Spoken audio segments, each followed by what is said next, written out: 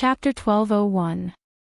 Auntie, this person. He looked at Haiying and Haiying looked back at him. Mo Jinyan frowned and asked, "This is your brother?" He looked a little more mature. Mu Firen pursed her lips and looked at the man, not knowing what to say. Mother Mu looked at him and said hurriedly, "This is Mr. Chin, he's..." Mu Firen harumphed and said, "He's the blind date my mother prepared for me." There was nothing to hide, so she just said it out loud. Otherwise, her mother would make random arrangements for her in the future. Mo Jinyan paused. Then, he looked at the man in front of him and said, "Oh, I'm here now. You can scram now." What did he mean by scram now? Chen Hao's face turned red with anger. "Hey, say that again." Mo Jinyan harumphed and said, "You're not worth me repeating myself." Scram. So arrogant. How could Chen Hao really scram? That would be so embarrassing. "Ha, you talk big. I don't know how to scram. Let's see how you make me scram. Don't think that I'm afraid of you just because you're taller." "When I was out, you were still wearing diapers," Chen Hao shouted. However, Mo Jinyan's expression didn't change at all. He just lowered his eyes and glanced at the braggart. "You want to know how I'll make you scram?" Mo Jinyan waved his hand and said, "Men, let him see how we'll make him scram out of this yard." The person outside immediately received the order and walked in with a smile. Nowadays, very few people dared to provoke Haiying. They hadn't had such fun in a long time. Now that there was finally someone who wasn't afraid of death and dared to provoke Haiying, they rushed over to have some fun. Chen Hao looked at the men walking over with smiles on their faces and instinctively wanted to retreat. "You, what are you doing, you?" He stretched out his hand and pointed at them threateningly, but his threat was too weak. A few of them lifted him up and dragged him out. "Ah, scram, I told you to scram," Mo Jinyan said from behind. "Ah, I almost forgot." The men hurriedly put him down. Behind them, Mother Mu was anxious. She hurriedly shouted, "No, no, my daughter, you can't offend him. Don't be impulsive, you." There was no way Mo Jinyan would listen to her. He just stood there and watched as his men kicked the man one round after another. It was really one round after another until he rolled out of the room. "Ayo, just you wait, you." After being humiliated, Chen Hao ran away angrily. Mother Mu wanted to cry at the back. "You have offended someone, you." She looked at Mu Firen. "He's one of the 4 princes in the capital. Do you know how powerful he is? How dare you treat him like this? If he takes revenge on our family in the future, what do you think we'll do?" Before Mu Firen could speak, Mo Jinyan snorted. "Ha, how arrogant! How dare someone call himself the 4th young master under my nose? What young master? Which young master is he? How could the so-called 4th young master be a real young master? A real young master wouldn't say that to the public." Mu Firen said, "It's good to offend him, lest you cause trouble for me in the future." "All right, Mom, since the things are here and you've seen him, we'll leave first." "Hey, you can't just leave after causing trouble. What should I do if he comes back to take revenge on me?" Mother Mu hurriedly cried. Mu Firen said, "I caused trouble. It was you who called him back after knowing that I have a boyfriend. Then, you can solve the trouble you caused yourself." "That won't do. I'm doing this for your sake." "You..." Mother Mu was about to scold her when she saw Mo Jinyan's cold gaze. She immediately shut her mouth. That gaze seemed to be filled with murderous intent. No one dared to move or say anything. Mo Jinyan snorted. "All right, Firen, don't scare Auntie." He threw something to Mother Mu. "Take this, Auntie.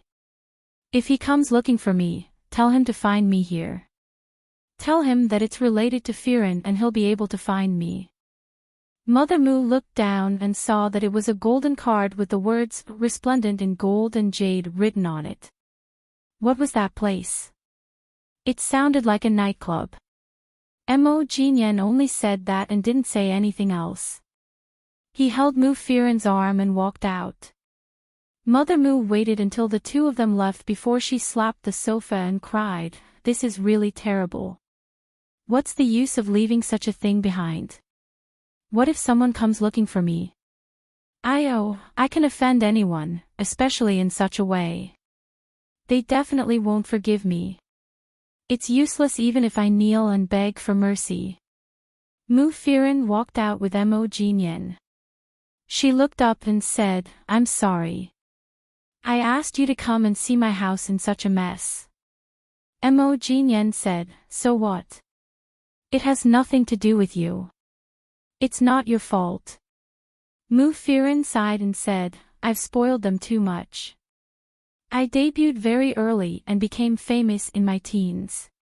It's not easy to make a name for yourself in the entertainment industry, but to outsiders, it seems like I've earned a lot of money. My family thinks the same too. They think that it's easy for me to earn money." Mo Jinyan wrapped his arm around her and said, "You've worked hard, but it won't happen again. In the future, if we want to act, we'll do it. If we don't want to, you don't have to worry about what others think. You don't have to work so hard. If you don't want to do it anymore, we can go back and I'll support you." Mu Firen burst into laughter. However, such simple words made people feel so happy and beautiful. She nodded and said, "Okay, you can support me." In the past, Mo Ding always said, "Earn more money so we can live a good life." But he never said, "I'll support you." It was just 3 simple words, but it contained a kind of reassuring sweetness. Mu Firen shook her head and said, "But I still give them money. In the beginning, it was because they didn't agree with me in this industry. Now that I've succeeded, giving them money makes me feel a sense of achievement. Then, it slowly became a habit. If I don't give them money to spend, they will criticize me and scold me. Outsiders will also say that the daughter of this family is really not filial. She has money but doesn't give it to her family." Gradually, it became a habit. That was human nature. When you get used to something, it becomes natural. When you get used to being tolerant of someone, your temper will be seen as unforgivable. When you get used to being humble and accommodating to someone, even if you have a little bit of your own will, it will be seen as selfish. And when you give too much to someone, the moment you take back a little bit, people will think that you're so evil. But no one would have thought that her giving was out of kindness, not out of responsibility, and not out of necessity. She was just used to giving money to her family. Later, when she didn't want to, they started scolding her. Later, when she really didn't want to, they even wanted to cause trouble in the entertainment industry. Chapter 1202. Mu Firen didn't have a choice. She didn't want her family's affairs to be known by everyone and be criticized, but she hated it. That night, Chen Hao hurriedly came to apologize to Black Hawk with a gift. At the door, he said eagerly, "Yesterday, Mr. Mo said that it's related to Miss Moo. That's all." Mother Moo was worried that Black Hawk would take revenge on her, so she hurriedly called him to apologize. However, when he received the gold card, he felt that something was wrong.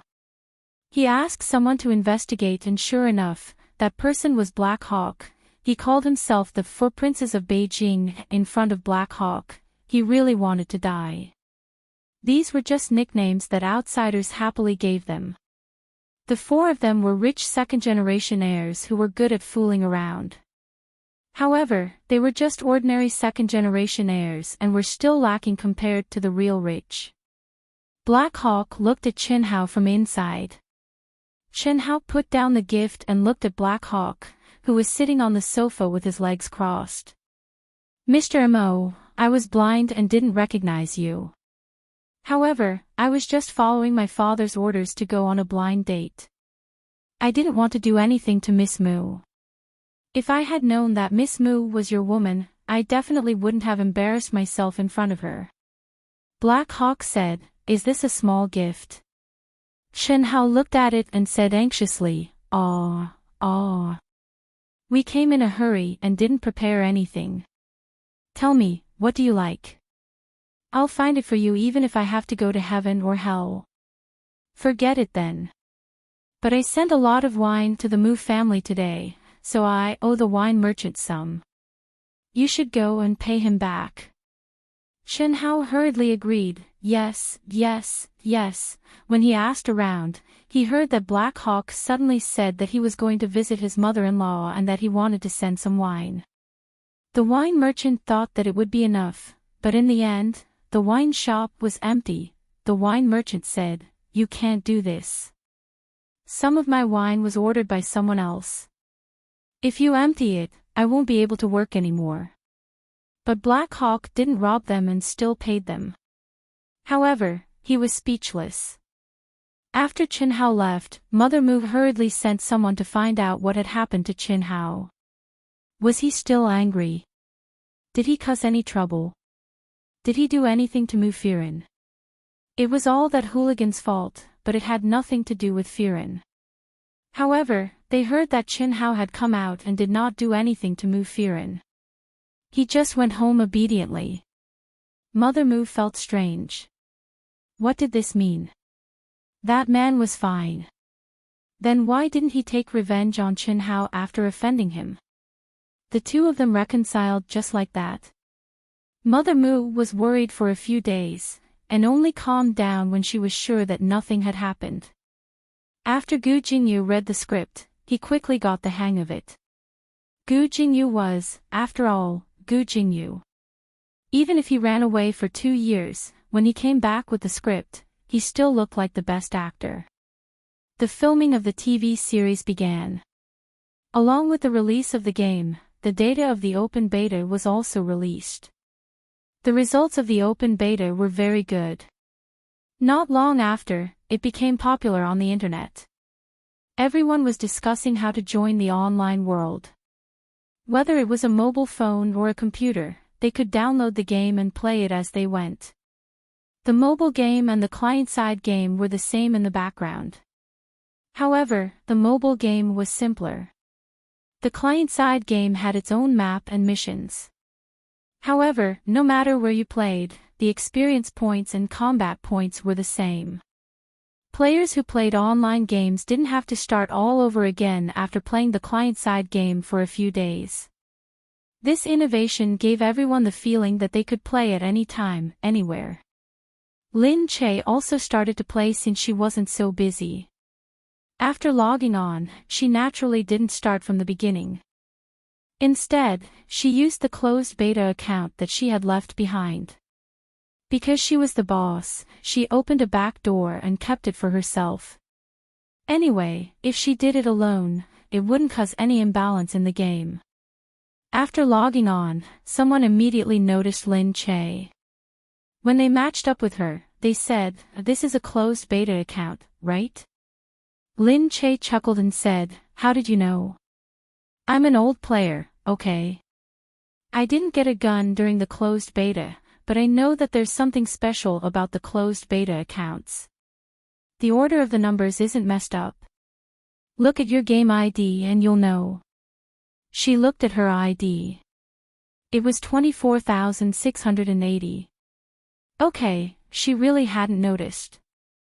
But where did you get this account? It's too lousy. Lin Che felt bad. "Guru, can you give me some face? It's a closed beta account after all. Tell me how you got the closed beta account first." I don't know either." Lin Che decided to play dumb. "The closed beta accounts have been taken back. Why didn't you take yours back? Maybe they forgot to take it back." "That's impossible." He chased after them. Fortunately, the opposing team attacked at that moment. He quickly went up to help. After a series of PKs, a few people died on both sides. Only then did this wave of team battle end. After winning, Lin Che slipped away and left the team. But as soon as he went down, he saw that the people who were playing just now had added him as a friend. Guru, please carry me. Guru, do you think you have connections? Guru, are you rich in the company? Guru, do you have connections in the company? Can you give me some equipment? Lin Che quickly went offline. He felt that his ID was too eye-catching. But he had never had a problem playing it before. It was all because of that person who knew about the industry had found out and reminded others to come and watch him. Lin Che sighed. I can't be too eye-catching. Next time, I'll ask if I can hide my ID. Gu Jingze was also behind him. He asked, what's wrong? Lin Che told him what had happened. Gu Jingze said, then why didn't you hand in your closed beta account? Lin Che said, I had nothing to do, so I went up to show off. Then why are you complaining to me? Hey, I'm pretending.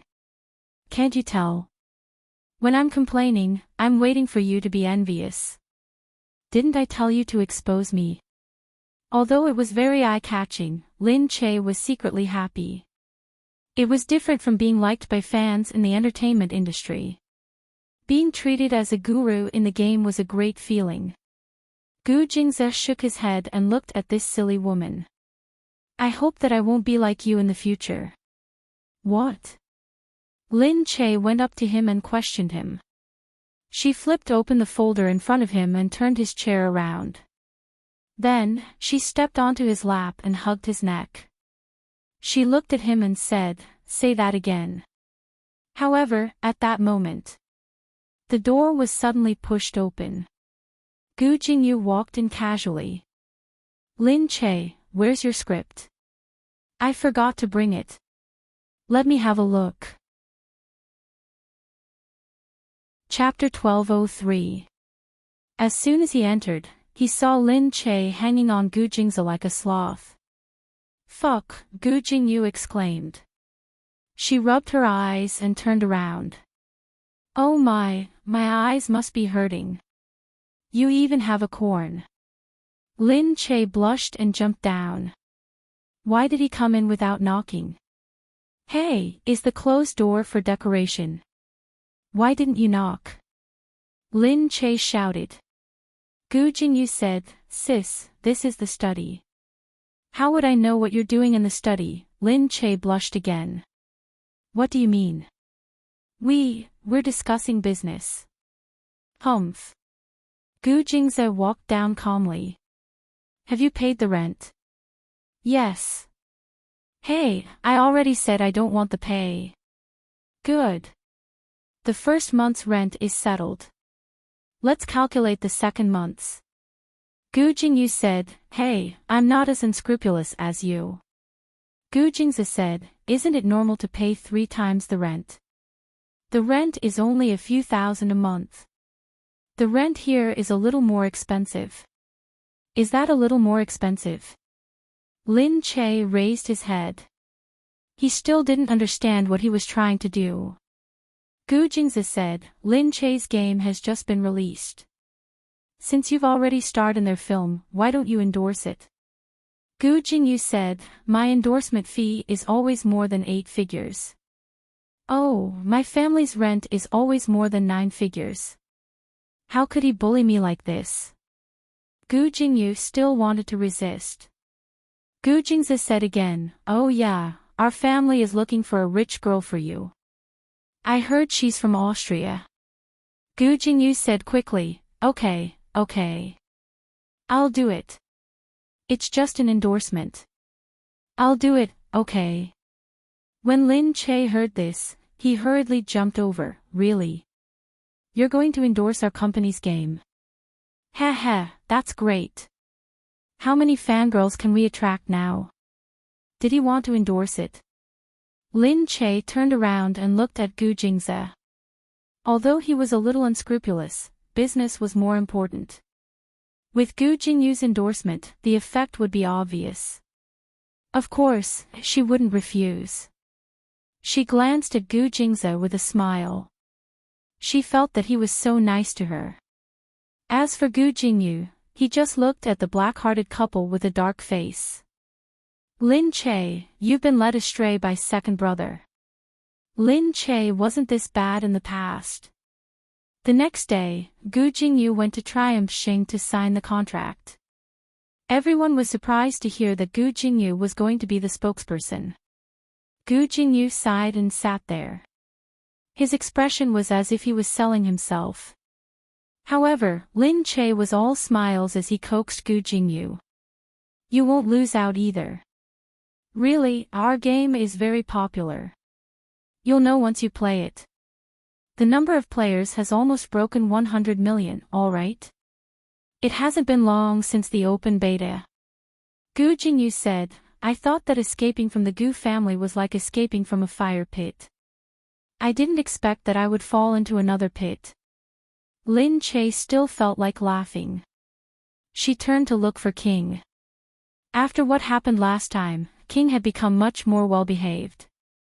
When he looked at Lin Che, he always looked a little apologetic. KG gave her some data.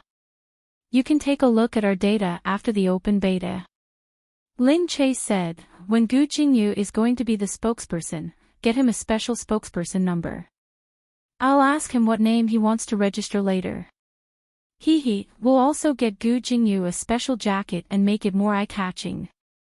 He'll definitely have a bunch of fangirls. KG said, okay. Lin Che said, what do you think? I don't really understand these things. KG said, I don't know much about publicity. You don't have to ask me about these things. Lin Che said, although that's what I say, you're still the creator of the game. I still have to listen to your opinions. Lin Che said, didn't we agree back then? You're joining as a studio, so we're in a cooperative relationship. We'll discuss everything. If you think we're not doing well, you can tell me directly. KG looked at her deeply. No, I think it's very good. Crooked Neck grinned and said, that's right, that's right. Whatever Sister Che does, KG thinks it's good. KG glanced at him.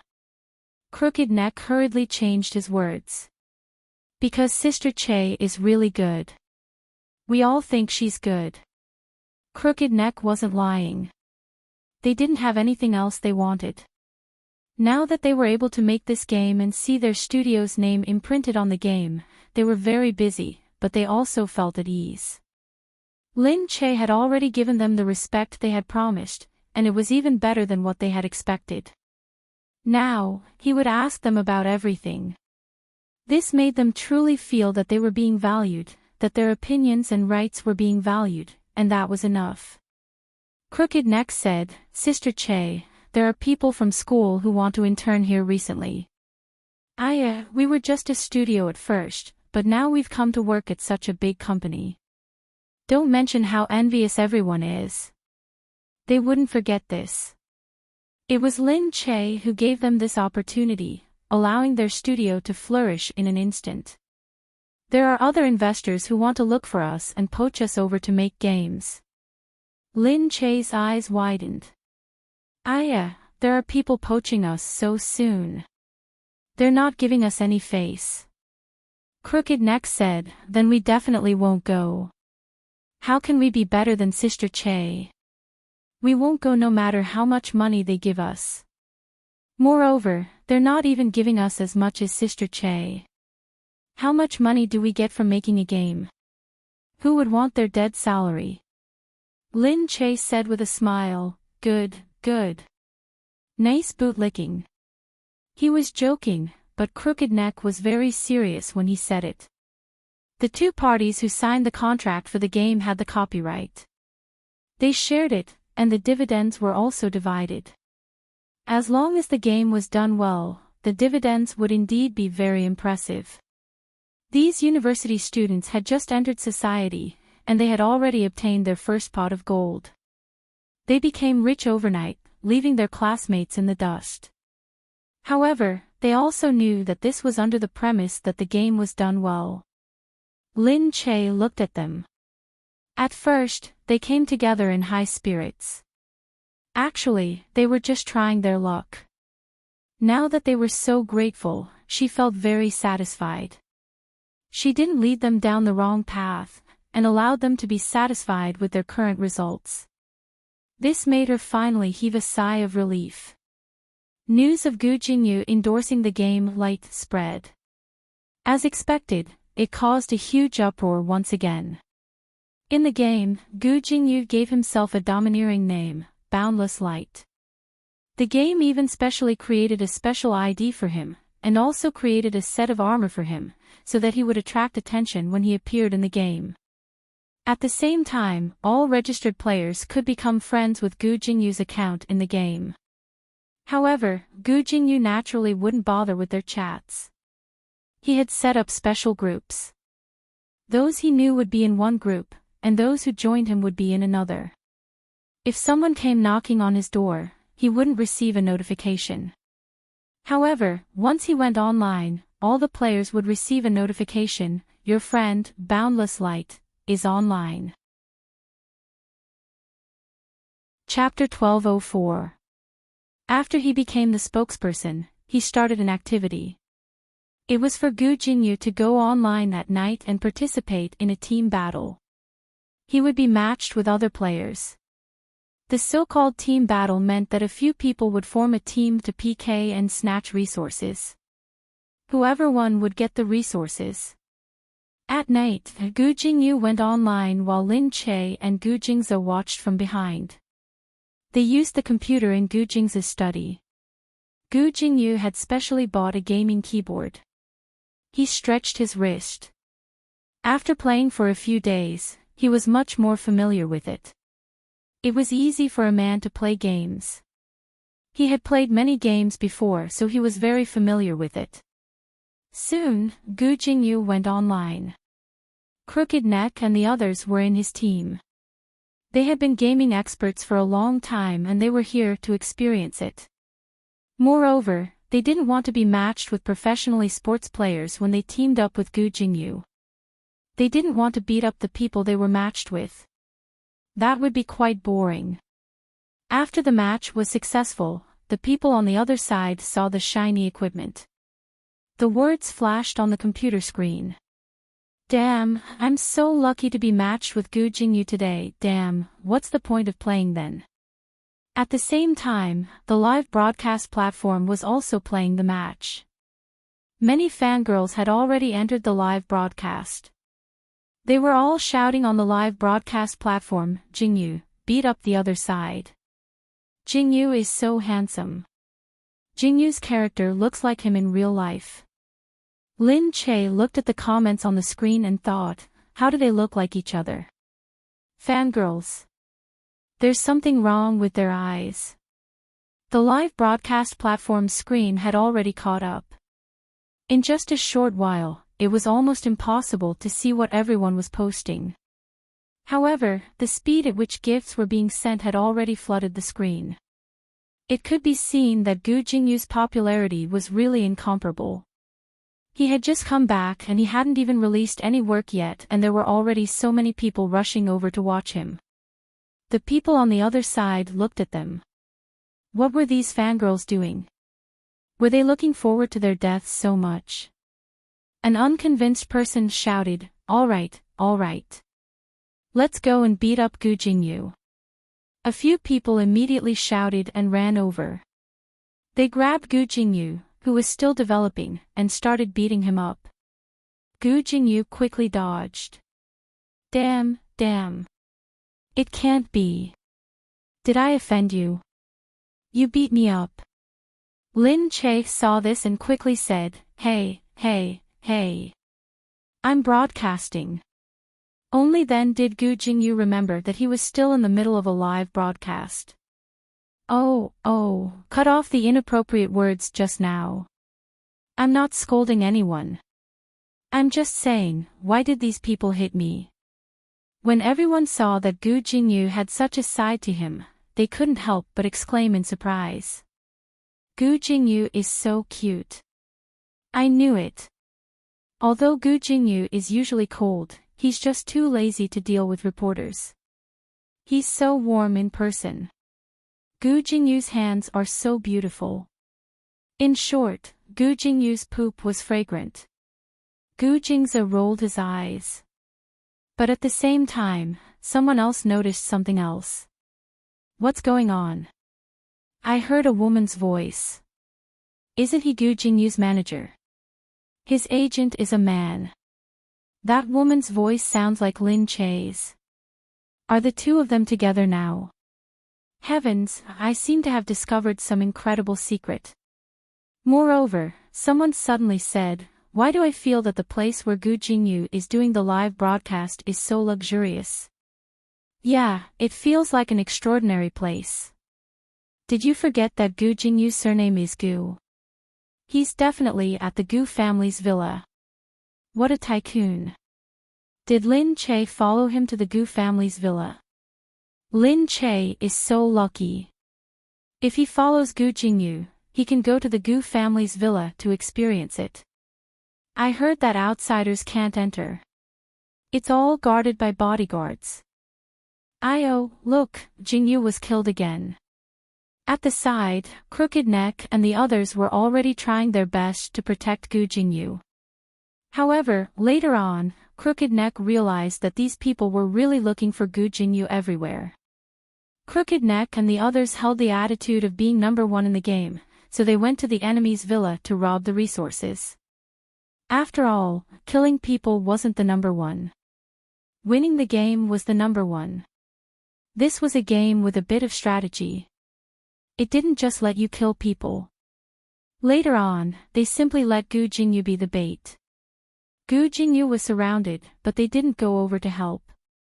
Instead, they waited to attack the enemy's backline. At first, Gu Jingyu paid attention to his image, but later on, he was so angry that he directly cursed. You guys are doing this on purpose, aren't you? Crooked Neck, you threw me there to be bait, didn't you? Fuck, you want me to be bait. Just you wait, I have emotions too, okay? KG, why are you like this too? Because Gu Jingyu's behavior was too different from usual, this livestream soon became the hottest news. It was said that Gu Jingyu was playing games in the livestream. The young gamer cursed continuously. He was very different from the Gu Jingyu on the screen. When everyone saw this, they were very curious. Why was he different? Hence, another wave of people entered the livestream. Then, even the people who played games with Gu Jingyu became popular. What's that Crooked Neck for? Who's KG? Who's in their team? He's a professional betrayer. Everyone laughed and watched. For the whole night, there were endless jokes. This live stream had created so much fun. Hence, there was no doubt that the game would continue to be popular the next day. In one night, the number of downloads directly exceeded 100 million. The number of registered users also directly doubled. Lin Che was overjoyed. Looking at the gaming platforms saying that the most popular game of the year was probably going to be Light, he felt as though he could see money falling down the drain. However, of course, everyone naturally did not know that this game was originally created by Lin Che. Hence, they were still saying that Lin Che was lucky to have chosen the right script. If the game was so popular, the TV series wouldn't be bad either, right? Of course, there were also people who said that it might be terrible and let the fans down. On the set, everyone was busy. Because the audience had high expectations, everyone felt that they had to live up to their expectations. They were very busy and full of energy. Gu Jingyu and Lin Che's scenes had always come as they pleased. Hence, at this moment, she did not even look at the script. Instead, she was enthusiastically playing the game. After the few days of endorsement, Gu Jingyu suddenly felt that this game was really fun. She became addicted to it and every day, she would play it whenever she had time. Lin Che watched from the side, his heart filled with both joy and worry. She said, "Don't go overboard. You're not even filming properly anymore. Ha, don't kill the donkey when it's no longer of use. Don't you see how many people I help you get to register every day?" "Yeah, I see it. Right now, the headlines on Weibo are all saying that the internet addict Gu Jingyu is addicted to games again. How can there not be many people playing? You're on it every day." Chapter 1205. "So, aren't you going to treat me to a meal?" Come on. Treat me to a meal," Gu Jingyu said with a smile. Lin Che glared at him. She saw that the visiting reporters were still aiming at the two of them. Then, she saw Gu Jingyu's ambiguous expression. She immediately knew that he was doing it on purpose. Lin Che snorted. She wouldn't fall for his trick. If she went out alone with him, the reporters would be looking for trouble. How could she not write nonsense? She said, Okay. Treat me. Really? Lin Che was so obedient today. He raised his eyebrows in confusion. Lin Che had already raised her head and said, "The crew is having a meal today. Everyone has worked hard these few days. The crew is treating you to a meal." "Ah, that's great. Sister Che is so nice to us." Lin Che smiled and turned to look at Gu Jingyu, who was speechless. She was telling him, "Do you think I'm easy to fool?" Anyway, the crew had wanted to treat everyone to a meal to reward them. They had been working overtime recently and it was really tiring. So, they might as well treat them to a meal together. Gu Jingyu said, "As expected, after you got together with second brother, you took after him. I'm happy to." Lin Che raised her head proudly. She wasn't ashamed, but proud. Lin Che quickly asked her assistant to book a hotel. The place couldn't be too bad. Although there were many people, it was a rare gathering. Lin Che would usually choose a good place. This time, they came to eat at a Japanese restaurant. Many people loved to eat them. Some of them were raw, while others were cooked.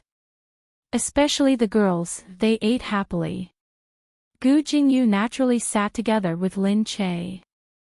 He drank some sake and was a little drunk.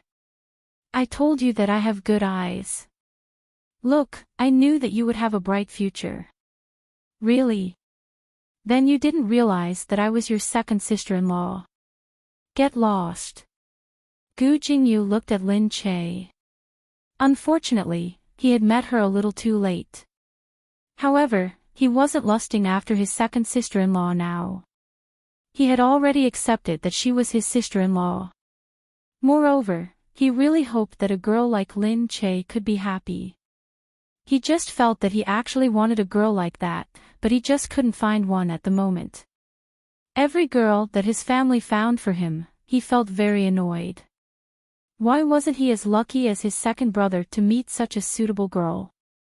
After a moment of melancholy, he got up and said, "Go pee." "Have a safe journey, moi," said Lin Che. Meanwhile, on the other side. "Hey, can you move to the side?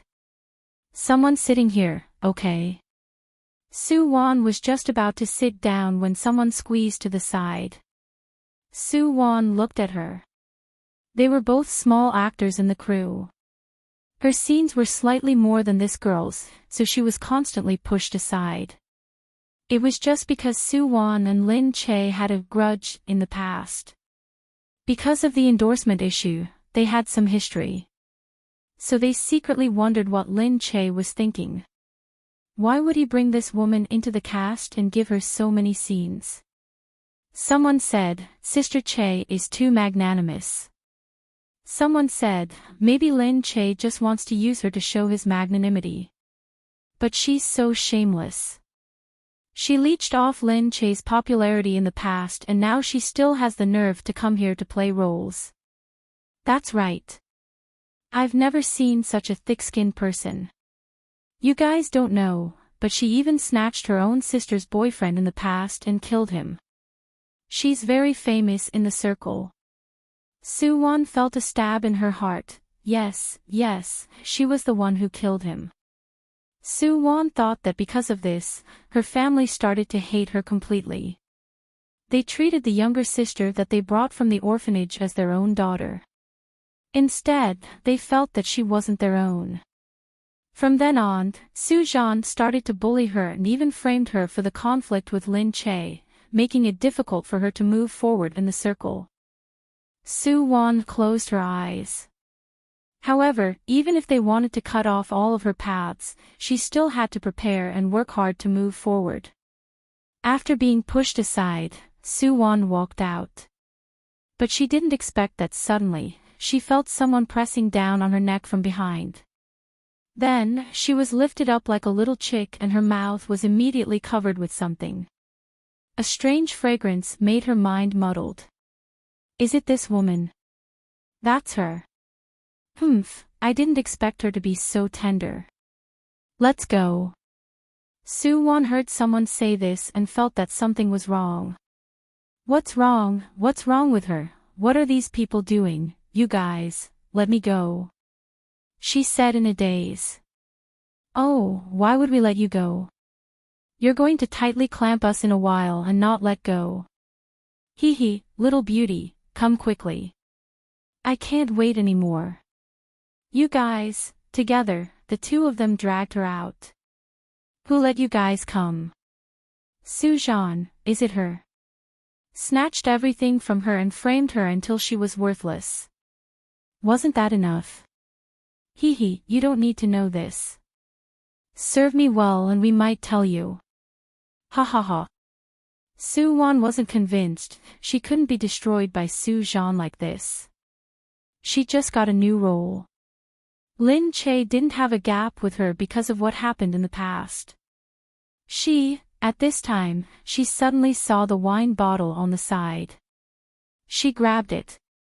She didn't know who placed it here, but she wanted to grab it as soon as possible.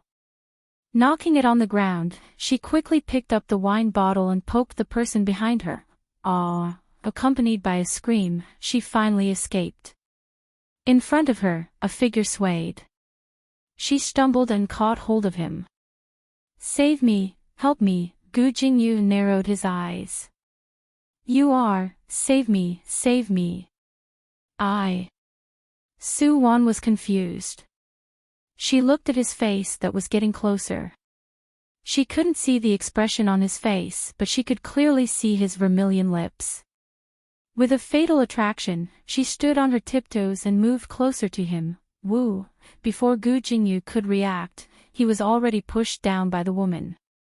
The tip of her tongue entered his mouth and sucked on his lips sweetly. He was forcefully kissed by someone. Gu Jingyu found it hard to accept at the moment. However, as he watched the woman squinting her eyes and rubbing her hot body against his thin clothes, he suddenly felt a fire burning in his body. He didn't know if it was because he was also drunk, but he suddenly felt a fire burning in his body. He tightened his grip and held her body. After tripping her, he turned around and pressed her down. From being passive to being active, he forcefully pressed her lips. Soo-won only felt her body getting hotter. Her body also took the initiative and climbed onto his body. Chapter 12:06. When Gu Jingyu woke up, he saw the person in front of him. Naked, lying there, bareback, the lines are very nice. Soo-won also followed in a daze and woke up to the sunlight. When she raised her head and saw the person in front of her, she sat up in shock. Who was the person in front of her? His handsome eyebrows were slightly raised. His naked body was faintly discernible under the quilt. On his handsome face, there was a bit of resentment after waking up. His knitted eyebrows still looked very good. His gaze was fixed on her face with some indescribable emotions. Gu Jingyu, of course, she knew Gu Jingyu. She just didn't know why he was by her side. She suddenly thought of what happened last night. Soo-won threw herself on someone on the road and asked for help, then, the pain under her body reminded her of what just happened. She lifted the quilt and saw the red spots on the quilt, confirming her guess. Oh my god, she threw herself on Gu Jingyu at night and then, the national idol had fallen asleep just like that. She covered her mouth and looked at Gu Jingyu. Gu Jingyu closed his eyes and looked at her, not moving for a long time. Soo-won's heart palpitated and she quickly sat up. Sorry, I didn't do it on purpose. Last night, I was just asking for help on the road. I didn't expect. Gu Jingyu pulled her up. Then the way you asked for help was really special. Soo-won bit her lip and thought about it. Who would ask for help like this? However, she was in a daze at the time and really didn't know what happened. She said, I was in a daze at night and didn't know what happened. So you're saying that you don't know who I am? I really didn't see who it was. Gu Jingyu's eyes sharpened. Didn't see who she was. So, she just gave herself to someone else. Gu Jingyu stood up and said, since it's like this, then let's pretend that nothing happened. Okay, I will. Soo-won quickly said. She just hoped that Gu Jingyu wouldn't think that she did it on purpose. She quickly got up and didn't say anything. However, when she got off the bed, she fell on her butt because of the pain in her leg. She quickly got up and didn't dare to look back. She quickly ran out. After leaving this place, she didn't expect that outside, someone was chasing after her. Not long after he left, his phone vibrated. He picked it up and saw that there were more than 20 missed calls from last night. It was from home and an unfamiliar number. At this moment, it was another stranger. Hey, are you Soo-won? It's me, we are the police. You injured Renong last night. If you don't come now, we have already located you. Do you want to surrender yourself, or do we want to arrest you? It's up to you. What? Police station. Soo-won turned herself in. But she didn't want to turn herself in. She just wanted to explain the situation. Mr. Policeman, I was really drugged by them. They wanted to harm me, so I had no choice but to fight back and defend myself. This is a legitimate defense, right? You can still fight when you're unconscious. I was in a hurry. I don't know where I got the strength from. But your test results just now didn't show any abnormalities. Nothing at all. It happened last night. Maybe the drug has been expelled today. Besides, it was originally inhaled. I don't think there's much in the blood. Do you understand or do I? Soo-won watched as the policeman finished speaking. Then, she slapped the table and left. As for Gu Jingyu. After coming out, he received a call from his agent asking where he went. He was annoyed but still returned to the set. Why isn't Soo-won here? Yeah, this character has scenes today. I can't contact her. Gu Jingyu heard Soo-won's name and went over to see the costume. He suddenly remembered that it was the girl from yesterday. Her name is Soo-won. He walked over. The assistant directors who were still talking were shocked and quickly became respectful. Jingyu, what can I do for you? Gu Jingyu said, what's wrong with this person? Why isn't she here yet? Sigh, Gu Jingyu actually cared about the problems of actors. The assistant director said, oh, it's a small problem. I don't know why she isn't here yet. I can't get through to her on the phone. If this continues, I'll just ask the company to take her back. Alright, don't worry. Usually, this girl is quite hardworking. I don't know what's wrong with her today. Every day when there aren't any scenes, she would come to help. She watches others film and even helps me carry props. She's pretty good. Something must have happened for her to not come. Gu Jingyu frowned. Seeing that Gu Jingyu was still here, the assistant director asked him, Jingyu, if there's anything, just say it. Don't worry, this actress won't affect your scenes. Of course, if a small actor affected the lead scenes, then no one would be able to do it. Gu Jingyu said, it's fine, there's no need. Oh right, give me her number. Ha! He wants her number. The assistant director felt a little strange. But they had to quickly give Gu Jingyu whatever he wanted. The phone was still in Gu Jingyu's hands very quickly. Gu Jingyu cursed and picked up the phone to make a call. Indeed, no one picked up. What happened? Did he hurt her last night? It was her first time, so he could naturally feel it. But because of the effects of alcohol, he didn't take pity on her first time. At this moment, suddenly, a few policemen walked in. Hello, someone called Sue Wan. She's from your crew, right? Ah, yes. There were many people in the crew, so this kind of thing would happen occasionally. Some people would turn their heads to look when they saw the police coming, while some wouldn't even look. Anyway, it was the crew's matter and probably had nothing to do with them. Otherwise, the crew's assistant would have looked for them long ago. But the people who heard it felt strange. What happened to Sue Wan that she even called the police over? He said, Sue Wan is now suspected of intentionally hurting Ong and wants to understand the situation. What? Suspected of intentionally hurting? Who did she hurt? Gu Jingyu usually didn't care about this kind of thing, but he didn't know why he suddenly heard this at this time. Intentionally hurting, then she's now in the police station. Sue Wan looked at the person who came. I really am, okay, someone's here to pick you up. Sue Wan was stunned. She waited for an entire morning and no one paid attention to her. Now someone actually came to pick her up. Who? Your crew. Oh. She was really surprised that someone from the crew would actually come to pick her up. However, when she got outside, the person standing there was wearing a cap, a mask, and a pair of big black sunglasses. However, even with such a tight disguise, it still couldn't hide the strong aura on his body. Chapter 1207. Gu Jingyu. Why did he come? The people nearby were already attracted by the handsome figure, but they didn't dare to guess who it was.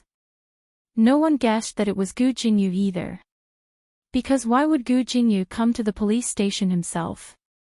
With his identity, a lawyer could handle everything. Sue Wan was surprised and her heart skipped a beat. Could it be that he was still angry about what happened last night and came to the police station to settle the score with her? Sue Wan ran over. You, Gu Jingyu turned around and looked at her. You hit someone last night.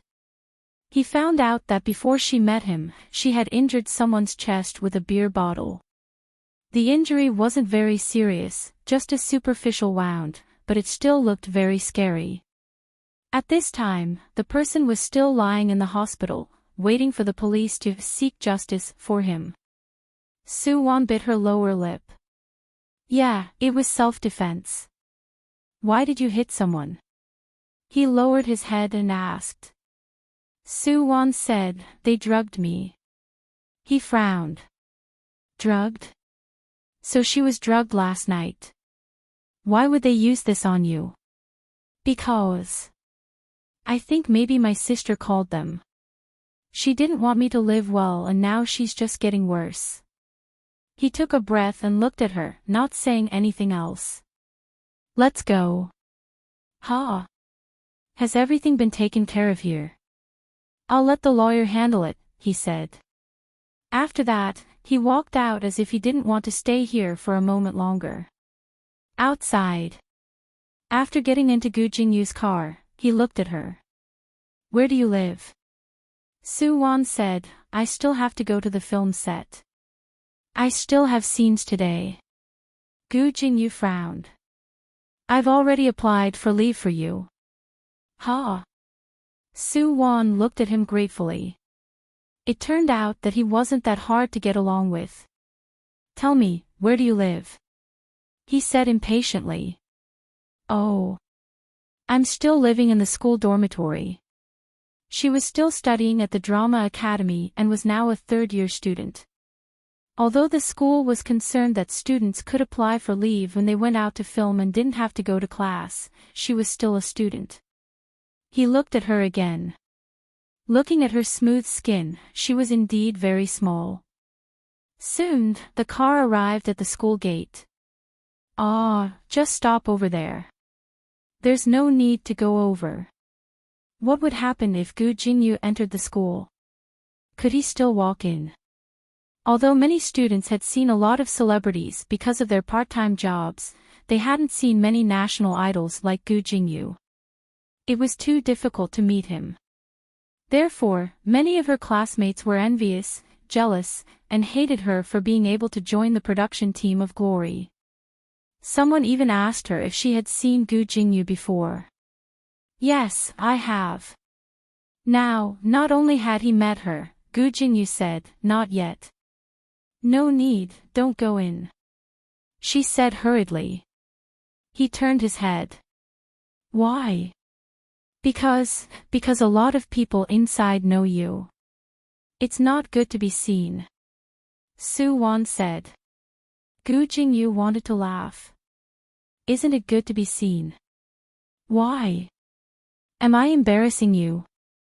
No, of course not. It's just that if you go in, everyone will know you and they will definitely surround you. I'm worried that they will misunderstand our relationship or surround you and cause unnecessary trouble. Is it because you're too famous? Gu Jingyu listened to her explanation and laughed. He looked at this woman. She didn't want others to know that she had a relationship with him. Why? Wouldn't there be more topics and news if she had a relationship with him? Was it because she was afraid of trouble or was it because she was worried that people would ostracize her? He didn't know. He shook his head, wondering why he was thinking about this. However, he didn't stop. Instead, he stepped on the accelerator. Hey, you, Su Wan wanted to call him but realized that he was already at the door. Not only at the door. After passing the door, he even drove straight in. He had a pass in his car so he didn't need to say anything to the security guard. You. Where are you driving to? Su Wan shouted. However, Gu Jingyu acted as if he didn't hear her words and continued to drive inside. He only stopped when he reached the female dormitory. He even knew that this was the female dormitory. However, he seemed to have gone to school here before. Although it wasn't when he was in university, it was understandable that he knew this was the female dormitory. There were many beauties outside. Su Wan looked at him and he raised his brows. Okay, go down. Damn, how was she supposed to go down? However, Gu Jingyu already narrowed his eyes. Go down. Su Wan bit her lower lip and could only turn around and jump down. She quickly ran inside and didn't dare to look back, afraid that people would see that she had a relationship with the two luxury cars that entered the school. Gu Jingyu sat in the car with one hand on the side and watched her run in. He raised his brows and smiled. She still dared to think that it would be bad if he came in. He was the one who would be affected. What bad effect would it have on her? Who did she think she was? However, after Su Wan went in, she realized that she was still discovered. Su Wan, why did a car send you? Yeah. Is it from your crew? Su Wan said, a car came to send me. It's from the crew. She went in dejectedly, still feeling some pain down there. Thinking about it now, she still felt her face burning. Last night, she seemed to have done it for too long and it was her first time. It was a bit uncomfortable. He was too brave. Different from others, he was so passionate in bed. As if he was another Gu Jingyu. A few people looked at Su Wan. Your crew is too good. Even the car is so luxurious. Su Wan, you're lucky. You were chosen by such a good crew. You're going to be popular this time. Su Wan is obviously the most popular among us. She's been on the headlines before. They said that she stole Lin Che's endorsement. That time, it was quite a big deal. Although she was slapped in the face later. Everyone still thought it was funny. They looked at Su Wan and started mocking her. Su Wan was used to their mockery. She was too lazy to say anything and just walked in. Everyone watched as Su Wan walked in and snorted. Really? Isn't she just acting in a small role? There's even a car from the crew to pick her up. She didn't sleep with some rich guy, right? Maybe. The circle is so messy. She just entered and used Lin Che to create hype. Everyone snorted. They were jealous that Su Wan could act in such a popular TV series. As for Gu Jingyu, when she returned to the crew, Lin Che was still trying on his clothes. Gu Jingyu, where did you go? She asked. Gu Jingyu replied, I went out for a walk. Why? Hey, I'm the boss. Can't I ask where you went to have fun? Everyone looked at Lin Che and him. This kind of conversation could only be said between the two of them. Other people definitely wouldn't dare to joke around with Gu Jingyu. Chapter 1208. Gu Jingyu sat down and crossed his legs. He thought back to the past. That woman was actually quite tasty. Although it didn't matter if it was her first time or not, he still felt a little guilty knowing that it was her first time. Lin Che went home with Gu Jingyu that night. Fortunately, there were no reporters following them. Otherwise, they would think too much if they saw the two of them together. In the car, Lin Che asked, where did you go today? Gu Jingyu wasn't like this in the past. Although he was an S-list celebrity, he was still a very professional person. In the past, no matter when, he would stay with the crew. He wouldn't go out for a day without saying a word. Gu Jingyu said, what? I was only late for a day. At most, you can deduct my pay. Hee, didn't you pay the rent? Ha, how can you be so disloyal to my second brother? Lin Che looked at Gu Jingyu's evasive look and suddenly thought of something. Gu Jingyu. You can't be what? It can't be because of a woman, right? Gu Jingyu raised his eyebrows and looked at the gossipy woman. Hey, where did this woman come from? Ha, I think you're a little suspicious. Lin Che laughed. Gu Jingyu said, hee, believe it or not, I'll beat you up. Ha, I don't believe it. If you dare to hit me, your second brother won't let you off first. Why do I feel like you're a villain intoxicated by success? Gu Jingyu tilted his head and looked at her. Lin Che smiled proudly. Of course. Hee, let's go back to the game. I'll kill you. Killing people in the game wasn't against the law. He wanted to kill this little woman who kept asking questions for no reason. Lin Che said, all right, come at me. I'm not afraid of you.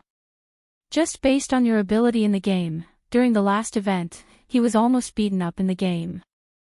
After that, the netizens felt sorry for him and said that Gu Jingyu was really, always getting killed while playing the game. Gu Jingyu said indignantly, that's because they ganged up on me. Later on, I won't be polite to you. When they went back, the two of them each took a computer and started the game. The game was so popular that the area was basically full, but it was still possible to enter.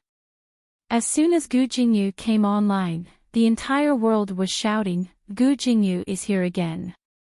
Hey, why again? Because Gu Jingyu has been playing a lot lately. How pitiful. He was beaten so badly last time, but he still hasn't lost his confidence in the game. Lin Che couldn't help but laugh out loud when he saw the messages in the World Channel. Gu Jingyu's face darkened. Fortunately, Gu Jingyu's fans immediately swarmed over. They even formed a fan club in the game with the word "you" in front of their names. Anyone who dared to say anything bad about Gu Jingyu in the game would immediately be attacked. The fans spent money like flowing water. In order to protect their idols, they did not hesitate to spend a large amount of money on small speakers. They shouted over and over again, brushing away all the words in the world. They used the flowers and the small speakers to decorate the screen and cheer for their idols. Lin Che and Gu Jingyu found a place on the map and started fighting. Gu Jingyu said, "Humph, don't run. I'll beat you until you look for your teeth all over the floor." Lin Che chuckled, "That depends on how capable you are." While the two of them were fighting, Lin Che felt that someone was coming over. In an instant, someone realized that Gu Jingyu was here and quickly shouted in the World Channel, "I caught Gu Jingyu." The advantage of Gu Jingyu in the game was that even if he was discovered, you couldn't stop him from leaving in the game. Hence, after Gu Jingyu got used to it, he didn't get caught by the onlookers as they couldn't hinder him anyway. This time, the people who came noticed that he was fighting with someone. Who is this damnable 123? That was Lin Che's name. Everyone laughed and thought that this person was actually fighting with Gu Jingyu. Look, Gu Jingyu is fighting with someone. Who is she? Why is she hitting our Jingyu? Nonsense, it's obviously our Jingyu who is hitting her. Protect Jingyu. Ugly, stay away from our Jingyu and don't hit anyone. Gu Jingyu's fan club quickly surrounded them. However, Lin Che and Gu Jingyu weren't affected at all and continued to fight. Gu Jingyu was slightly better than Lin Che because he was the spokesperson and got more equipment for him. However, Lin Che was the boss after all, so he secretly got some equipment for himself too.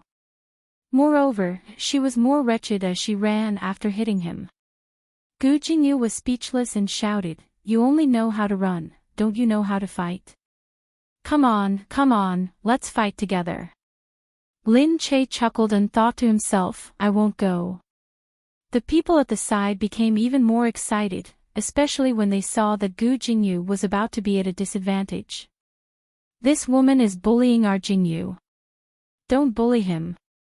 Where did she come from? How dare she bully our Jingyu? Humph, shameless bully. She must have seen our Jingyu playing in the wild and purposely came over. She's too wretched. If you have the guts, just fight her. That's right, our Jingyu is too straightforward. The people at the side clamored for a long time and scolded Lin Che.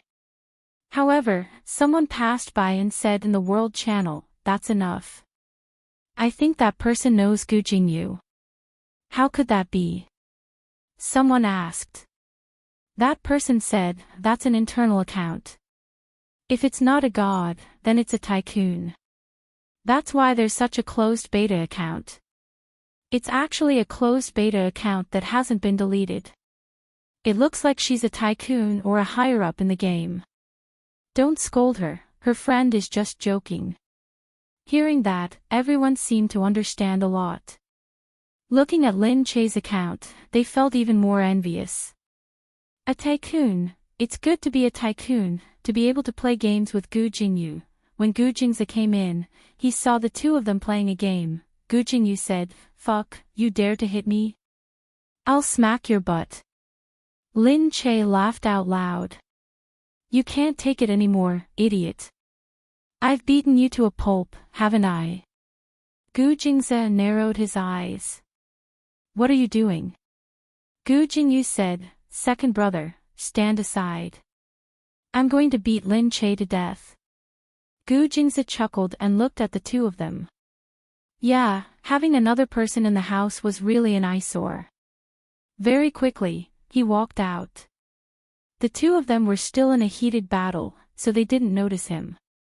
However, not long after, Gu Jingyu, I was wondering where you were hiding. So you ran to your second brother's place. Gu Jingyu heard Mu Wanqing's voice and jumped up from his seat. When he came out, he saw Mu Wanqing chasing after him. Mother. Chapter 1209. Gu Jingyu. Mu Wanqing said, "We've been looking for you for so long. Instead of coming home, you're still hiding outside." "Mom, how did you know I was here?" Mu Wanqing chased after him. "Come here." "Mom. I'm not going home, really, you can't not go home." Missin has been waiting there for 3 times, but you stood her up." "Come here, I'm telling you, you can't run away this time." "I don't want to get married." "Even if you don't want to get married, you have to go and take a look." "Hey, Gu Jingyu, you don't really like men, do you?" Gu Jingyu was speechless. Mu Wanqing said, "Even if you like men, you can bring them back. We can talk about it." "Mom, that's enough. I'm going home to see Miss," and Mu Wanqing laughed when she heard that. Okay. Come back with me now. We'll discuss other things." Gu Jingzi looked at them coldly. Gu Jingyu wanted to die. She glared at Gu Jingzi and said, "Second brother." If Gu Jingzi hadn't informed them, the Gu family wouldn't have known that Gu Jingyu was here.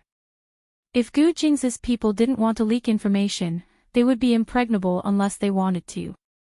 Gu Jingyu was brought back just like that. Lin Che looked at Gu Jingzi and patted his chest. "What happened?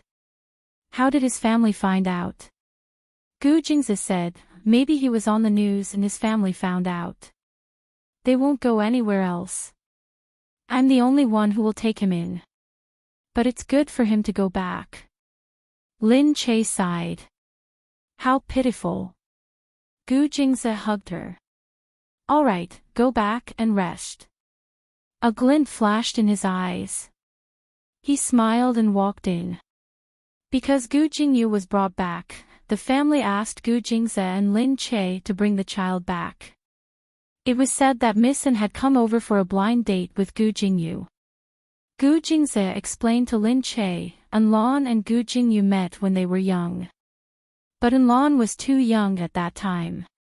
Maybe he doesn't remember. Our families were good friends back then. Because my grandfather helped them, he treated her very well. But later, they moved to the United States and have been living there ever since. If that's the case, then, why must the two of them get married now? Lin Che said. Gu Jingzi said, because our family owes them a favor. The Yin family hopes to unite our families through marriage, so we can repay the favor. Jingyu is the only one in the family who hasn't gotten married yet, so we can only let him go. Then.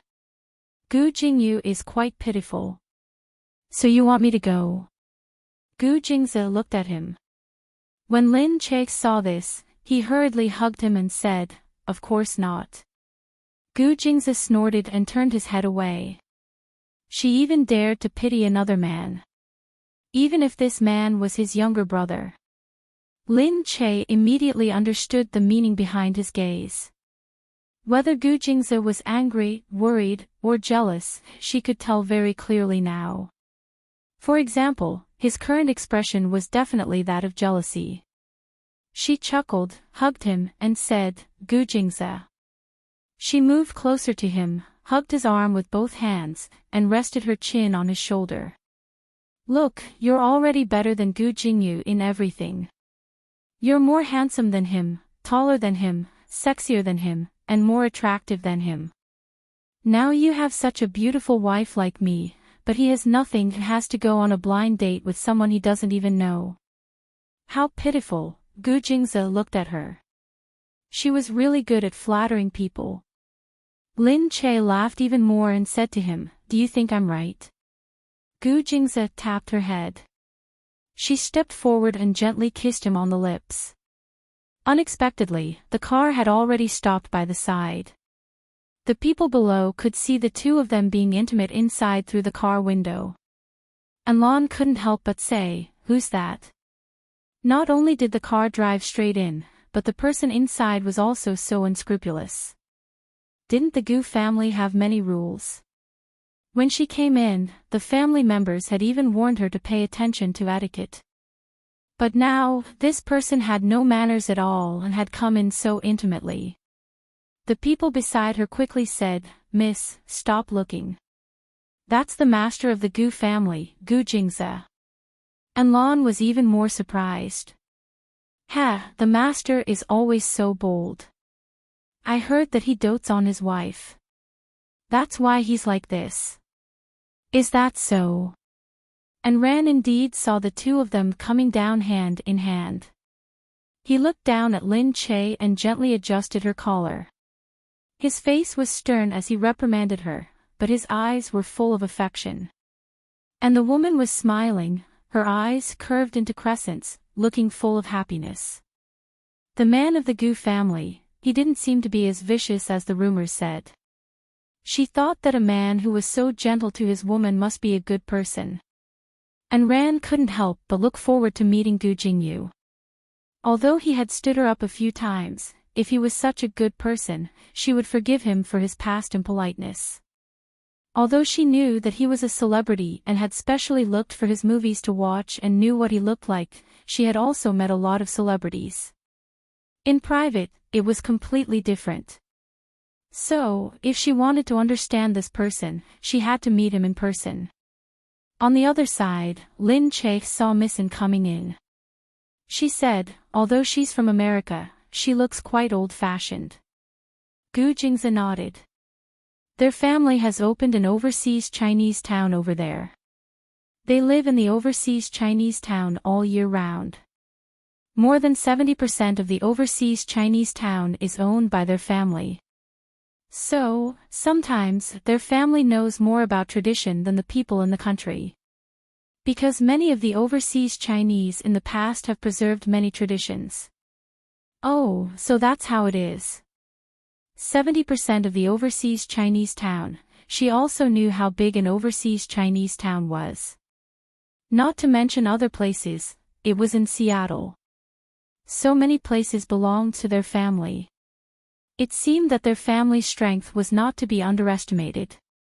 However, to be able to make the Gu family owe him a favor, he must not be a small figure. This was what Lin Che thought as he followed Gu Jingze inside. Because the purpose of today was Gu Jingyu's blind date, they naturally went to the back and left all the seats for Gu Jingyu. And Lon came in and saw Gu Jingyu, who was already seated inside. This time, he didn't stand her up. She didn't expect that Gu Jingyu really wanted to escape last night, but he didn't. Now, he could only be pressed here and wait for Lon to come. Yesterday, he was blocked at Lin Che's place. Because Mu Wanqing said that he liked men, he angrily agreed. When he came back, he regretted his impulsiveness. Chapter 12:10. At this moment, he was leaning against the wall, drinking tea. He ignored everyone and sat there without saying a word. When Mu Wanqing saw Lon come in, she quickly kicked him. Lon, you're here. You must have had a hard journey. Come and sit down. Gu Jingyu didn't want to move, so Mu Wanqing secretly kicked him again. Gu Jingyu frowned, but he still stood up. It was just that he was standing crookedly like a hooligan. This was very different from his usual self. He looked like a hedonistic son of a rich family.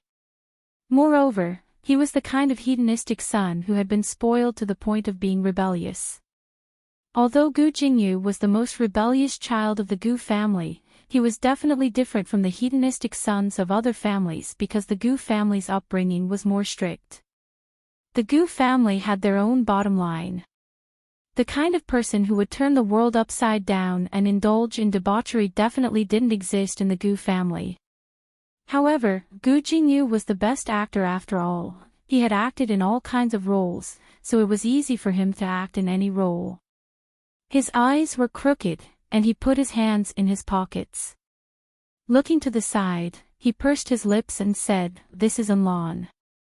Enlon was instantly disappointed. He had thought that although he wasn't the head of the family and was a celebrity, he should still be a member of the Gu family, so he shouldn't be too far off.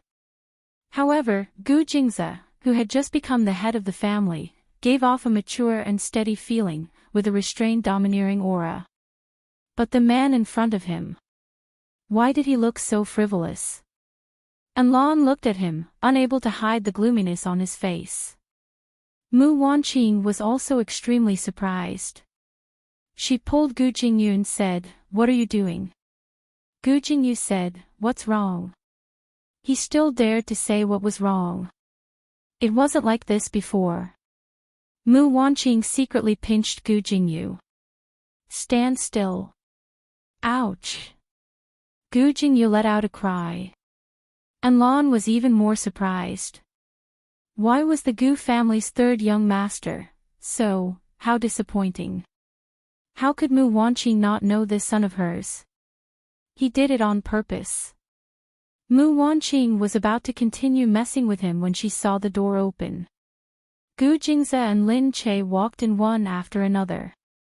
Gu Jingze looked at Gu Jingyu. With just a glance, he seemed to have seen through Gu Jingyu's behavior. He smiled and said, "Missen, please don't mind him. Jingyu is still a child. He has a strong desire to perform. He will only hide his emotions when he meets someone who makes him nervous." Gu Jingyu glared at him. What did he mean by concealing his emotions? Gu Jingze was here to ruin his plan, wasn't he? Enlon looked at Gu Jingze and then at Gu Jingyu. The two of them looked very similar. They were both sexy and charming. However, their temperaments were worlds apart. Enlon watched as Gu Jingze pulled out a chair for Lin Che. He then pulled out a chair for himself. As the family head, he was so meticulous and considerate, doing everything for Lin Che. But Gu Jingyu, Enlon looked at Gu Jingze and then at Gu Jingyu. He wondered why he was so unlucky. If she had come on a blind date before Gu Jingze got married, she would have married Gu Jingze. However, she was still too young a few years ago, and her family was reluctant to let her go. Now that she was 20 years old, her family quickly asked her to come on a blind date. However, Gu Jingze was already married.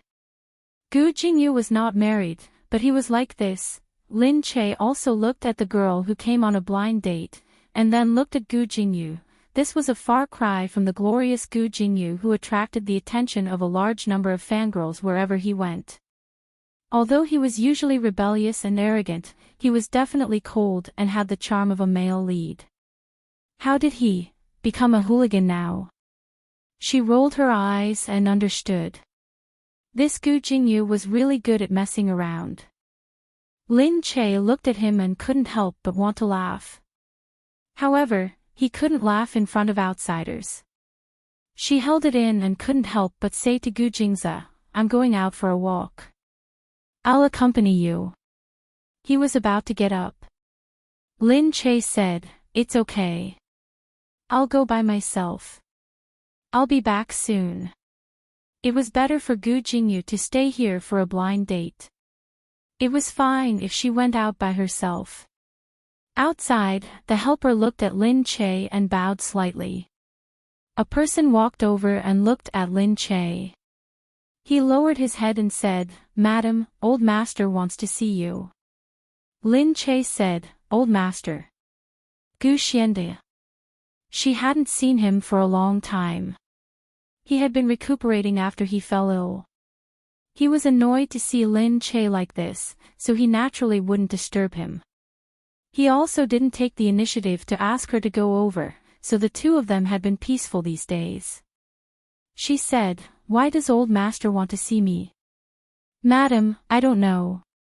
You'll find out when you go over." Lin Che knew that these old foxes of the Gu family wouldn't say anything. Even if they knew everything, they wouldn't say anything in front of their master. Lin Che didn't waste her breath asking more questions. As he said, she would find out when she went over. They entered an antique room. Gu Xiande was sitting in a wheelchair, drinking tea. He looked at Lin Che. He hadn't seen him for a long time.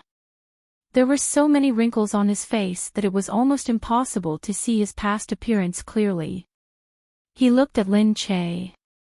Little Che. Lin Che said, "Grandfather, are you okay?" Hee, it's hard for you to still care. Thank you. It wasn't that ironic, but he was really grateful that she would still call him that and greet him that way. Even if Lin Che didn't like Gu Xiande, he was still Gu Jingze's grandfather. Having a grudge with him would only make things difficult for Gu Jingze. She wasn't a fool and wouldn't do that. Gu Xiande said, "I know. You blame me for not standing on your side."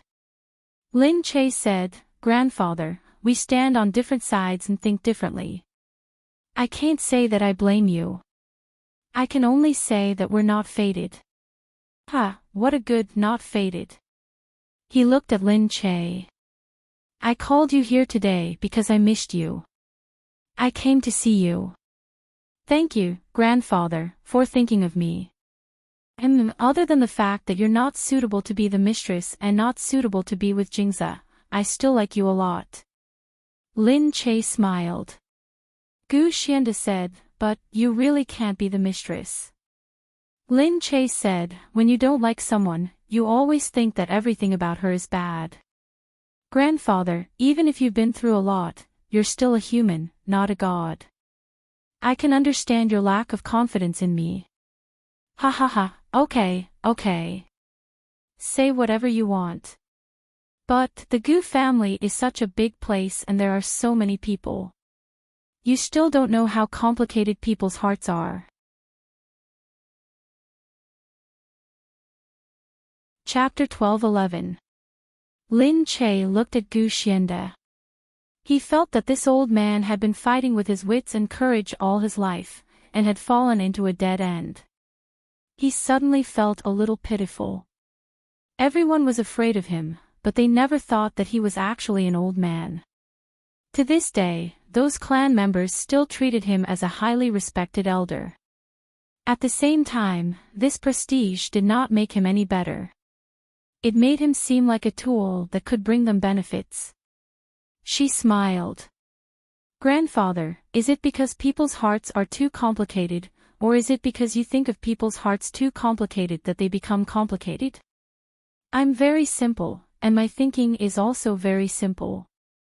I just want to do my best to make everyone's lives happy. Every Gu family member that I help can be satisfied. That's enough. Otherwise, what else should I do?" Gu Xiande was stunned. Lin Che smiled. "I'm leaving, grandfather. Have a good rest." Lin Che lowered his head and walked out. He looked at the people outside and walked out calmly. Inside, Gu Xiande felt a little uncomfortable. He did not call for anyone. He just sat there in the empty room, thinking about what she had just said. Did he think that people were too complicated? Old Master. Just then, someone walked in. It was Xuemingqi. She looked at Gu Xiande. "Why is there no one outside, Old Master?" She had just heard that the Old Master had asked Lin Che to come over himself. Xuemingqi was naturally a little unhappy. She quickly wanted to come over and see what the Old Master was up to. Could it be that he had compromised because he was about to die? That would be a big deal for the other clan members. Gu Xiande said, "Oh, I asked them to leave first." If they hadn't left, Xuemingqi would not have come in so easily. Xuemingqi said, "Old Master, was Lin Che here just now?" "Oh, yes. Is there something wrong?" Gu Xiande turned around. "Why? Do I have to report to you now that I want to see someone?"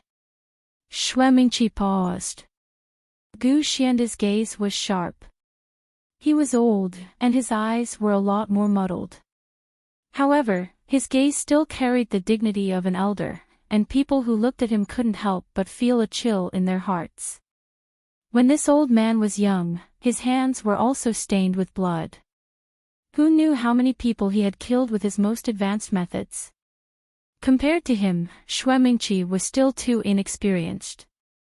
Xue Mingqi was naturally still afraid of him.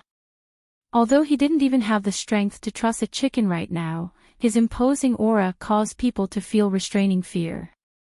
That's not what I meant, then get out of here. Xue Mingqi didn't expect that she would make him unhappy when she came in just to inquire about something. No, it wasn't because he was unhappy. It was definitely because of what Lin Che had said before. Xue Mingqi grew even more nervous. What's wrong with you? Have you forgotten that you're on the same side as the clan members in us? Gu Xianda laughed. What do you mean? What I mean is, no matter what Lin Che said, I hope you can understand that we are on the same side. Gu Xianda said, Mingqi, you're too impatient. This is also your weakness. I'm anxious. Xue Mingqi looked at Gu Xianda and couldn't help but feel excited. If Gu Xianda were to stand on Lin Che's side, who else would stand on her side? Xue Mingqi said, our Xue clan is the clan member of the Gu clan, but we've been ostracized for so many years. In the entire Gu clan, if there's a woman who's more hardworking and ambitious than me, then I'm not Xue Mingqi. All these years, she had been living a very repressed life. She was forced by her clan to develop herself, and the entire Xue clan's weight had been placed on her shoulders. But now, she was just a step away from becoming the mistress of the clan. Just because of her identity, she laughed coldly. These few months, I've really been in deep trouble. Do you think I want to be the mistress of the clan? No, I don't want it at all, but everyone has handed the heavy responsibility to me. They want me to lead them out of their predicament, and not live under the pressure of Gu Jingze and Lin Che. They don't dare to trust Gu Jingze and Lin Che, so they can only entrust everything to me. I want this position because of everyone's expectations, but because I, Xue Mingqi, am not a Gu, I can't get everyone's approval. When Xue Mingqi thought of Lin Che, she felt full of mockery. And what about Lin Che? He only married Gu Jingze. He doesn't have to do anything, but he can have everything. Why? Gu Xianda said, maybe he can get everything because he doesn't want to do anything. Xue Mingqi laughed. Yeah, so you're encouraging people not to work hard. Those who work hard will die, and those who don't work hard will get everything. Some people like to think like this, that others were not as hardworking as they were. Xue Mingqi was one of them. She snorted and said, Old master, are you sure you want to stand on Lin Che's side now? Gu Xianda looked at her. It's not her, but it's not you either. Xue Mingqi's heart was too heavy with gains and losses, and her heart was also too heavy with hatred. She was no longer suitable to be the mistress. Xue Mingqi's gaze sharpened. If it wasn't her, so, Gu Xianda really wouldn't stand on her side, right? Xue Mingqi looked at him and wanted to laugh even more. She walked over step by step. You've already thought about it. You selfish butcher. You've always thought about yourself and never thought about others. You can trample on other people's hard work and ignore other people's desires. You've even toyed with other people. Now, you've toyed with the entire clan, haven't you? Gu Xianda said, you're not qualified enough. You can't blame anyone else. I'm not qualified enough. If I'm not qualified enough, then who is it? Who is it? She walked over to him and pulled his shirt over his head. The old man looked at her. Xue Mingqi, what are you doing? I'm asking you, who's qualified enough? Is it Lin Che? She swayed angrily. You. Let go of me. Answer me, answer me. Shuemingchi felt him suddenly cough. Then, he clutched his chest and gasped for breath in discomfort. His lips had turned purple in an instant. Shuemingchi suddenly realized what she was doing. She was too impulsive. She wanted to run, but then realized that she should run now.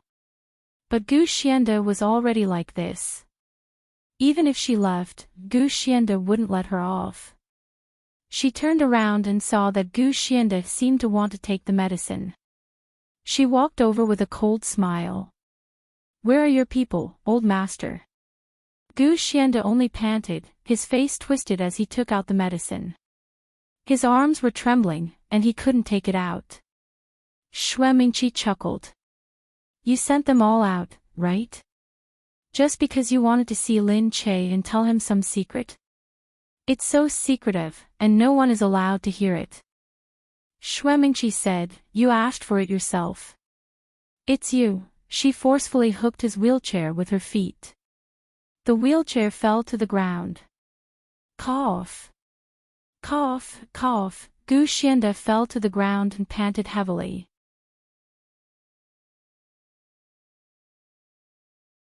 Chapter 12:12. She would never have imagined that she would kill Gu Xianda with her own hands one day. This old man, who had been all-powerful for his entire life, had now fallen in front of him. No, she didn't kill him. But it was no different from killing him. She could only watch helplessly as he breathed his last breath and died motionlessly. Gu Xianda had been in charge of the Gu family for his entire life, but he had died in her hands. This made her feel a little vain. She thought to herself, no matter how powerful you are, you will still be killed by me. Now that Gu Xianda could die in my hands, why would I be afraid of anyone else? However, she didn't lose her mind. She quickly erased all the places where she might have left her fingerprints. Although there were surveillance cameras outside, there definitely wouldn't be any inside. Otherwise, some of the family head's privacy would be exposed. Which family head would be willing to live in a place without privacy? Therefore, after she went out, she didn't have to worry about the surveillance cameras. Soon, she ran out. When she was outside, she pretended to have just come in and said, "I'm here to see Old Master." "Where is he?" They said, "Old Master is still resting inside." With a smile on her lips, she walked in. The moment she entered, she screamed. "Ah! Old Master, outside! Bad news, Old Master, Old Master!" The butler ran in with tears in his eyes. "What's wrong with Old Master? What's wrong with grandfather? What's wrong with father?" "Old Master, he's dying." Everyone was shocked. In a moment, they all gathered at the back. Gu Jingze and Gu Jingyu went in first. They saw Old Master lying on the ground. On the other side, the doctor was already examining Old Master's body. After a quick inspection, his face turned ashen. He raised his head and lamented, "The Old Master has already passed away." What, did he really pass away this time? The doctor began to examine him inside. Outside, many of the clan members rushed over after hearing the news. The doctor came out and said, "It should be a heart attack." Someone in the clan shouted, "How could this happen? Where did you all go? Old Master is not in good health. He has been alone for so long. Did no one go to take care of him?" The doctor was so scared that his face was sweating. Although the treatment was good, it was not easy to serve such a big family. His head felt like it was going to fall off at any moment. "We were supposed to check it in an hour, but it hasn't even been an hour." Zong Qin asked again, "What about the servants in the house? Where are they?" "Sir, the old man told us to stay away because he wants to. What do you want?"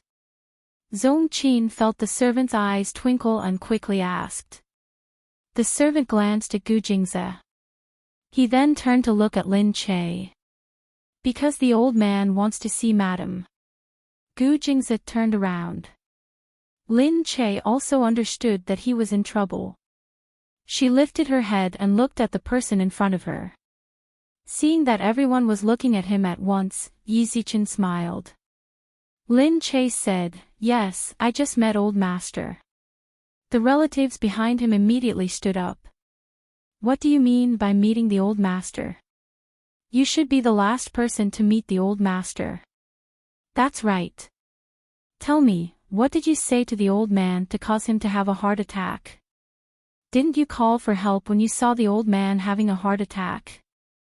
Ha, is it because you want to kill the old man, so you don't care about him?" "Yes, it must be." The old man looked down on her and didn't let her be the lady of the house. "She's holding a grudge against him." Lin Che sneered. These people were interesting. Why? Were they collectively pinning the blame for old Master Shen's death on her?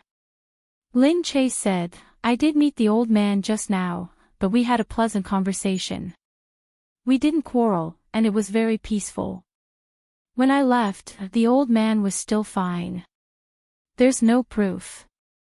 "Yes, whatever you say. Even a murderer wouldn't have the word murderer written on his head." "That's enough," Gu Jingzi suddenly said. His deep voice, with a murderous aura, made everyone stop. They were still afraid of Gu Jingzi. Gu Jingzi said, "Aren't you slandering my wife without proof?" Everyone looked at each other. No one had proof. Xue Mingqi came out from behind and said, "She was the last person to meet the old man. Can't she tell us what happened?" Hearing Xue Mingqi's words, the clan members remembered again. "That's right. Jingzi, it's wrong of you to do this. He's your grandfather. How can you side with your wife like this?" "That's right. You're not filial. Can't we just ask? Can't the old man give us an explanation?" Gu Jingzi said, "Are you asking or slandering him?" "Ha, the old man has done so much for the Gu family. Now that he's passed away without any reason, of course we have to ask him. Moreover, Lin Che was the last person to enter the house. How can we believe you if you don't tell us what you said? Is it because the old man still doesn't let you be the lady of the house, so you don't dare to tell us?" Lin Che looked at them. They had made up their minds to blame her. "Give us an explanation. We can't let the old man die just like that. Why don't we let the police handle it? Let them investigate and see if there's anything left at the scene. Maybe Lin Che's fingerprints will be on the old man's medicine bottle." Gu Jingzi narrowed his eyes. Grandfather's death has nothing to do with Lin Che. There's no need to investigate. Impossible. We have to give the old man an explanation. The few of them stared at Lin Che like tigers watching their prey.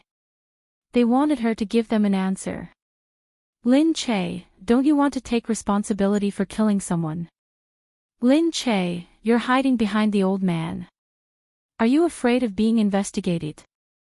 Hand over Lin Che, Jingzi. Otherwise, the old man won't be able to rest in peace." Everyone attacked her as if they were going to force her to abdicate. Suddenly, Gu Jingzi picked up his gun and pointed it at the ceiling. Bang! The room suddenly fell silent. Everyone looked at Gu Jingzi, whose eyes were bloodshot with murderous intent. They suddenly didn't dare to provoke him. "Jingzi, you're going to disappoint all of us by protecting her like this." Gu Jingzi snorted. "If I let Lin Che be investigated and slandered by you, then it'll be too meaningless for me to be the old man. You're the old man first. Then you're her husband. No, the most important position in a man's life is his family, and the core of a family is his wife. No, to govern the country, to bring peace to the world, to stand in the most important position in a man's life. You."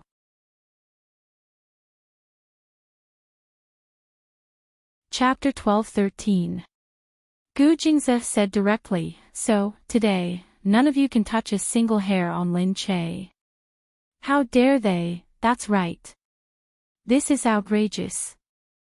Lin Che is a scourge. Gu Jingze snorted. How is she not a scourge? I see that you want to force her to commit such a crime. If we let you take her away and interrogate her, isn't she a scourge? It was common for the Gu family to interrogate people in private. Moreover, some of the interrogations were much more vicious. Those who were interrogated might lose half their lives after they left. How could Gu Jingze allow them to take Lin Che away for investigation and interrogation?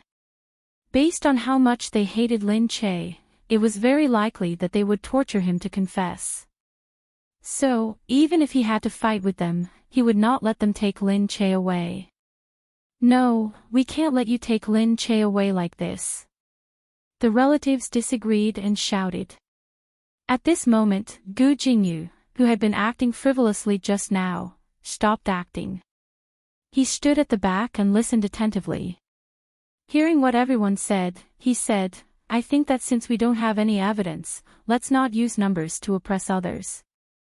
I'm on Lin Che's side. You can't think that Lin Che is a murderer just because she saw her grandfather for the last time, right? Let's not talk about anything else. Grandfather had a heart attack, not a murder.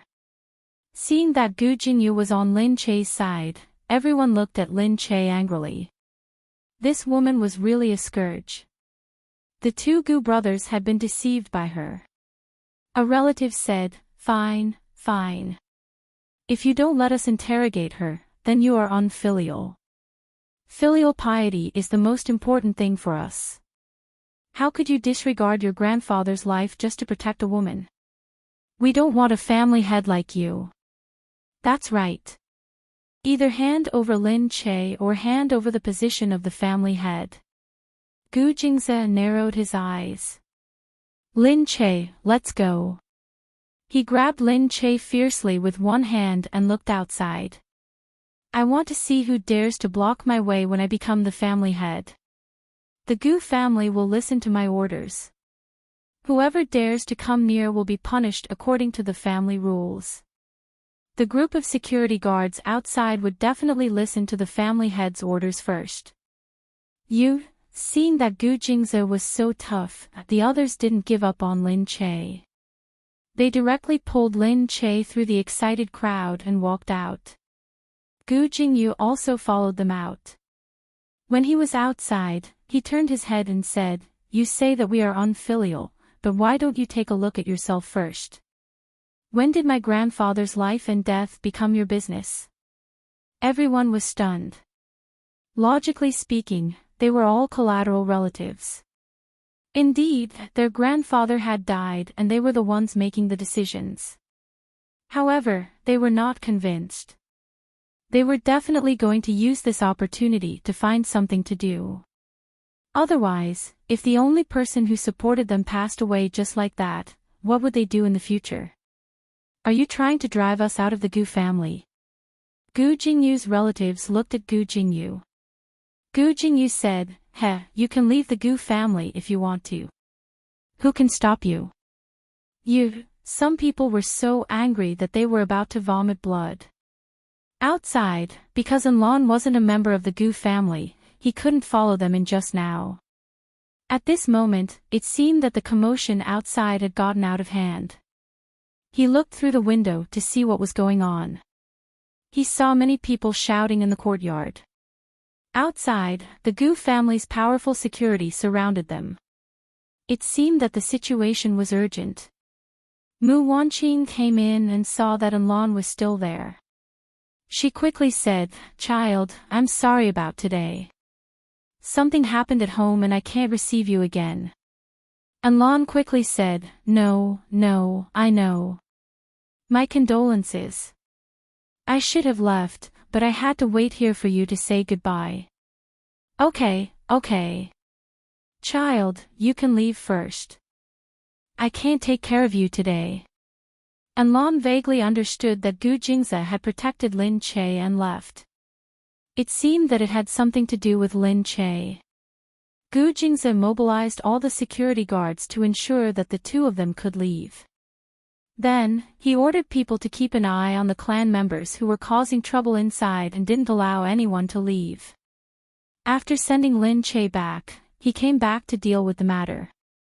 On one hand, he blocked all the news from the media, and on the other, he prepared to handle the funeral. It could be said that he had used a thunderous method to quickly control the entire Gu family. This kind of man was really so charming.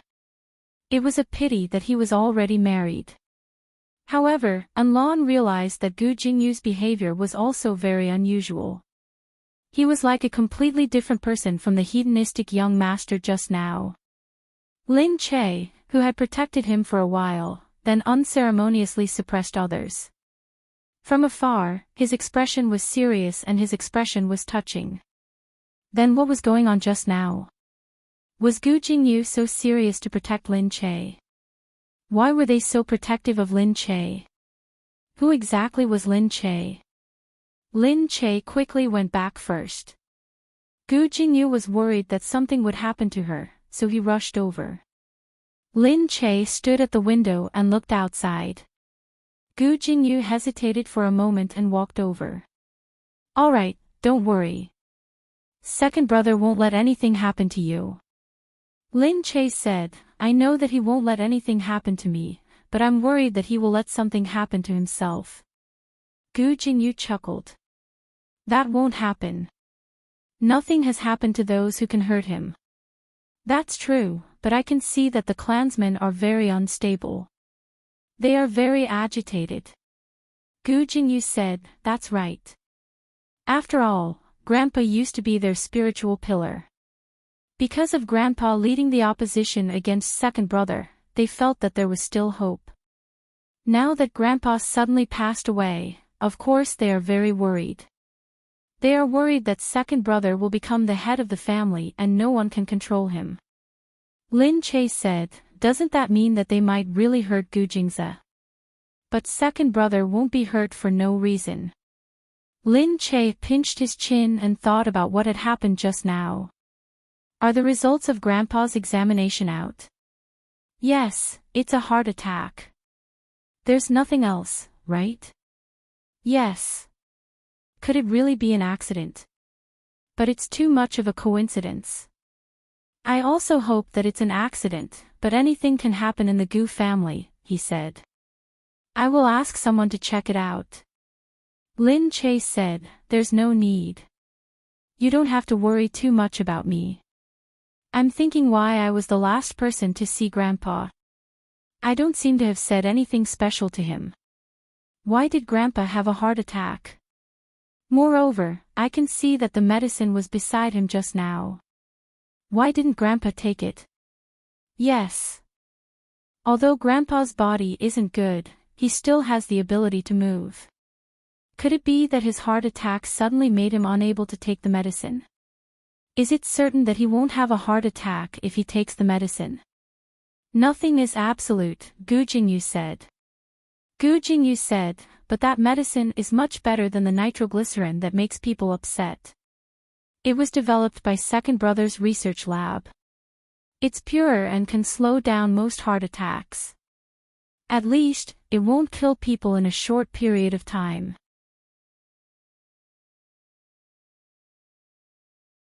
Chapter 12-14. "Yeah," Lin Che said, "that's why I still find it strange, especially since it was Shuemingqi who discovered it first."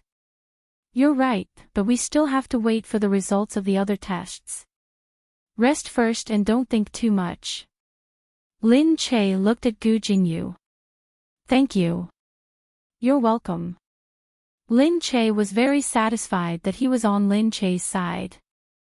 Although her clan members opposed her because of their interests, many of her friends were still on her side. This was enough to satisfy her. Gu Xiande passed away, and the funeral had to be arranged carefully. Gu Jingze busied himself for a few days. Everyone in the family helped out, and finally, the funeral was basically settled. Gu Jingze left early and returned late. He basically had no time to rest. At night, Lin Che waited until the wee hours before Gu Jingze returned. Lin Che quickly walked over and handed him a pair of shoes for him to put on. He lowered his head and pulled her up. "Don't bother," she said, "lean on me for a while. I'll help you soak your feet." She thought about how busy he was. If it were her, her feet would definitely be swollen. It would be better to soak them in some medicine. Gu Jingzi said, "There's no need to trouble yourself." Lin Che looked up. Isn't a wife supposed to serve her husband? Although in their family, it was always the husband who served his wife, Gu Jingzi also realized that she only knew how to talk. Of course, he was actually very happy taking care of her. He said, Okay. My wife has grown up." "Of course." Lin Che ran to get some water. When he came back, he put some medicine in the foot wash. It was yellow and emitted a medicinal fragrance. He put his feet down, and Lin Che slowly massaged the soles of his feet. "Is it comfortable?" "Yeah." He looked at her. He, who was not used to being touched by others, had never been pressed like this before. It was a little itchy, but it was still very comfortable. Because when her delicate hands pressed on it, she didn't use much strength. This bit of strength was definitely not enough for him, but it was her that made him feel comfortable.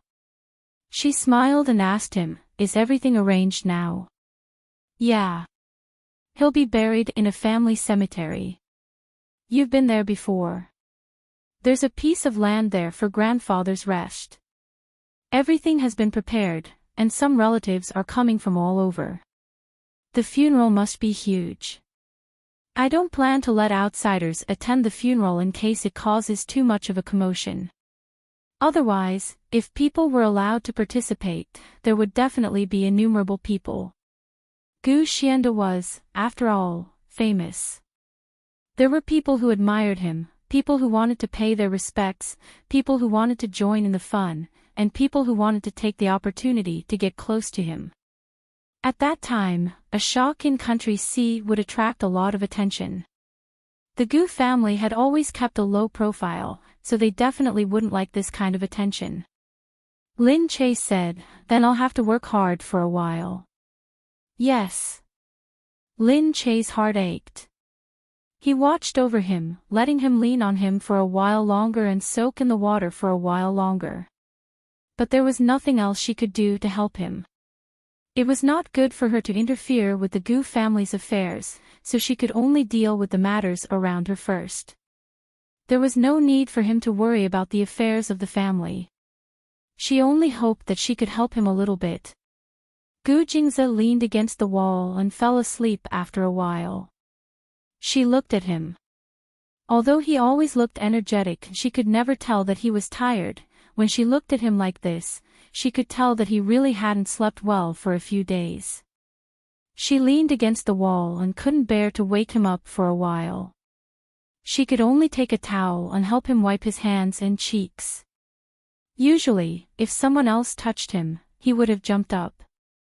It could be seen that he trusted her from the bottom of his heart. So, at this moment, when he knew it was her, he didn't move at all no matter what she did. She only hoped that he could have a good rest in the next few days. She sat there, thinking about the funeral and hoping that nothing would happen.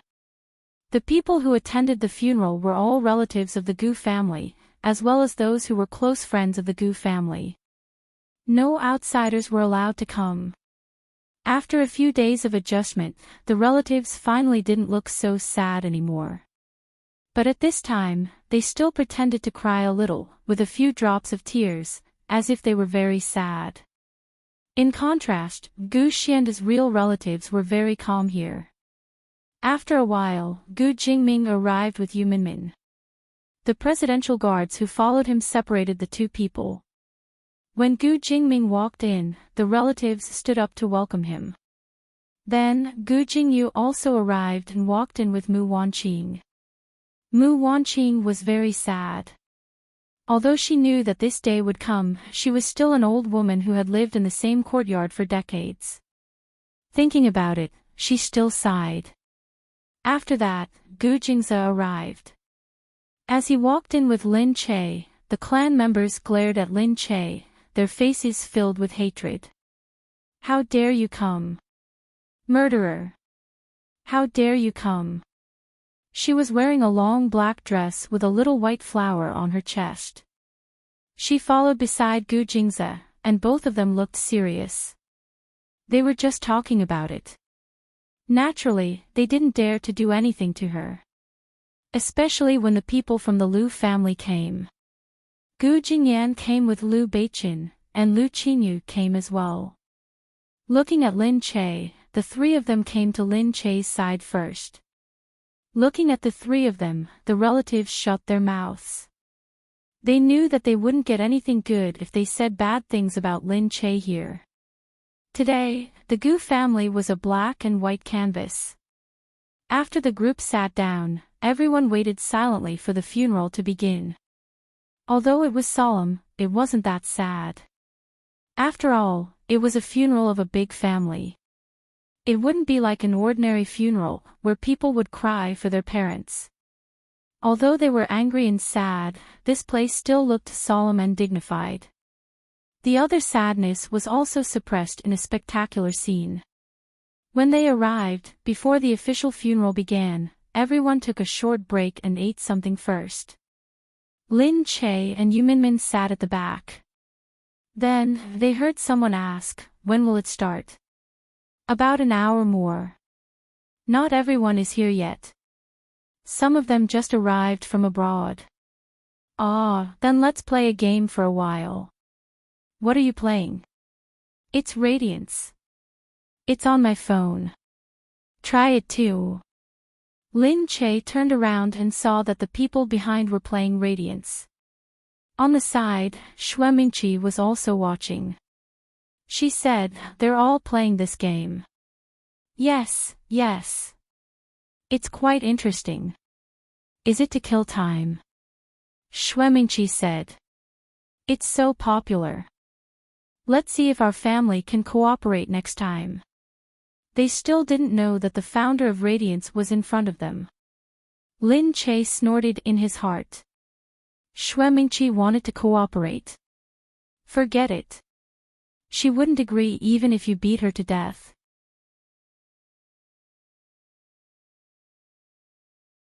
Chapter 12-15. Moreover, after hearing Xue Mingqi's words, she immediately thought of telling Li Mingyu to let her know if Xue Mingqi went to look for a collaboration. They didn't know that the boss of the game they were playing was right in front of them. After playing for a while, they looked at Lin Che and whispered to each other. "There are a few people here to cheer for her today." "What do you mean cheering for her?" "Those people from the Gu family are all her people, including Liu Beiqin and Old Master Liu. Otherwise, why would she dare to come? I've never seen such a shameless person." "You only say that she is shameless. Go and say it." "Why don't you go and say it?" Let's do it together." "Forget it. I don't like to cause trouble." She said that she didn't like to cause trouble, but she knew that she couldn't afford to. These words were just words, but no one dared to actually put it into practice. Lin Che had heard it long ago. They thought that they were speaking in a low voice, but no one was deaf. Yu Minmin wanted to stand up. Lin Che pulled Yu Minmin back. "Forget it. Let them scold her. They only know how to talk behind his back. If they have the ability, come out and have a good discussion. It's the funeral today. Let's do Grandpa some face. They are jealous, but they can't afford to offend you, so they talk behind your back. They are afraid that you will take revenge on them. They can't afford it. After all, they couldn't afford to offend the people who protected Lin Che." The funeral began outside. Someone came to ask them to go out. Lin Che walked out with Yu Minmin. When they went out, Xue Mingqi and a few people followed behind them. Xue Mingqi looked ahead and saw the opportunity. She took a step forward. Suddenly, the person in front of her bumped into Yu Minmin. Yu Minmin turned around. The person who was tripped was still wondering why he had been moved. But when she turned around, they all had the same expression. She couldn't tell who did it. However, Yu Minmin had already narrowed her eyes and said, "Some people are blind with their mouth, right? Hey, what are you talking about? I just bumped into you by accident." Yu Minmin said, "It's an accident that you bumped into me, but was it also an accident that you lied through your teeth just now?" Knowing that they had all heard it, a little ugly flashed across their faces, but they still puffed out their chests. "I know you are the president's wife, and we are insignificant people. We can't afford to offend you, but now we are in the territory of the Gu family. As relatives of the Gu family, can't we say a word or two?" Yu Minmin said, "Are you complaining? Oh, you're really shameless. You." The woman was angry. "Who are you scolding?" Yu Minmin crossed her arms in front of her chest. "Ha, you just said that we are shameless. Isn't that just grumbling? I'm in the Gu family and I can't even grumble." The woman's face immediately darkened. He didn't know how to reply to her. At this moment, Shuemingqi said from behind, "Lin Che, we weren't talking about anyone just now." Now that she mentioned it, everyone remembered. The woman became confident again. "That's right. We didn't mention anyone's name, but someone insisted on blaming someone else." Yu Minmin harumphed and stepped forward to slap the woman in front of her. She was stunned. She hadn't expected Yu Minmin to hit someone. Yu Minmin said, "I'm sorry, I didn't say I was going to hit you. You were the one who insisted on hitting me. Maybe you're too thick-skinned and wanted to be taught a lesson. You hit me. How dare you say that about me after hitting me?" She was so angry that her face was swollen. She looked like she was about to rush over. Just then, "This is a funeral. What are you guys doing?" Gu Jingze came up from behind. The few of them looked at Gu Jingze and quickly restrained themselves. However, the woman who had just been hit stood up indignantly. "Yeah, it's a funeral. How dare she hit someone?" Gu Jingze looked at Yu Minmin.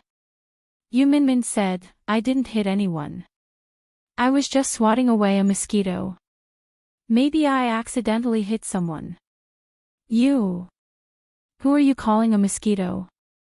Gu Jingze looked at Yu Minmin and said, "Oh, then let's disperse." "What? You want us to disperse just like that?" "Then the slap I took just now," Gu Jingze said calmly, "I didn't see anything and she said she was swatting away a mosquito. What can I do?" It was so obvious that she was biased. However, Gu Jingze's face was so calm that he was siding with them. As the head of the family, how can you be so unfair? How can I be fair? Gu Jingze narrowed his eyes and said, "What do you think I should do? I've already said that I didn't see it with my own eyes and there are no outsiders here to testify. You guys are the only ones who have no evidence. Firstly, Yu Minmin is my sister-in-law.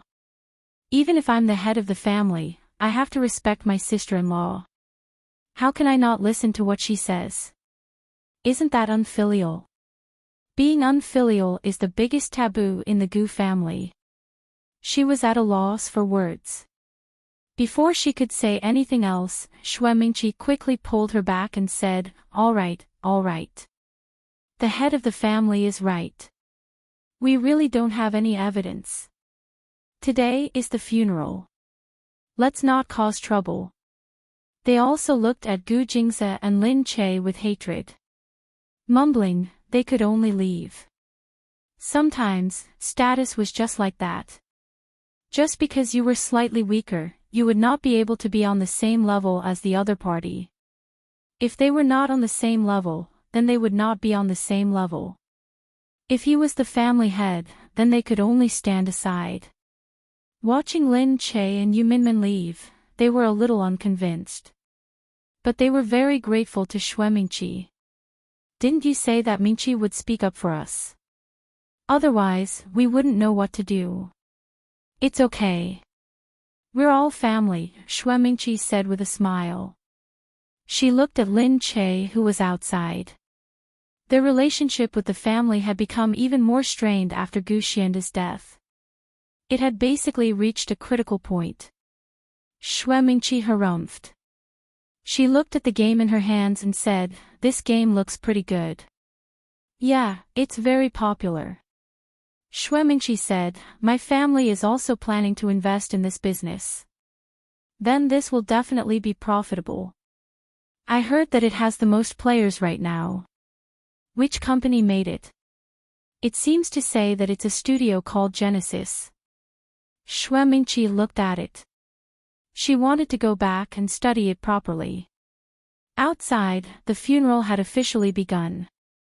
After a complicated ceremony, everyone drove to the cemetery to be buried. Along the way, there was a row of black luxury cars.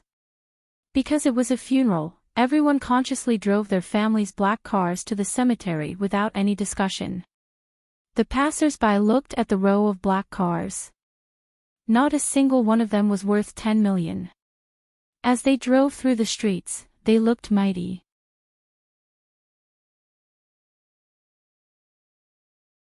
Chapter 12:16. Everyone was curious as well. She was wearing a white flower, so she was probably going to the funeral. But they didn't know whose funeral was so grand. The funeral didn't take long. Lin Che looked at the place where she was buried. It was beautiful. When she was alive, she hadn't enjoyed a single day of peace. Maybe it was peaceful here after she passed away. But who would want to die if they could live? She looked at the tombstone and said, "Grandpa, I know your heart disease has nothing to do with me.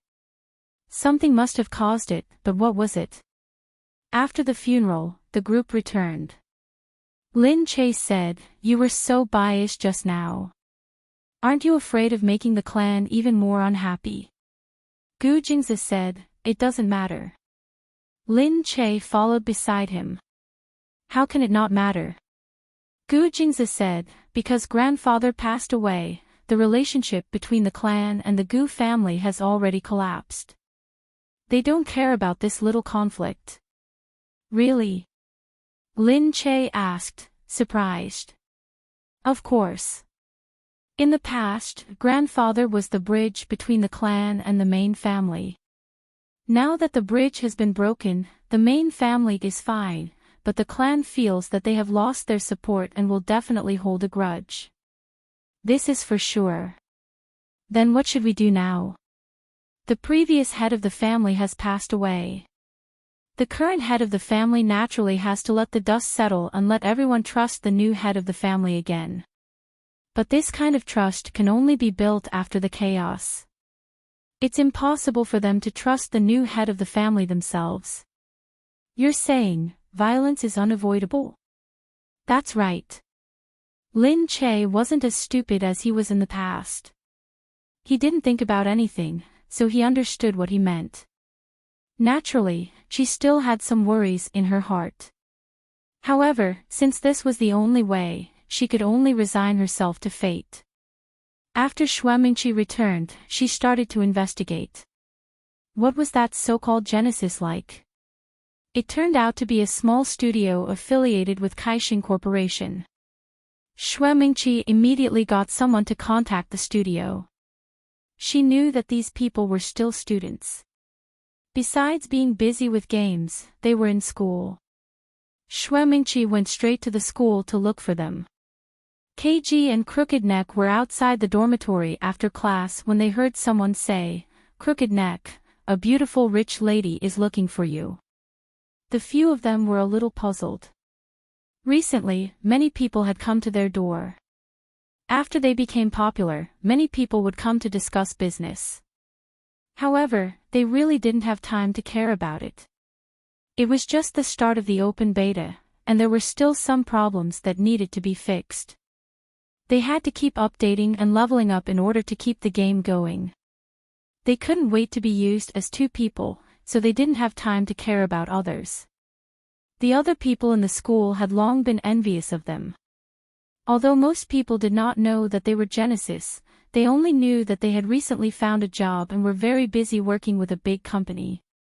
This was because the people who came to Genesis were all rich and powerful people. Today, this woman drove a Maserati and came in. What's more, it was a well-dressed woman. Although he didn't look young anymore, his skin was indeed well-maintained. When King came out and saw her, Xue Mingqi immediately looked at them. Looking at their young faces, she felt even more confident. She smiled. So it's you guys. I've heard so much about you. I want to have a chat with you. He tilted his head and said, "What are you talking about?" Xue Mingqi said, "I know that you guys are making a game. I'm very interested in this game and I want to talk about cooperation." Cooperation. Tilted Neck looked at KG. KG shook his head immediately. Tilted Neck immediately said, "Sorry, we don't want to cooperate." Xue Mingqi wasn't surprised. It was impossible for him to agree so soon. She said, "I'll invest 300 million in hopes that I can continue to help you run this game. If you sell the game to me, the 300 million will belong to you guys." 300 million? Did it belong to them? That sounded very tempting. Where did this woman come from? She actually wanted to invest 300 million in one go. Previously, when a tycoon like Li Mingyu offered 200 million to make a game for them, it was already shocking. Now this woman said, 300 million to buy this game. They were just students who had just entered society. None of them had seen so much money before. They had never even seen a few million, let alone that much money. Dealing with these tycoons in such a short time was really an eye-opener for them. Didn't they usually treat this money as money? Tilted Neck and the rest were a little dumbfounded. However, at this moment, KG still stood up and said, "What do you think about our game that's worth 300 million? When Xue Mingqi saw this, she was indeed interested. "Hence," she said calmly, "because I think it's worth an investment. If there are many players, it means that everyone likes it. After all, you're just a studio and there's no point in being affiliated with a big company. The game won't be easy to maintain. Can you guarantee that it will remain this popular for the rest of its life? Once this popularity dies, you guys won't have this value anymore." "But how much is 300 million? You can take a look." KG harumphed and said, "Sorry, it's not for sale." "What?" Xue Mingqi thought she had heard wrongly. "What did you just say?" KG said, "It's different from our concept of making games." With that, he left without further explanation. Was Xue Mingqi suddenly given the cold shoulder by a university student? Hey! She took out a business card. After all, she was from a wealthy family. She was very patient and definitely had the upbringing in this area. After being rejected, she did not fly into a rage. Instead, she calmly handed over the business card. "If you're interested, you can contact me again. My name is Xue Mingqi. My family's assets are listed on it. You can take a look and consider the value of our partnership." KG glanced at it and took it. After leaving, Tilted Neck immediately did a search on Baidu. "Damn, this is a subsidiary of the Gu Corporation." He said, "I took a look. The Xue family seems to be a subsidiary of the Gu Corporation. No wonder they're so rich." KG said, "Oh." Tilted Neck said, "KG, why did you reject her so quickly? What's wrong with what she said?" KG said, "She only saw that there were many players in the game and concluded that she had the ability to maintain it. She didn't understand our game at all. How could we maintain it? Only by adhering to the original concept of the game can we maintain it. If we hand it over to her, the game will be useless." "Ah, I see." Sigh, $300 million just went down the drain. Moreover, we're splitting the profits with Triumph Prosperity. Have you forgotten that we created the game together? You want to sell it? Oh, yeah. Although I was just thinking about it, the truth is that we can't sell it.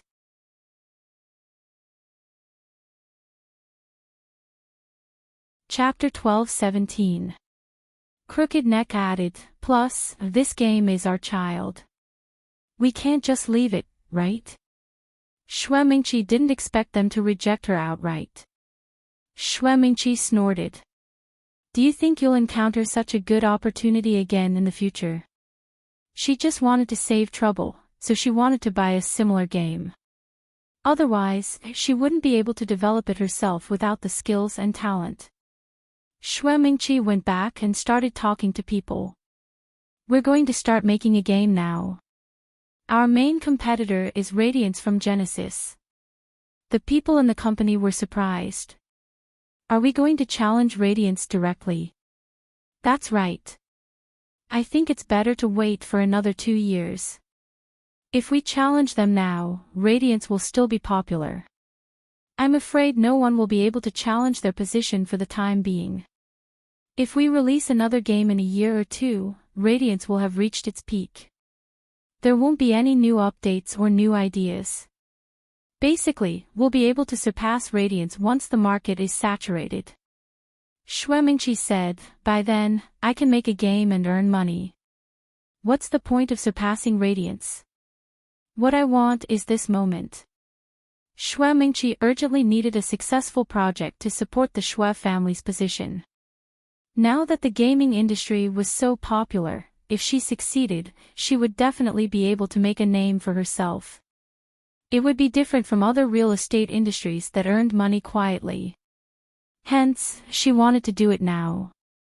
Seeing how insistent Xue Mingqi was, everyone said, we'll try our best. Xue Mingqi said, what I want is success, by hook or by crook. She meant that even if they had to use unfair means, they had to defeat Radiance. If that was the case, they could do a lot of things with more means. Xue Mingqi said, go and try to pry open Radiance's studio. They're still university students, so it should be easy to pry open them. If there's any loosening up, it'll be easier from the inside. Yes. The few of them understood that this meant that they had to make a move on all aspects to get the light down no matter what. When Lin Che returned to the set, Gu Jingyu came back with him. Everyone was still guessing why the two of them came back together. Look at Lin Che and Gu Jingyu. They applied for leave together and came back together. Haven't they been rumored for a long time? But didn't they deny it themselves? A lot of people deny it on the surface. They deny it for a few years, and after enough hype, they tell the public that they are together. That's true. They've known each other for so many years and have worked together on quite a few shows. Now that Lin Che's status has risen, the two of them are quite compatible. Su Wan listened on the side, feeling a bit surprised. Lin Che and Gu Jingyu. Okay, maybe that's true. When they stood together, they were indeed a good match. One was a movie queen, while the other was a national treasure. When the two of them stood together, they were different from others. They looked especially relaxed and familiar. Su Wan couldn't help but think of that night. If the two of them were really together, then she really felt a little sorry for Lin Che. Actually, she didn't do it on purpose. She felt a little guilty. When she looked at Gu Jingyu, she hid far away to avoid embarrassment. Gu Jingyu was still reading the script when he saw a figure walk past him with his tail between his legs. Gu Jingyu paused for a moment, then raised his head. Su Wan. Su Wan looked up and saw him. She quickly ran away in fright. This woman, the crew saw Su Wan jump over. What are you running for? You're running so fast. Do you want to die? Su Wan hurriedly said, sorry. I didn't pay attention. Who was that just now? Gu Jingyu. As they spoke, Gu Jingyu had already chased after Su Wan. However, as soon as these people saw Gu Jingyu, they had already rushed over enthusiastically. Jingyu, do you need anything? Oh, I'm looking for. He saw Su Wan, who was about to run, and said sternly, I want to find someone to help me do something. Ah, what is it? Just you guys. Also, the one behind. He stopped Su Wan. Su Wan's footsteps quickly stopped. What are they doing? The others hurriedly pulled Su Wan over. It was rare for Gu Jingyu to find someone to help. Come, Su Wan. Aren't you fine? Jingyu is looking for someone to help. Su Wan cursed in her heart. She really couldn't hide even if she wanted to. She could only brace herself and turn back. Gu Jingyu looked at them. In a few days, I'm going to bring someone to attend a ball, but I'm a bit confused about what clothes my female companion should wear. How about this, help me try on the clothes? Ah, of course. The few people thought enviously. Gu Jingyu needs to bring a female companion to a ball. They heard that Gu Jingyu never brought anyone out. He never brought a female companion. They were so envious of the female companions that he could bring. However, even if they couldn't be a female companion, they could still help him try on the clothes. It could be considered satisfying. They immediately happily agreed. Gu Jingyu pointed outside. Let's go. After getting in Gu Jingyu's car, the four of them squeezed into one car. Fortunately, it was a relatively spacious SUV. The person on the side said, this car costs more than 10 million. Really? Why is it so expensive? Look, this is the top quality logo. These leather and seats are all made by big brands. They are all made by those famous luxury brands. That's why it's so expensive. I need to sit more. Su Wan also sat on it but didn't say a word. She just wanted to pretend that she didn't exist. Otherwise, when she saw Gu Jingyu, she couldn't help but think of that day, behind. Soon, they arrived at a shop. There weren't many clothes inside. They were high-end custom-made and each one was full of design. Seeing Gu Jingyu come in and actually bring a few girls with him, the shop assistants were very surprised. Gu Jingyu's personal clothes were made here, so they weren't surprised to see Gu Jingyu come. However, Gu Jingyu really had never brought so many girls with him.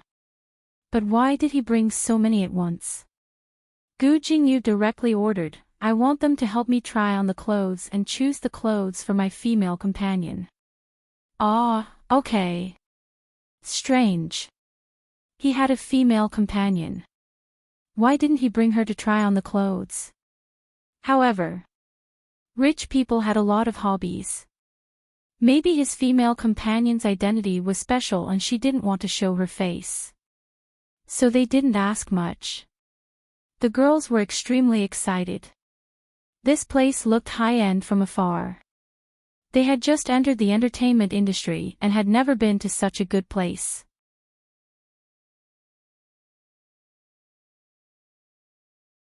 Chapter 12:18. Looking at these clothes, he exclaimed in his heart. As expected, expensive clothes were different. Just by looking at them, it had a nice texture. Gu Jingyu ordered and the shop assistants immediately brought the hottest clothes of this season over. The girls immediately began to divide the spoils fervently. He threw the last piece of clothing to Su Wan. It looked like a short skirt that wasn't easy to wear. Because it was pinched at the waist, there wasn't a bit of fat on the waist. They weren't that confident in themselves, so they didn't dare to try it, in case they looked ugly in front of Gu Jingyu. One by one, the clothes came out. They were all actors and hadn't been models before. Right now, they looked like models, walking in front of Gu Jingyu, but they looked a bit comical. Gu Jingyu wanted to laugh in his heart. The beauties didn't know and just felt that they were professional. They were all actors, so they could play the role of a few models. However, models were very professional after all. If they didn't look good, it would seem like they were imitating others. At this time, behind them, Sue Wand came over. She looked very petite, especially when she wore this dress. She looked like a high school student. She didn't come to the fashion show. She just stood there, looking outside in a daze. Plus her immature expression, she looked very small. Everyone didn't pay attention at first, but seeing Gu Jingyu look over, he narrowed his eyes and also looked over. When he saw Sue Won, he immediately regretted it. If they knew, they would have chosen this. High-grade clothes were amazing. They didn't look like much, but after wearing it, they realized that every line was so vivid. It covered up the shortcomings of the model and revealed all the advantages. The effect was really good. These amazing clothes were really amazing. The more inconspicuous they looked, the more amazing they were. Gu Jingyu stared and after a while, he got off the chair. "I'll take all of these clothes," he said. The shop assistant's eyes sparkled with joy. "Okay, I'll wrap them up for you right away." "No need. Give them to them. Take the ones that you're wearing. As for you," he held out his hand to Sue Won. Sue Won felt her heart skip a beat. Then Gu Jingyu said, "You stay." They froze. Naturally, when he looked at Sue Won, he understood that he liked her clothes. When they heard that the clothes were given to them, they were pleasantly surprised. "I was so happy that I almost jumped up. How much would that cost?" However, when he said that he wanted Sue Won to stay, they all looked at Sue Won with jealousy. Those who didn't get chosen had given her such an expensive gift. She wondered what kind of gift those who got chosen would give her. However, since Gu Jingyu said so, they had no choice but to thank Gu Jingyu. They comforted themselves that it was already good enough for them to take such expensive clothes. Then, they walked out. Sue Won could only watch enviously as they left. He looked at Gu Jingyu, who was in front of him. If she had known that he liked this type, she wouldn't have chosen this one. However, it seemed like she had no choice. Seeing that everyone had left, Sue Won said, I'll change my clothes first." "No, just wear it," he said. "Aw." Sue Won hurriedly said, "There's only one piece of clothing in this store. You better take this one off quickly. If I get it dirty, your female companion won't be able to wear it." In the next moment, Gu Jingyu pulled Sue Won, who was about to take off her clothes. Sue Won turned around in astonishment. Gu Jingyu said, "No need to change. This one is for you." Then your female companion, you can be my female companion too." Gu Jingyu pulled her and in an instant, his handsome face was close to her face. Looking at this face that could make many girls go crazy, Sue Won's face suddenly turned red. Especially when she thought of how she once hugged him, begged him, to save her. Gu Jingyu pressed his cheek against hers. "Be my woman." Sue Won fluttered her eyelashes, her widened eyes sparkling like dewdrops under the morning light. What are you talking about?" Gu Jingyu looked at her. "Didn't I say that I want you to be my woman?" "Be your woman, what do you mean? What do you think?" He moved a bit closer and looked at her. Sue Won smelled his domineering scent. "No, move away. I think I like your scent, so I'm prepared to let you be my woman. You can live at my place and I'll pay for your food and clothing. Plus, I promise you won't regret it."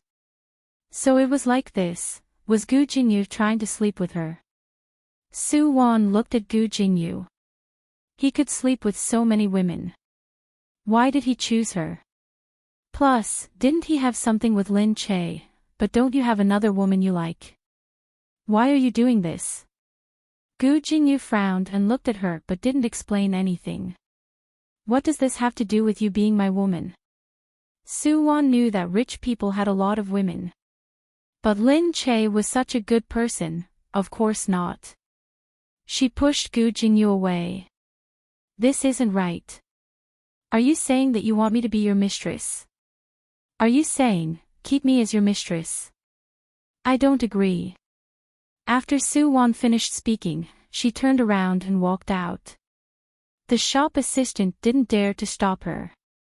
She didn't say that she hadn't changed her clothes yet either. Gu Jingyu watched as she left and shook his head faintly. Mistress. Keep.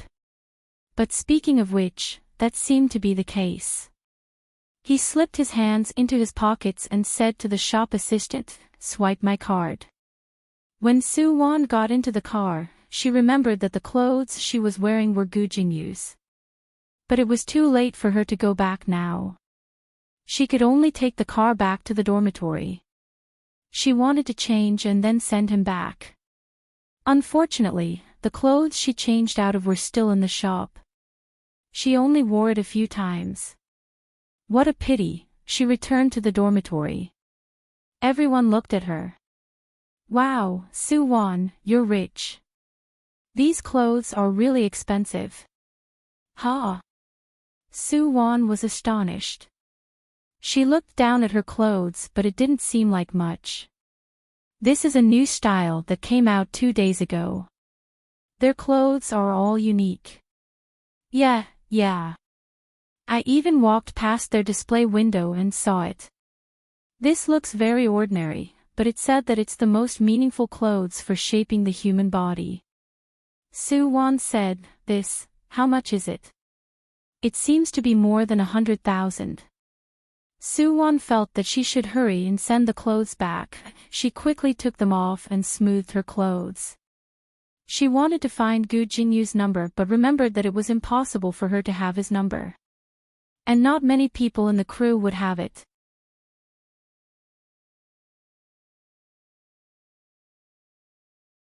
Chapter 12:19.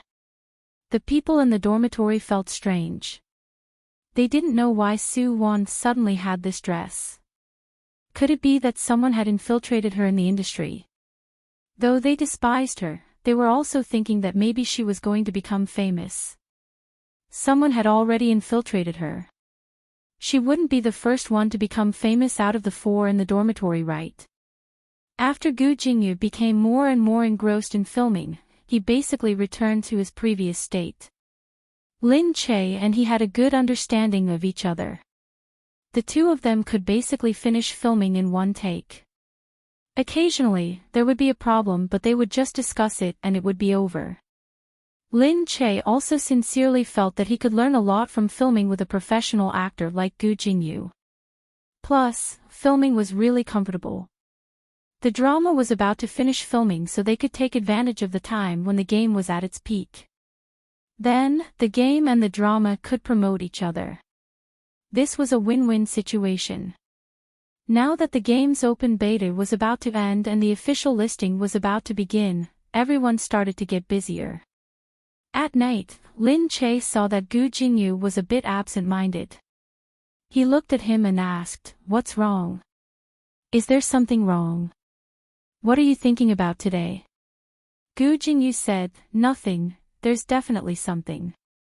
Come. If there's something, talk to Search C. Get lost."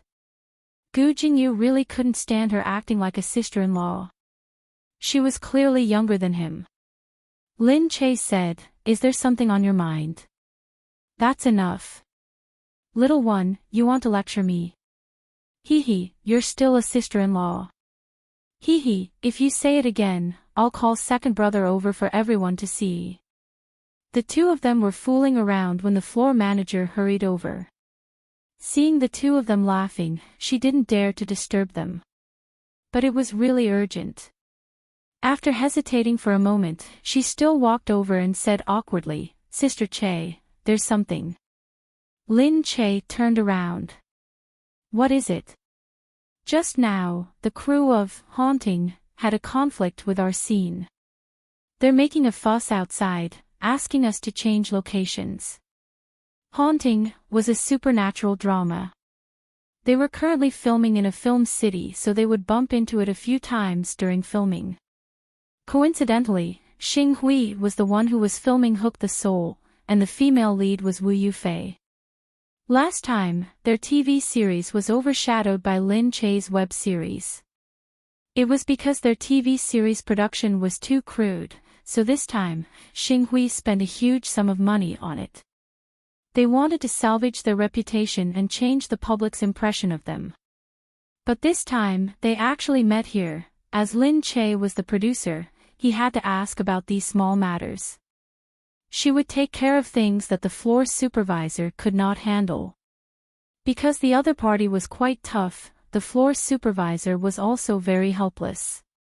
She was afraid of causing trouble, so she came in to look for Lin Che.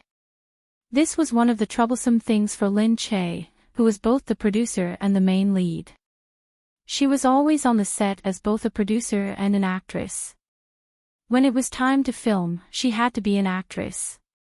When she wasn't filming, she had to be the producer and be in charge. As soon as Lin Che went out, he saw a few people shouting there. "We got it first. Look, here's the schedule for today. Can't you guys go somewhere else first?" "Why? We've already set up the stage. Let's move now."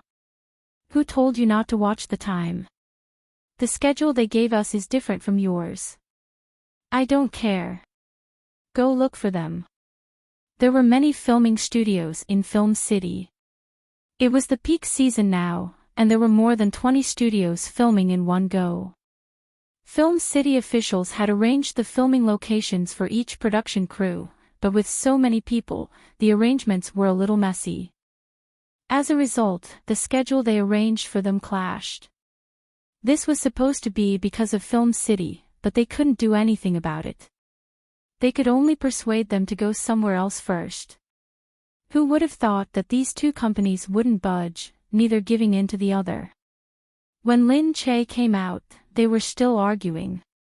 Lin Che walked over. "What's going on?" When the people from Starlight saw Lin Che, they restrained themselves a little. "Sis Che," they greeted her respectfully. "We clearly made the arrangements first. Your people are occupying the place and refusing to leave. We invested over 100 million into this TV series. Money flows like crazy every day. Who knows how much money we've spent by delaying this little bit of time." "Look," the production crew said, "Sis Che, we've already set up the stage props."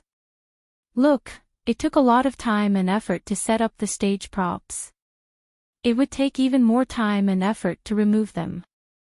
So, naturally they didn't want to give in." Lin Che said, "Since we've already set up the stage, can't we give it to you after you've asked us to hurry up and finish filming?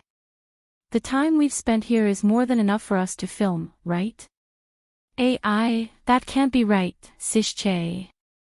I respect that you're a superstar on the level of a heavenly queen.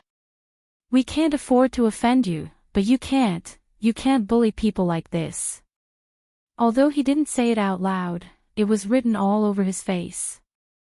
They didn't want to give in at all. They were competitors to begin with.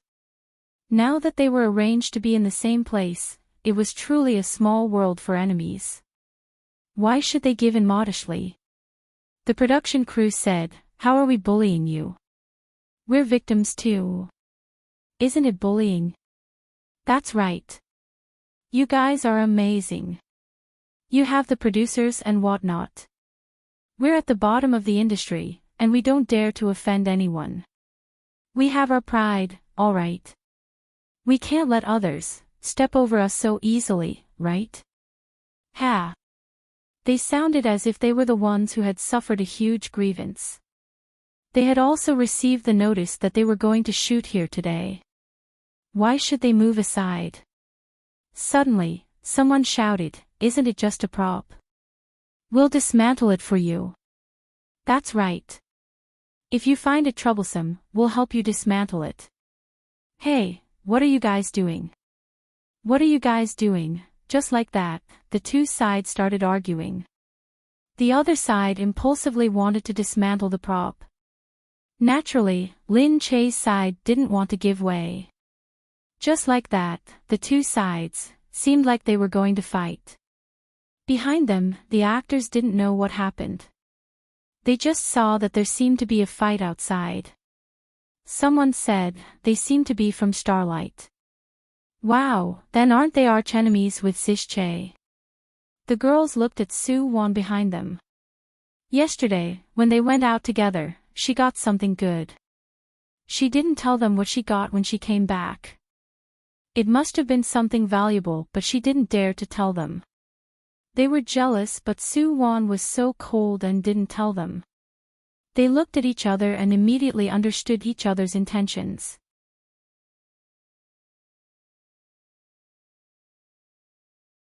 Chapter 12:20. Seeing that Su Wan was watching, someone pretended to fall. He walked over and immediately pushed her over. Su Wan was pushed out, and as luck would have it, she bumped into a prop. The prop fell to the ground with a crash. The floor supervisor screamed when he saw that. Oh my God, my blue and white porcelain. The prop was borrowed from someone. This was the most expensive prop in the entire group. Su Wan fell to the ground and her fingers were cut. But when she saw the prop, she was shocked. Su Wan, you're finished. This is too expensive. Su Wan's heart thumped. While they were messing around, Su Wan even broke the prop. Several people surrounded her and looked at Su Wan, discussing. This blue and white porcelain, it wasn't easy to borrow it. Yeah, I borrowed it from a nouveau riche collector. It's worth a few million, okay? This is a collector's item. He said it's worth a few million. Now that you've broken it, the compensation won't be just a few million. Su Wan turned around but didn't see anyone behind her. The few people who were up to no good just now had already hidden away. Gritting her teeth, Su Wan thought, it's all Gu Jingyu's fault. When she came back yesterday, they were acting weird. She didn't want to say anything and they started to hate her even more. As expected, they directly took revenge on her. A few million, don't mention a few million, she couldn't even take out 10,000 right now. How much was the total pay for coming here this time? At this time, Gu Jingyu is here. Someone shouted. Gu Jingyu had already walked out. Seeing this scene, Gu Jingyu lowered his head and glanced at Su Wan on the ground. What happened? Jingyu, this little actor broke our blue and white porcelain. Gu Jingyu said, oh, can't you just break it and buy it again? No, this costs a few million. I borrowed it from a rich merchant. We strive for exquisite props and many props are very expensive. Gu Jingyu lowered his head and looked at Su Wan deeply. Everyone thought he was going to reprimand her. Who knew? He suddenly said, okay, where did you borrow it from? I'll pay for it. What? No way, so generous. Everyone looked at each other in amazement. They didn't expect that they would suddenly have such a big reversal. Lin Che also hurried over. Seeing that Su Wan was still sitting on the ground, Lin Che said, it's okay. The thing was broken. I paid for it. How's the situation outside? I'm drunk too. I was just about to find someone to talk to. Let me see. Gu Jingyu went out and said, what are you doing? Lin Che glanced at Su Wan on the ground. Hurry up and help her up. Her hand is injured. What are you guys doing? Bandage her up and see what's going on. Do you want to get a tetanus shot? When everyone saw this, they quickly moved. She didn't expect Lin Che and Gu Jingyu to be so generous. They actually didn't say anything about firing Su Wan. The girls who tripped Su Wan were really disappointed. In her heart, she wondered if Gu Jingyu knew Su Wan and felt that it was better to help her. Then Su Wan really got lucky. As soon as Gu Jingyu went out, the people outside stopped. Gu Jingyu said, "What are you doing?" Gu Jingyu, "We're just helping your crew move the props." "Who told you to move them?" Gu Jingyu said, "Send them back." "We Movie Emperor Gu, we don't have a choice. We also have to film. You're taking over our place." We're taking over your place." "Alright, you guys can try moving our stuff now. I'll see who dares to move our stuff. We won't take it anymore. You guys can take all these things and you guys can compensate us as usual. But let me tell you, our props are different from your foam props. Some of them are from my family, and some are borrowed from me. Every one of them is worth a few million. You guys can decide for yourselves."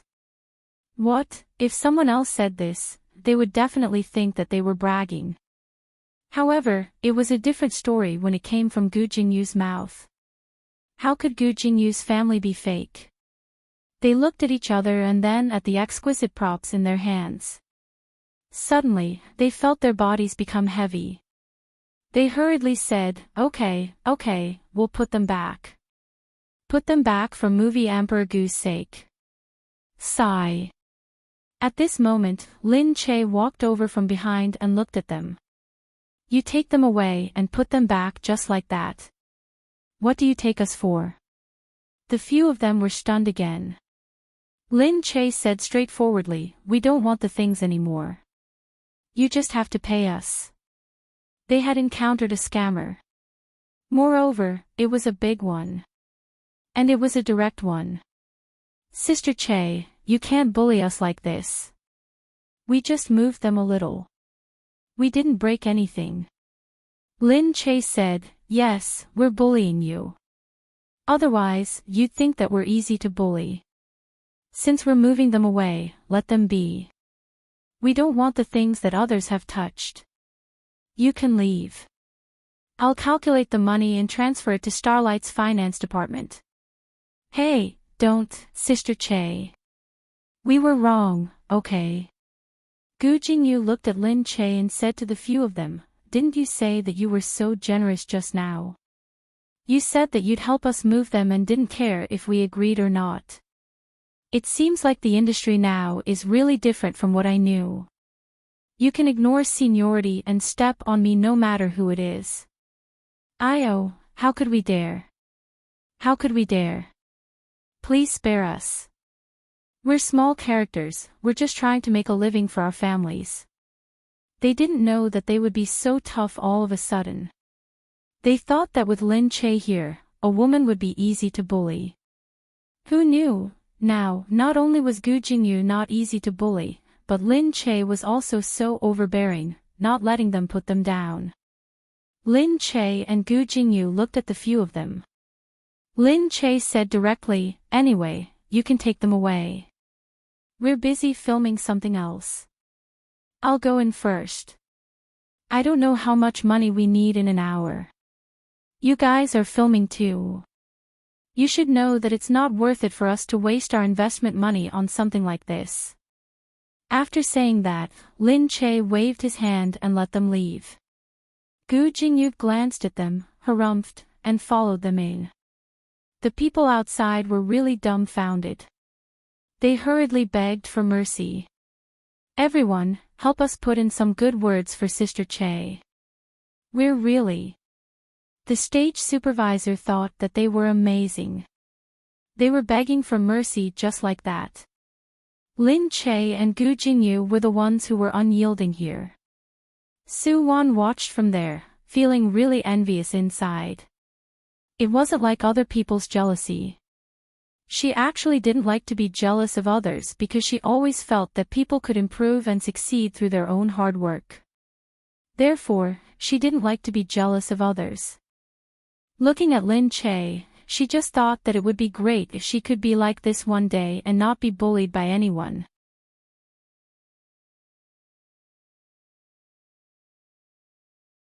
Chapter 12:21. It wasn't that they didn't really want those props. Lin Che just wanted them to know that it was easier to invite Buddha than to send him away. Since they took it, it wasn't so easy to put it back. As expected, the other party waited outside and begged for mercy for a long time. Finally, after half a day, they were told that they could leave after putting the things down. They hurriedly ran away dejectedly. When they returned to the set, they were immediately scolded by Xing Hui. They lost another person to Xing Hui for no reason at all. The smell of gunpowder between the two families had been very intense these days. Now, it was all good. All of a sudden, it was suppressed by the other party. We didn't think that a little girl like Lin Che would be so strong-willed. That's right. He's not afraid that we'll really take those props away. They went back and ridiculed. Someone said, isn't it because Gu Jingyu is there?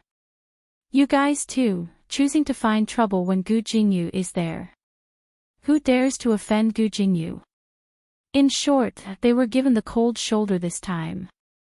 They didn't dare to clash with Lin Che's crew for a long time after they went back.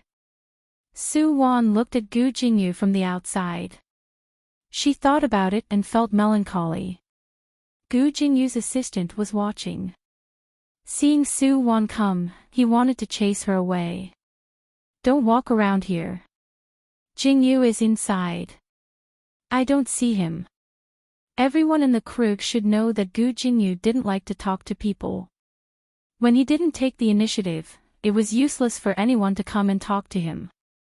Su Wan said, "Oh, okay." She was just about to turn around when Gu Jingyu came. Let her in. The assistant pointed at Su Wan. Let her. Yes. The assistant looked at Su Wan even more deeply. What was special about this woman? Gu Jingyu looked at Su Wan. What's the matter? Su Wan said, this dress. She handed the dress over and said, I accidentally wore it last time. Gu Jingyu glanced at it and reached out to take it. But he directly threw it into the trash can at the side. Su Wan froze and quickly squatted down to pick it up. What are you doing? How could such an expensive thing be thrown away so casually? However, before she could stand up, Gu Jingyu had already grabbed her wrist. His face was toward hers, and he moved closer and closer. Outside, the assistant was scared. Seeing Gu Jingyu so close to Su Wan and seeing that he was about to kiss her, she quickly pulled down the curtain in fright. She looked at the people outside and didn't allow anyone to get close. Inside, Su Wan couldn't help but blush. She looked at Gu Jingyu's abyss-like eyes. So black, so big.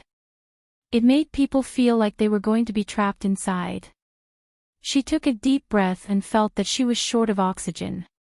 Gu Jingyu said, how are you going to pay me back for today's money? What? Su Wan said, money. You broke the prop, don't you need to pay for it? It was a need. Su Wan. She choked.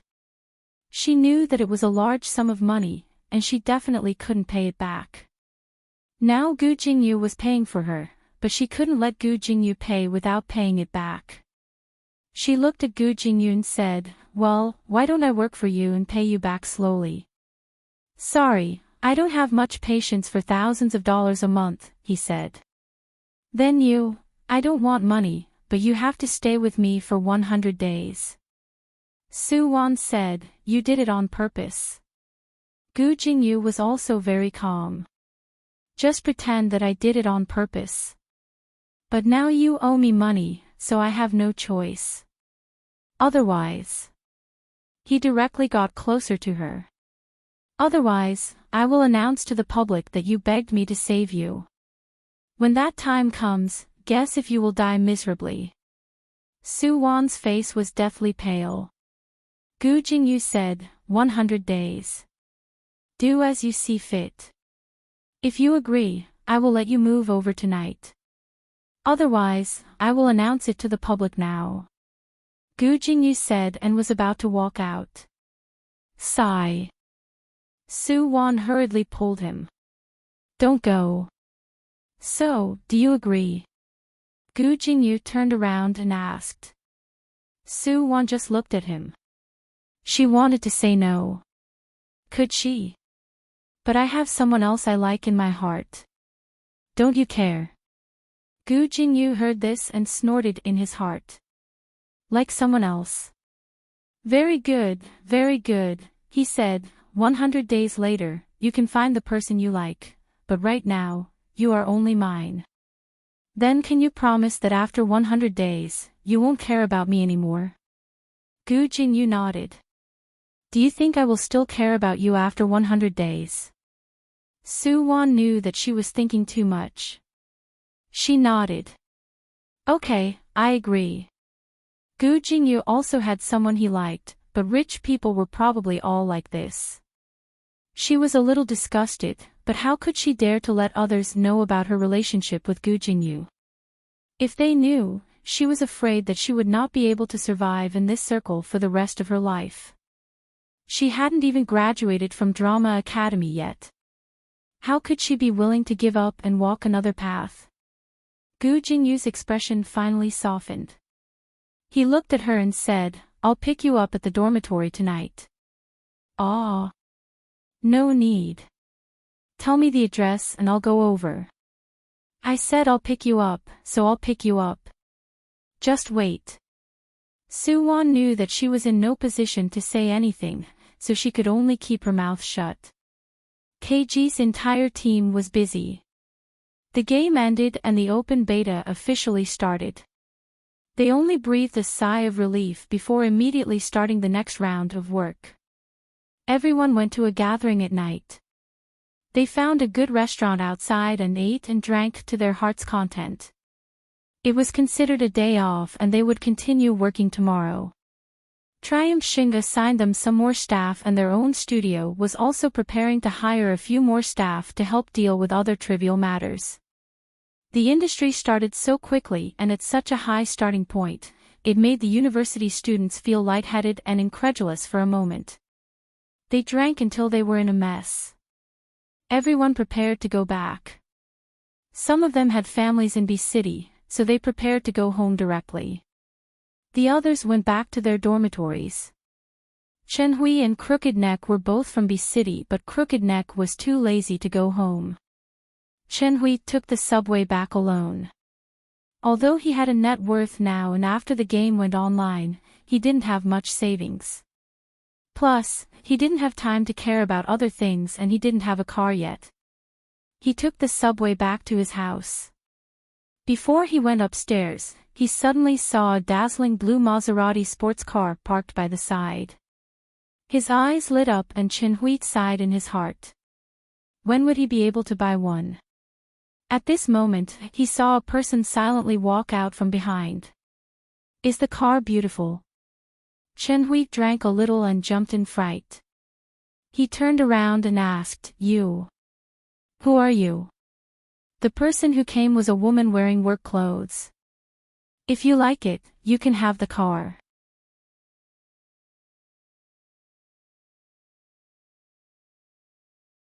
Chapter 12:22.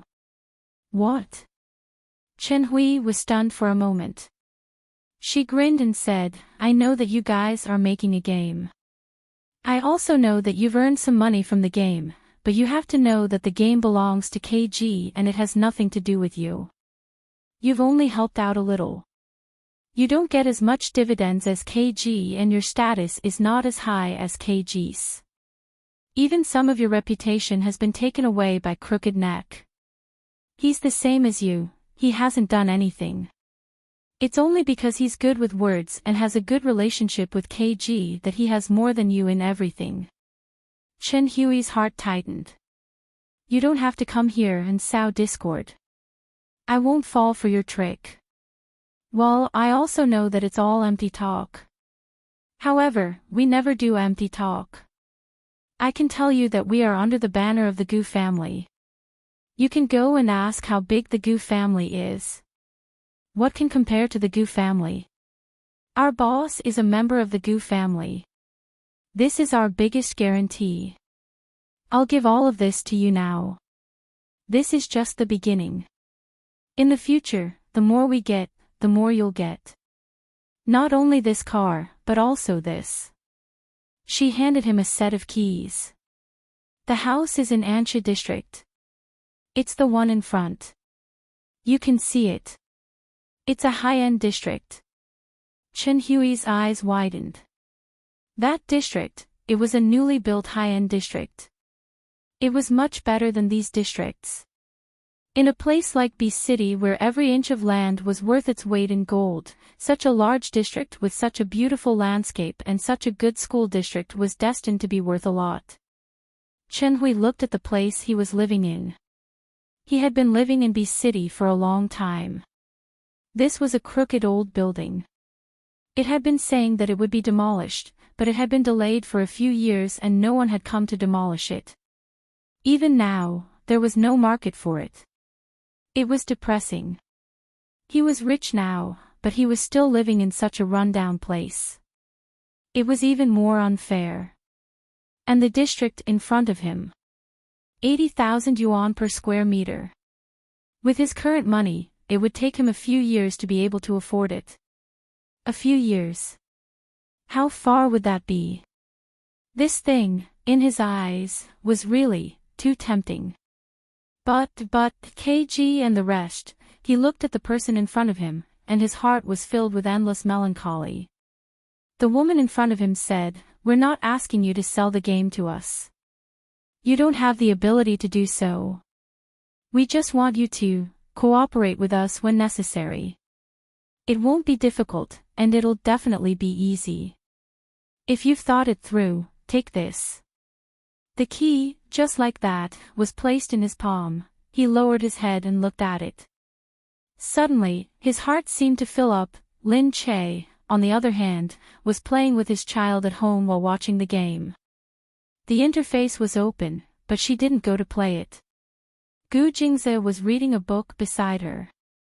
The two of them didn't interfere with each other, but they were so harmonious. It wasn't until Lin Che saw Gu Jingyu come online for a while and then go down that he remembered what had happened today. There's something wrong with Gu Jingyu today. Gu Jingze looked up. What's wrong? It feels like he's in love. As expected, Gu Jingze was interested. Really? It's true, Gu Jingyu. He's been a little absent-minded lately, and it's a little strange. I suspect that this is a sign of love. Gu Jingze said, the sago tree can even bloom. Hey, he's your younger brother after all. Gu Jingze got up and walked over. This little woman, was she speaking up for another man? He leaned over and pulled Lin Che to his side. Lin Che let out a yelp and fell into his arms. She looked at the child and said, "Don't play around, Shi Yuan is watching." Gu Jingze said, "She's still young, she won't understand." No. That's not okay either. However, before she could finish her sentence, her mouth was already covered by his. From a light kiss at the beginning, it deepened bit by bit. Lin Che was still resisting at first, but slowly, she didn't feel like resisting anymore. Seriously. No matter how long it had been, it was still easy for her to sink into his kiss. Gu Jingze slowly pushed her onto the sofa. The child sat on the carpet and played. Indeed, she didn't even look at what her parents were doing. However, Lin Che was a little nervous. She kept looking in Shi Yuan's direction and pushed Gu Jingze. Gu Jingze, what are you doing? No. Be serious. He lowered his head to look at her and kissed her lips again. She let out a whimper and felt his whole body pressing down on her with a masculine aura. In an instant, it filled all her thoughts. At this moment, Gu Jingze was always unimaginably domineering. Any rejection would be swallowed up by him. Her hand pushed out, but it was very slow and had no effect at all. It was soft, as if it was cotton. Boo-hoo. This was too much. However, when his hand fell down, suddenly, someone knocked on the door and said, "Sir." "Madam," Lin Che suddenly felt too embarrassed to face anyone. Although the person who came in immediately left, Lin Che still felt her heart stop. Her whole body leaned against the sofa. She didn't want to. She was alive. Gu Jingze narrowed his eyes and helped Lin Che tidy up her clothes. His face was full of lust. As if he wanted to kill someone, he walked out. Lin Che covered her cheeks and looked to the side. Shi Yuan was looking at her as if she had understood something. Oh my god, that damned Gu Jingze. He would tempt her every day. Now, it was too embarrassing. Outside, the helper felt like she was going to die. Because she knew that Miss Shi Yuan was inside, she acted rashly. Who knew? Their family's patient was like a ferocious beast in front of his wife. She looked at Gu Jingze coming out with a dark face and didn't dare to raise her head. What's the matter? Although Gu Jingze's voice was calm, it was obviously angry. A man with unsatisfied lust was indeed very scary. The helper hurriedly said, "Sir, there's news from headquarters." Gu Jingze paused and waved for someone to bring it. The news was brought over. It was a confidential letter. Lowering his head to take a look, his expression stiffened. Lin Che walked out and saw his expression. What's wrong? Did something happen? She looked over and saw that the letter was full of strange symbols that she couldn't understand at all. He said, "It's a confidential letter from the Gu family." A confidential letter? Yeah, something did happen. I have to go and deal with it. You should rest first. Lin Che panicked. Will there be any danger? No. I don't believe it. Gu Jingze smiled and kissed her forehead. Come back and finish what you didn't finish just now. Be good. How could he still be so indecent at a time like this?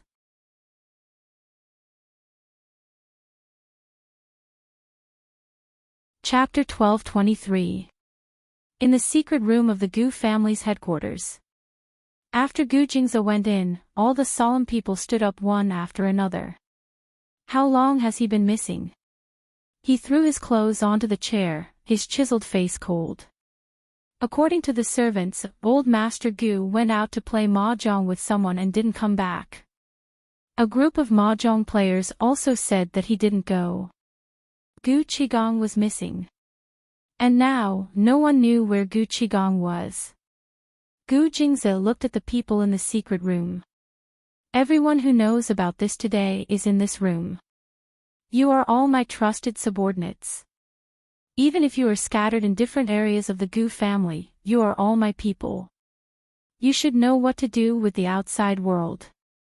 Yes, Master. The Gu clan's clan leader had a group of trusted aides. These people were usually the clan leader's trusted aides. No, only after becoming the clan leader would one know their names and positions. If it weren't for this matter, they wouldn't even know who the Gu clan's clan leader was. And the few people who came today were only a part of them. They were passed down from their ancestors. Every one of them knew their position from the moment they were born. They lived like ordinary people, but when something happened, they were absolutely loyal to the master. Now, they were called M. In the past, they were called Man Clan. Later, in modern times, they changed to a simpler name. Now, because of Gu Qigong's sudden disappearance, Gu Jingze called them here. Most of Father's bodyguards and secret guards have been given to Nian Nian. He doesn't have many of them. But if someone wanted to take Father away from the secret guards and bodyguards, it must be someone from the Gu family, Gu Jingze said. The few people said in surprise, Master, do you suspect that it was done by those relatives? That's right. To do something like this at this time, it was expected. But they actually did it in this way. It was true that Gu Qigong was his father, but he was also a special father. He had never played the role of a father in Gu Jingze's life for more than a few days, but he was truly a father in his flesh and blood. Master, what do you want us to do now? Gu Jingze looked outside. Save him. Lin Che was still waiting in the room, but Gu Jingze still hadn't returned. She opened the door and called for Dongzi. Go and ask if Gu Jingze has any urgent problems. Dongzi answered and went out. She stood there, holding her chin and looking outside. She couldn't think of anything that would make him leave in such a hurry. At this time, it should be late at night. Mu Wanqing suddenly called. Lin Che suddenly had a bad feeling. He picked up the phone and said, Mom, why are you so late? Mu Wanqing said over the phone, something happened, little Che. What is it? Let's talk in person. This is more important. Alright, I'll go find you. Don't come to the Gu family. Go to number 36 Qinghe Road. That's a place that belongs to my mother's family. No one knows about it. Before Mu Wanqing married into the Gu family, her family was also wealthy. The Mu family was not a family like the Gu family, but they were also a family of scholars. Their family had been wealthy for many years, and they were low-key and thrifty. When Lin Che arrived, he saw that Mu Wanqing was already waiting there. Lin Che hurriedly walked in. Mom, what happened? Why is it so serious? Mu Wanqing stood up and said, I'm worried that someone is eavesdropping on the phone. After all, it's not safe. What? Lin Che immediately felt that it was a little serious. Mu Wanqing said, Jingze's father disappeared yesterday. When Mu Wanqing said this, her eyes were already red. Lin Che was even more surprised. Father is missing. Mu Wanqing choked for a moment and covered it up. She raised her head and continued, but today, Jingze went to look for someone. He has fallen into a trap. Lin Che's heart calmed down. Is Gu Jingze in danger? That's right. I don't know where he went. I only know that after he fell into the trap, he escaped. He brought more than 10 personal guards with him, and they were all wiped out. However, they didn't find Jingze. Jingze escaped, but I don't know where he is now. How could this be? Lin Che's heart suddenly seemed to burst out of his throat. Mu Wanqing said, right now, the only person I can trust is you, little Che. What should I do now? If something happens to Jingze, I don't want to live anymore. It's all my fault. I made Jingze risk his life to save Qigong, but in the end, I didn't manage to save him. Mu Wanqing seemed to have broken down. She sat there with a dejected look on her face. She couldn't even speak clearly. Lin Che's mind was in a mess. However, looking at Mu Wanqing, she lowered her head and held Mu Wanqing's hand. Mom, it's useless to think about this now. That's our father. If it wasn't for you, he would have gone to save him, because he is Gu Jingze. Gu Jingze was such a good father, a good son, and a good husband. Lin Che thought for a moment. Does the Gu family already know about Gu Jingze's disappearance? That's right. The clan is in a mess. Then, does anyone know who did it?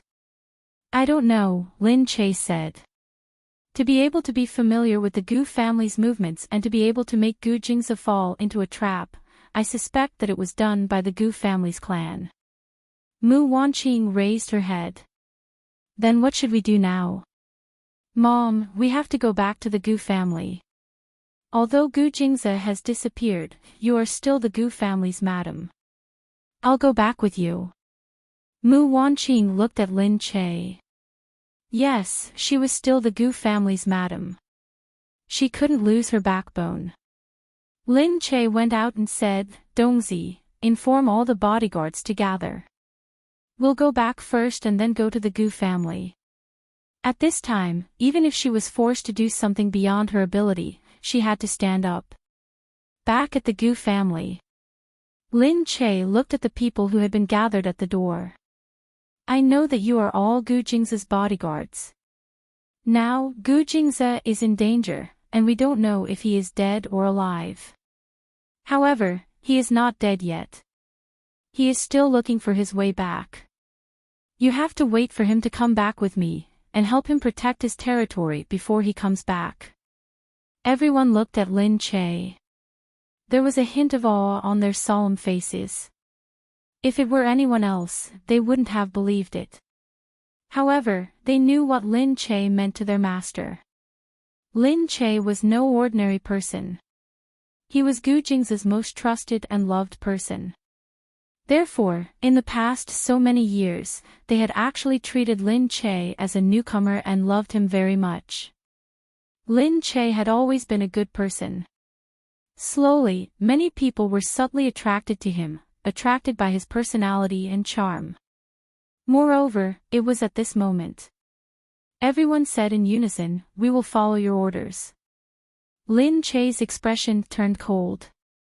He looked at the crowd and said, "All right, now listen to my orders."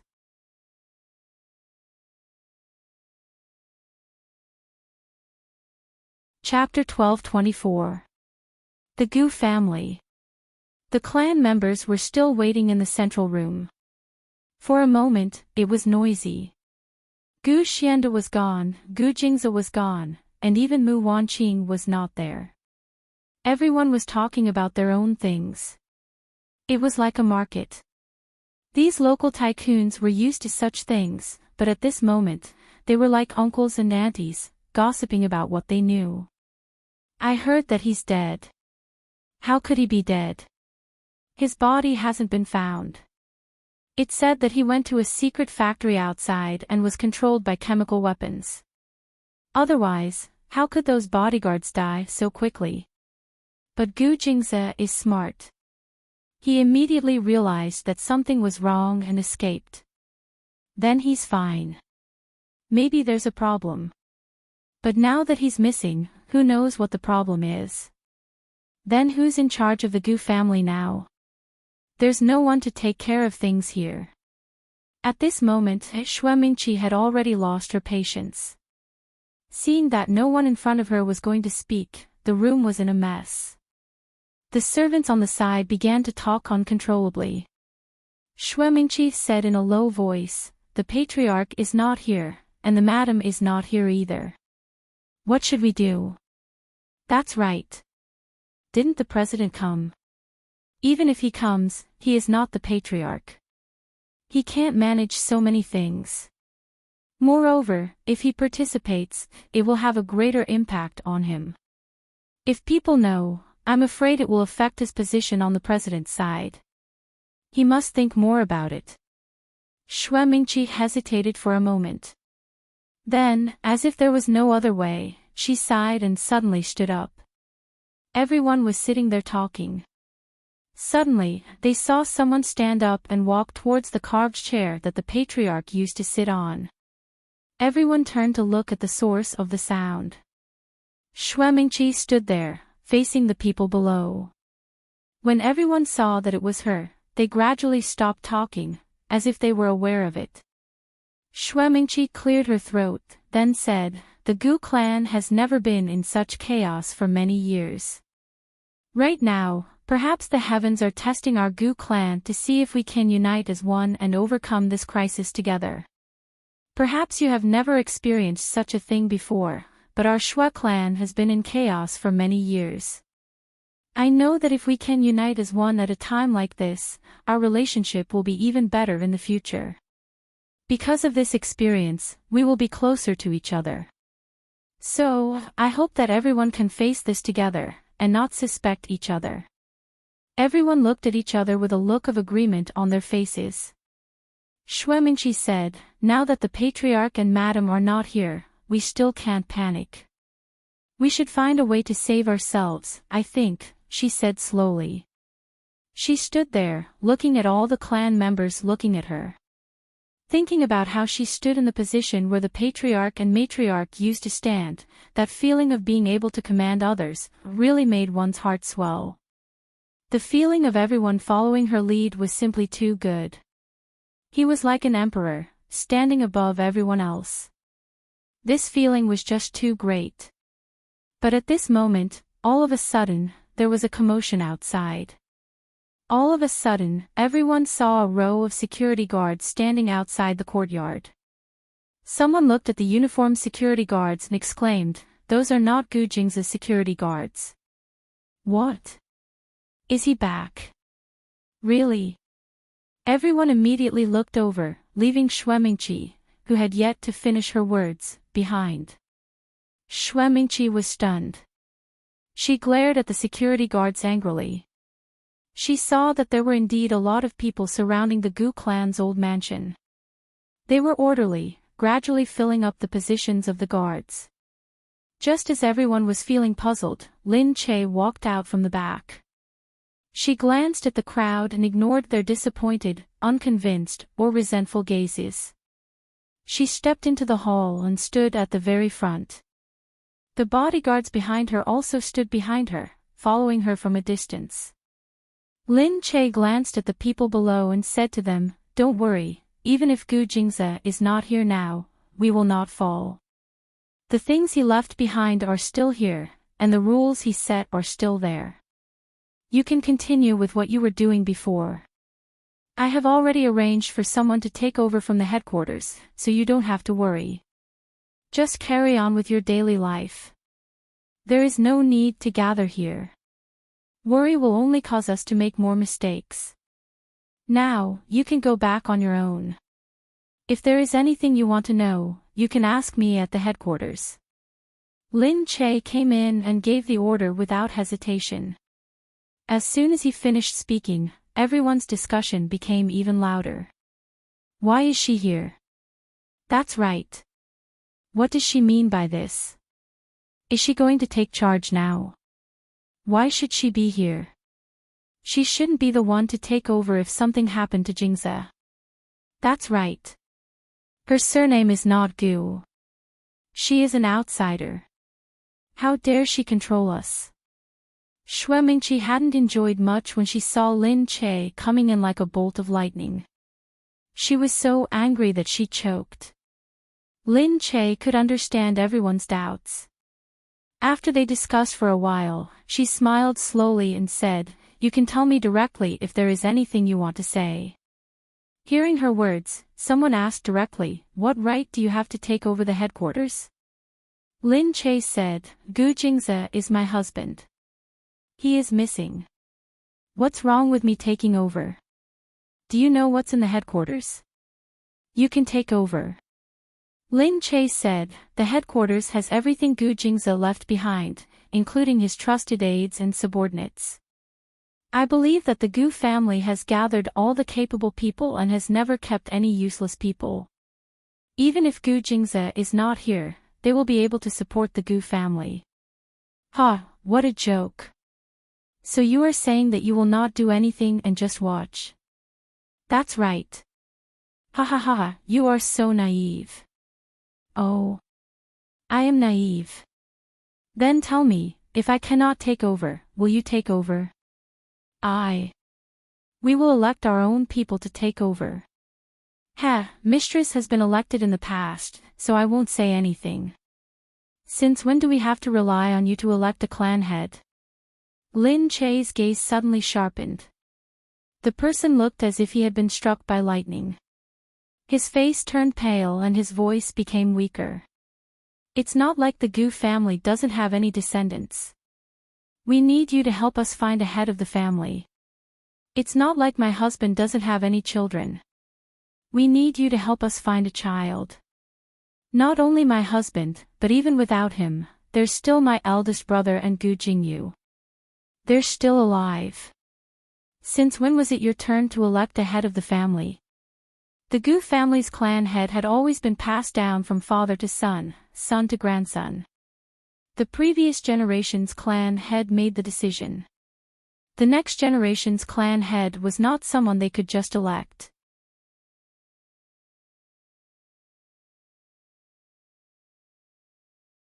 Chapter 1225. The corner of Lin Che's lips curled up into a mocking smile. Even though Nian Nian is still young, he's still Gu Jing's biological son. Even if Gu Jingze never returns, Nian Nian will naturally take over as the patriarch. What are you guys trying to do? Bullying Nian Nian because he's young and I'm a woman. Everyone was speechless. Lin Che didn't plan on giving them a chance to speak. Now, I will temporarily take over Gu Jing's bodyguards. I will also temporarily take over the patriarch's bodyguards. Everything will be handled by the headquarters. There is no need to change anything. If there is anything, hand it over to Qin Hao and then pass it to me. If you have any objections, you can come to the headquarters to discuss it with me. Sigh, she's in charge now. What's going on? Why is it her? Everyone wanted to say something, but when they looked outside and saw that Gu Jing's bodyguards were looking forward solemnly, it seemed like everything was under Lin Che's control. Qin Hao, who used to be Gu Jing's right-hand man, was also beside him. The rest of the people seemed to trust Lin Che. Gu Jing's men were now hugging Lin Che's side and obeying his orders. They couldn't resist even if they wanted to. The group could only slowly disperse. Is the Gu family going to have the surname Lin now? That's enough. Gu Jing's men are usually very shrewd. Why are they all on Lin Che's side now? I can't tell. She usually acts like she doesn't know anything, but she is really good at winning people over. Isn't that right? They all listen to her now. She has a son and a daughter down there. What else can we do? Xue Mingqi was still standing there, feeling empty. But it had already been completely forgotten and completely ignored by others. How could she have imagined that Lin Che, who had just arrived, didn't even say any words of encouragement? Instead, he directly gave the order and settled the matter. He didn't even give her a chance to refute. Xue Mingqi felt like she was going crazy as she stood there and watched everyone leave. This Lin Che, did he purposely come to oppose her? However, she didn't expect this woman, who was usually like a vase, to be so tough today. At this moment, Lin Che slowly turned his head and looked at Xue Mingqi. Pretending that he had just seen her, Lin Che said, "Hey, why is Miss Xue still here?" "Hee, why are you still here?" Xue Mingqi looked at Lin Che with a mocking expression. She said, "It's nothing. I'll leave now. However, you've just taken over. If there's anything you don't understand, you can ask me." "Oh, is that so?" "That's not necessary. I think Assistant Qin will understand what I don't understand, and if Assistant Qin doesn't understand, other people will understand. Besides, although Miss Xue is very capable, she has never been to the headquarters, so there are probably a lot of problems that she doesn't know. Don't worry about me. There are a lot of people here, and I believe that they have been in the headquarters for so many years. They should be able to teach me a lot of things." Xue Mingqi's face turned pale. Yes, she had never been to the headquarters. Looking around, she was surrounded by Gu Jing's capable people. With them around, it was indeed not easy to make a mistake. Xue Mingqi's heart was once again unbalanced. What's so great about it?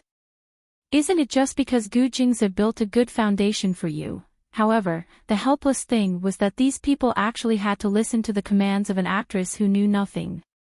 Xue Mingqi left with a cold expression. Lin Che glanced over, then turned back to Qin Hao. "Is the headquarters ready?" Qin Hao said, "Don't worry, madam, everything is ready." Lin Che took a deep breath. Have you arranged for people to search for Gu Jing's whereabouts?" "Yes, they are searching at all times." "Very good, let me know if there's any news." "Now, let's go to the headquarters." Gu Jingze slowly opened his eyes. What entered his eyes was a pink color. When he raised his head, he saw an lawn in front of him. In an instant, he sat up and cautiously leaned back. He looked at Enlon, then looked at himself. There seemed to be nothing wrong. It seemed like Enlon hadn't touched him. "Missin, why am I here?" Enlon looked at Gu Jingzi. "We found you injured at the bottom of the cliff, so we brought you back." "You're injured, lie down." Enlon looked at Gu Jingzi's beautiful eyes. When she saw the unconscious man just now, he was so exquisite, like a beautiful work of art. She wanted to reach out and touch him, but she didn't know if it was because he was too vigilant, or if it was a coincidence, but the moment she reached out, his eyes opened. It was a coincidence. When she found out that something had happened to Gu Jingzi, she thought to herself, how could such a good man get into trouble? She sent people to search for him, but unexpectedly, they found him in a bush. Because the dog she had brought with her had smelled the blood, it had found the injured Gu Jingzi in no time. Therefore, she hurriedly brought him back and brought him to her residence without everyone knowing. Gu Jingzi looked down at himself. The wound on his abdomen had probably been cleaned.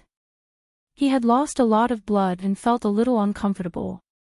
He looked at her and said, "Thank you for your help, miss," and he was about to get off the bed when Enlon hurriedly said, "No, you've lost a lot of blood and need to rest. Don't move. I can get it for you if you need anything."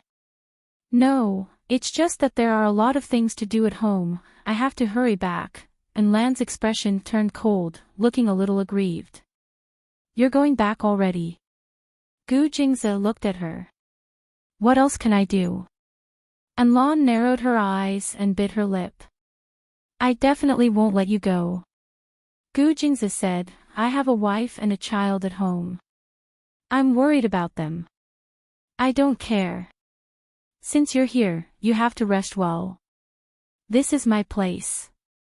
I saved you, so you owe me a life. You have to leave, but you have to see if the people here will let you go." Gu Jingzi looked up. There were people outside and the surveillance was tight. Gu Jingzi said, "So, missin, are you determined to keep me here?" "I'm not trying to do anything else. I just hope that you can rest well. Look at you. You can't even walk a few steps now, can you?" He moved. Indeed, his footsteps were very heavy. It seemed like it was the result of injecting some kind of medicine. He glanced at her.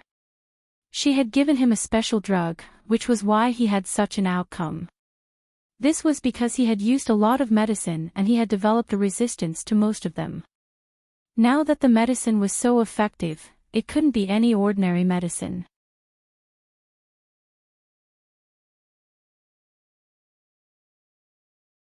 Chapter 12:26.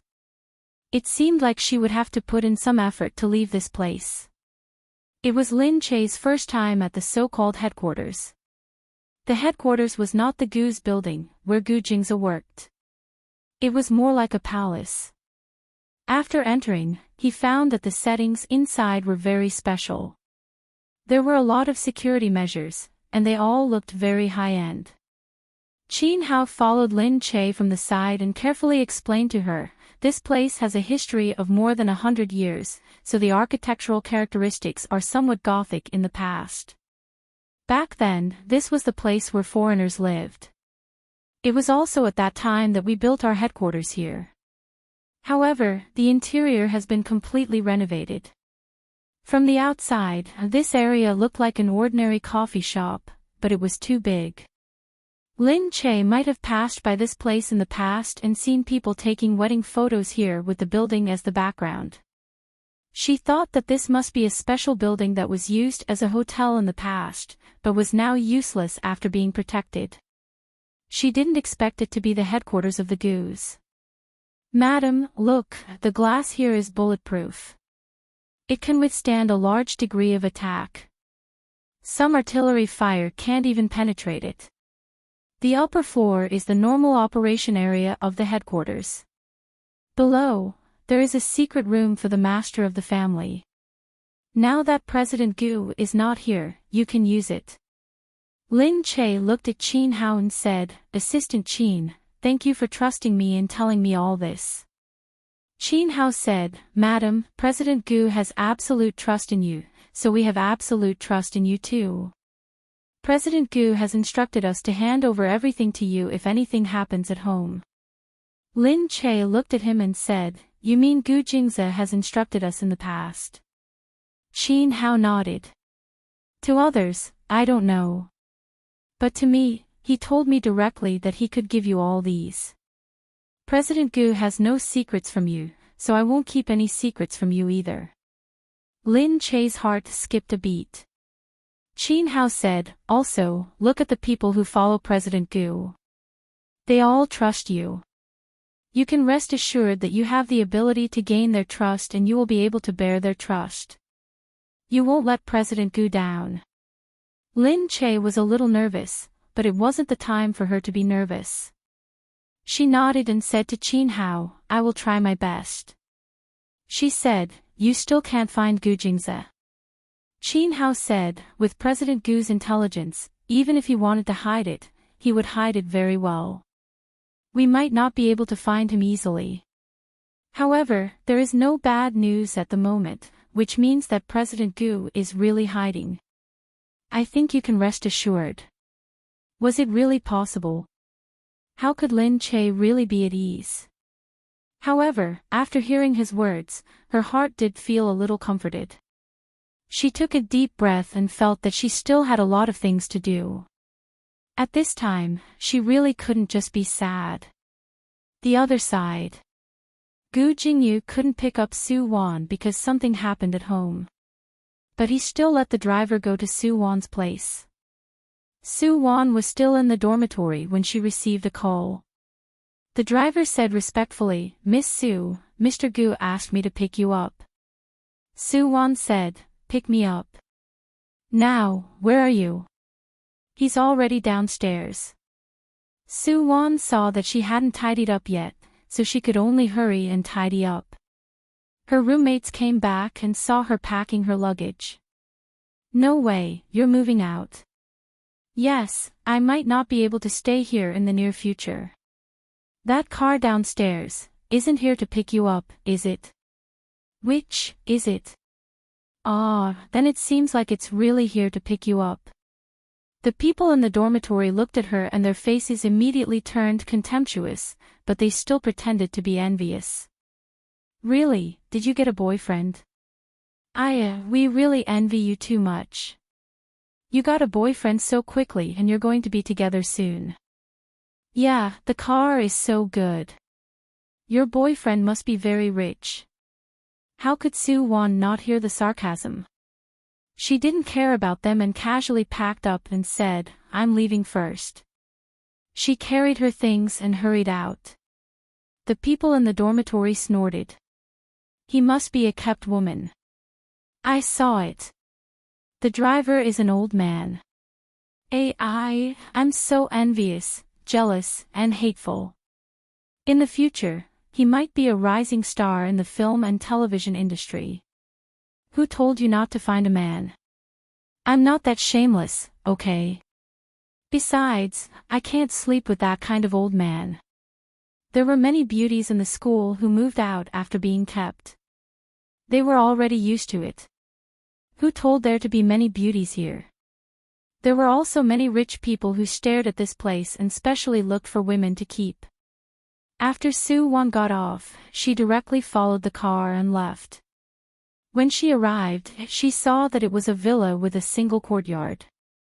It was much bigger than the villa she imagined. From afar, it looked like a garden. There were already more than a dozen garages in front. She didn't know if there were cars parked inside. After the housekeeper came down, he said, Miss Su, is it? Third young master is not here today. There are some matters at home that he has to deal with. You can stay here first. The room has been prepared and everything has been prepared. Third young master might come back tonight. Oh, thank you. Su Wan heard that Gu Jingyu was not here and she was really relieved. Now that she saw him, she didn't know what attitude she should use to meet him. After all, the current Gu Jingyu was actually the man who kept her sugar daddy. after entering, she saw that the room was really big. Someone had already prepared all sorts of clothes for her. She opened the wardrobe. From pajamas, underwear, to outerwear, there was a pile of gorgeous clothes, surprising her. Everyone said that the Gu family was different in Country C. The reason why no one dared to provoke Gu Jingyu was not only because he was a superstar, a national treasure, but also because his background was too strong. She sat on the well-made bed and caressed it, feeling apprehensive. But at this time, she heard a voice outside. Gu Jingyu, are you here? Are you here or not? Su Wan froze. It's actually Lin Che. She hurriedly walked out. As expected, she saw Lin Che walking in. He saw Su Wan with a glance. Lin Che froze there. Yug, Su Wan felt guilty and ashamed in her heart. She felt like she was caught in the act, making her feel too ashamed to show her face. Sorry, Sister Che. Gu Jingyu and I didn't want to. If you want to hit me, scold me. I can do it. Hit me, me. Lin Che pointed at himself. Why would I hit you? Aren't you and Gu Jingyu a couple? Su Wan said.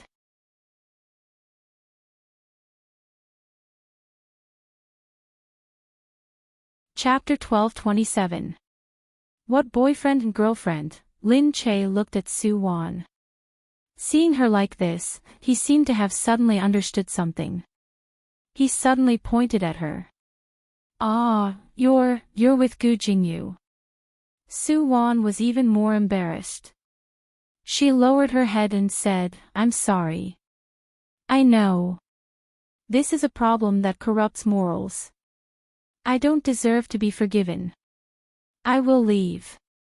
I will quit. I will stay far away from Gu Jingyu. Hey. You must have misunderstood something.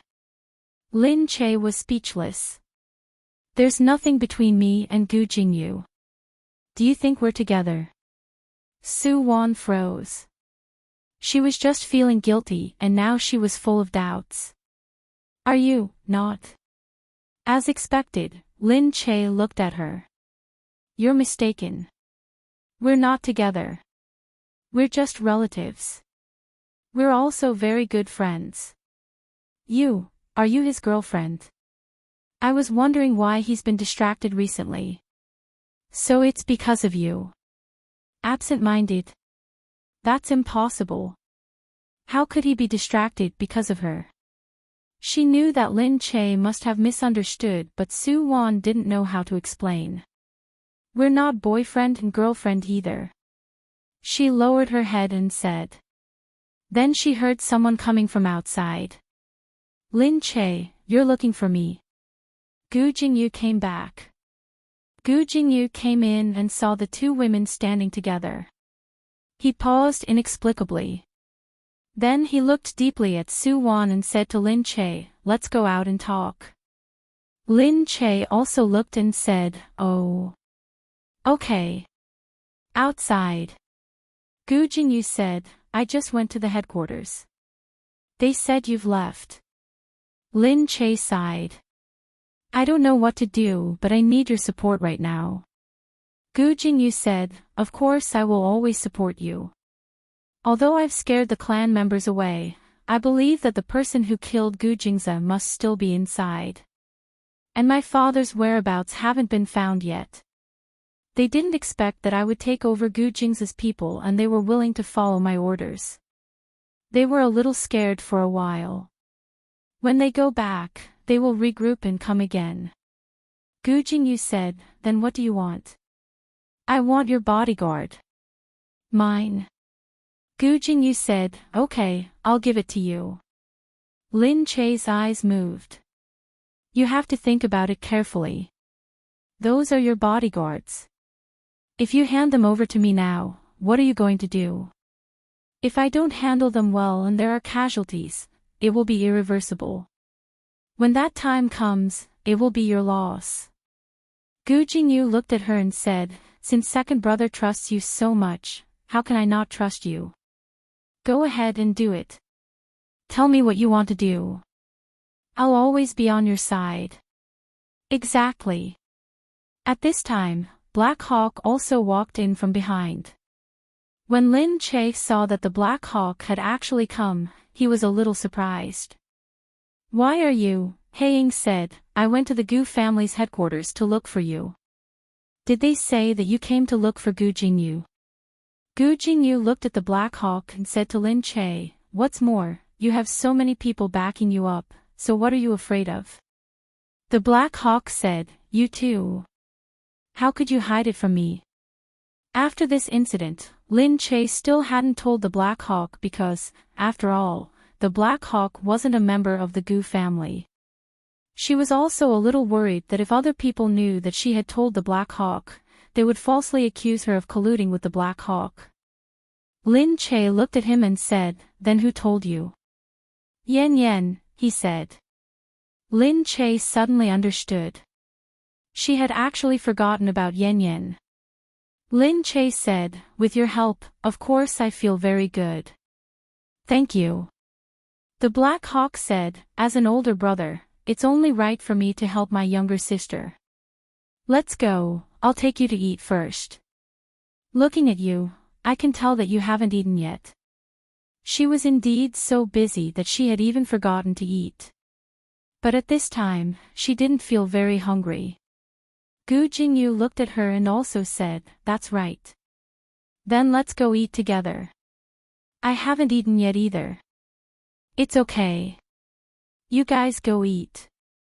I'm not hungry yet. It'll be the same when we go back. Gu Jingyu said, that won't do. How can you not eat? If you don't eat, you'll fall first. How are you going to help second brother? Lin Che thought that was true. She said, okay then, let's go eat together. She knew that these two wanted to watch her and not let her imagination run wild, so they wanted to eat together. She should accept their kindness. Before turning around, Lin Che said, oh yeah, call Su Wan along. I saw her inside. Gu Jingyu frowned. No need. Lin Che said, why not? Otherwise, how would she eat? Okay, she should have eaten already. We'll just eat. Not allowing Lin Che to say anything, the two had already pulled her away. At night, Gu Jingyu came back. In the room, he looked at Su Wan. Su Wan was originally reading the script, but when she saw Gu Jingyu, she quickly jumped down. Su Wan said, you're back. Gu Jingyu directly laid down and looked at Su Wan. You're not allowed to say that you saw Lin Che. Otherwise, you'll have to bear the consequences. Oh, okay, I know. Su Wan thought about it and said, I thought you guys were together. Gu Jingyu said, no, she's my sister-in-law. Are you crazy? I'm with her. Sister-in-law. Su Wan said, she's married. Yes. It's your brother. Yes. Su Wan really felt embarrassed. But if it was Gu Jingyu's brother, then who was it? Gu Jingyu had two brothers. One was the current president, Gu Jingming. That was impossible. Everyone could always see the president's wife. It couldn't be Lin Che. The other brother seemed to be the low-key tycoon, Gu Jingze. Could it be that Lin Che was already married to Gu Jingze? Everyone still didn't know anything about Gu Jingze and didn't know if he was married or not. There was also no external news or news. As for Lin Che, there was no news of him being married. Then it seemed like it was him. So that's how it was, Su Wan thought. No wonder Lin Che's temperament was so different. After all, in addition to being a movie empress, she was also Mrs. Gu. No wonder the people around Lin Che were so powerful. It turned out that those bodyguards were not to be trifled with. Now that she thought about it, they were indeed similar to the bodyguards around Gu Jingyu. Su-won said, "Sorry, I didn't know. I thought you guys." Gu Jingyu looked at Su-won and said, "You thought we were together?" Ha! He hooked his hand and called Su-won over. Su-won blushed and didn't dare to move. Gu Jingyu raised his brows.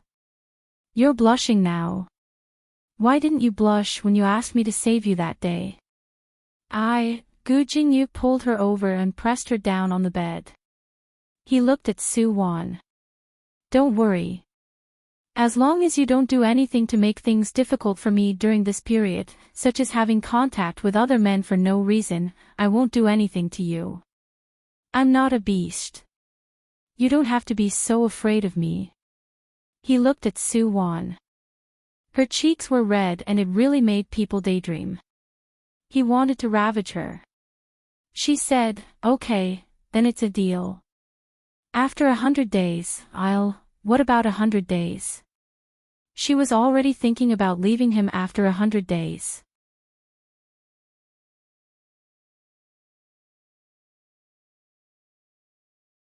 Chapter 12:28. Let's talk about this in 100 days. Gu Jingyu said as he pressed her down. Before they could find Gu Jingza, there were already people in the Gu family who were ready to make a move. Xue Mingqi followed everyone to the meeting. On the way, someone looked at the Gu family's headquarters and said, "I can't imagine what that actress would look like sitting there." Another person said, "It's disgusting to think about it. She's sitting in the master's seat, not today. We must get her to come down. Why should she sit there?" Xue Mingqi remained silent at the back. In the end, she calmly said to everyone, "Don't be impatient. She doesn't know anything. We should give in to her. Why should she sit there when she doesn't know anything? No way, I won't agree to it." Xue Mingqi's few understated words made the few people even angrier. Just like that, the group of people entered the headquarters. Gu Jing's original seat was now occupied by Lin Che. She was wearing a simple outfit, no different from when she came to Japan. But perhaps it was because she was sitting there was a hint of fierceness in her eyes. Looking in front of her, she threw the thing on the table with an expressionless face. After Gu Jingza left, we didn't do anything, did we? She didn't know if she was deliberately making things difficult for her. Lin Che could see that these people had been on strike for the past few days. They didn't bring in any reports. They didn't even hand in the usual things. Was he purposely trying to put her in her place? Everyone's heart skipped a beat when they heard that. Xue Mingqi looked at her. Qin Hao was standing beside her, and the secretary was standing beside the big chair. The secretary was holding a stack of documents. Xue Mingqi took the documents with one hand and looked up and down with a domineering attitude. The master of the Gu family had so much money in his hands and so many capable people helping him with the planning. He was like the emperor of an empire. Every move he made could dictate the lives of many people. Not to mention the others, just the people sitting in this room already had half the wealth of Sea Country. They were all relatives of the Gu family. But now, they had to listen to her orders. So, how could she not look imposing? Regardless of whether it was a cat or a dog, sitting on that seat was a symbol of wealth. After all, that was the pinnacle of the entire empire. Standing there was like standing at the top of the world. How could Xue Mingqi not want to sit in that position? Unfortunately, she was a clan relative, so she couldn't reach that position no matter what. That was why she wanted to be the mistress so much. That way, she could get closer to that place. Now, the mistress had planned for so long, but she still couldn't succeed. He still had to watch this annoying woman sit on top and command the army. She was already going crazy with jealousy. The people below looked at Lin Che and snorted, "Sigh, no one told us who to hand it over to." That's right. We don't know if we should hand over some important and confidential documents. Besides, we don't know if you understand it or not. Exactly. Lin Che laughed coldly. So you are challenging the Gu family's rules, and preparing to resist the Gu family's rules together. Anyone who disobeyed the Gu family's rules would be severely punished. Some went in there and lost half their lives. No one was an exception. From the patriarch to all the clan members. That was why everyone was afraid of the Gu family's rules. The few of them looked at each other, then at Lin Che. But you're not the patriarch. Lin Che said, I already said that I will temporarily take over the position of patriarch. Just because you say so. Someone stood up and said directly, you didn't ask for our opinion last time. You just said that you would temporarily take over the patriarch and take over the headquarters. Under your threat, we had no choice but to listen to you. After we went back, we felt that something was wrong. Why do you have to take over just because you said so? We should at least agree on this and discuss it. Alright, then let's discuss it. Lin Che had already guessed that they would definitely cause trouble today. She slowly stood up and looked at the people below. Now, I say that I want to take over as patriarch. Who objects? Many of the people below raised their hands. Lin Che glanced at them. Most of them were people who would side with the Shui family. Alright, then, how many people agree with this? Only a few people raised their hands. He could tell that they were on Gu Jing's side.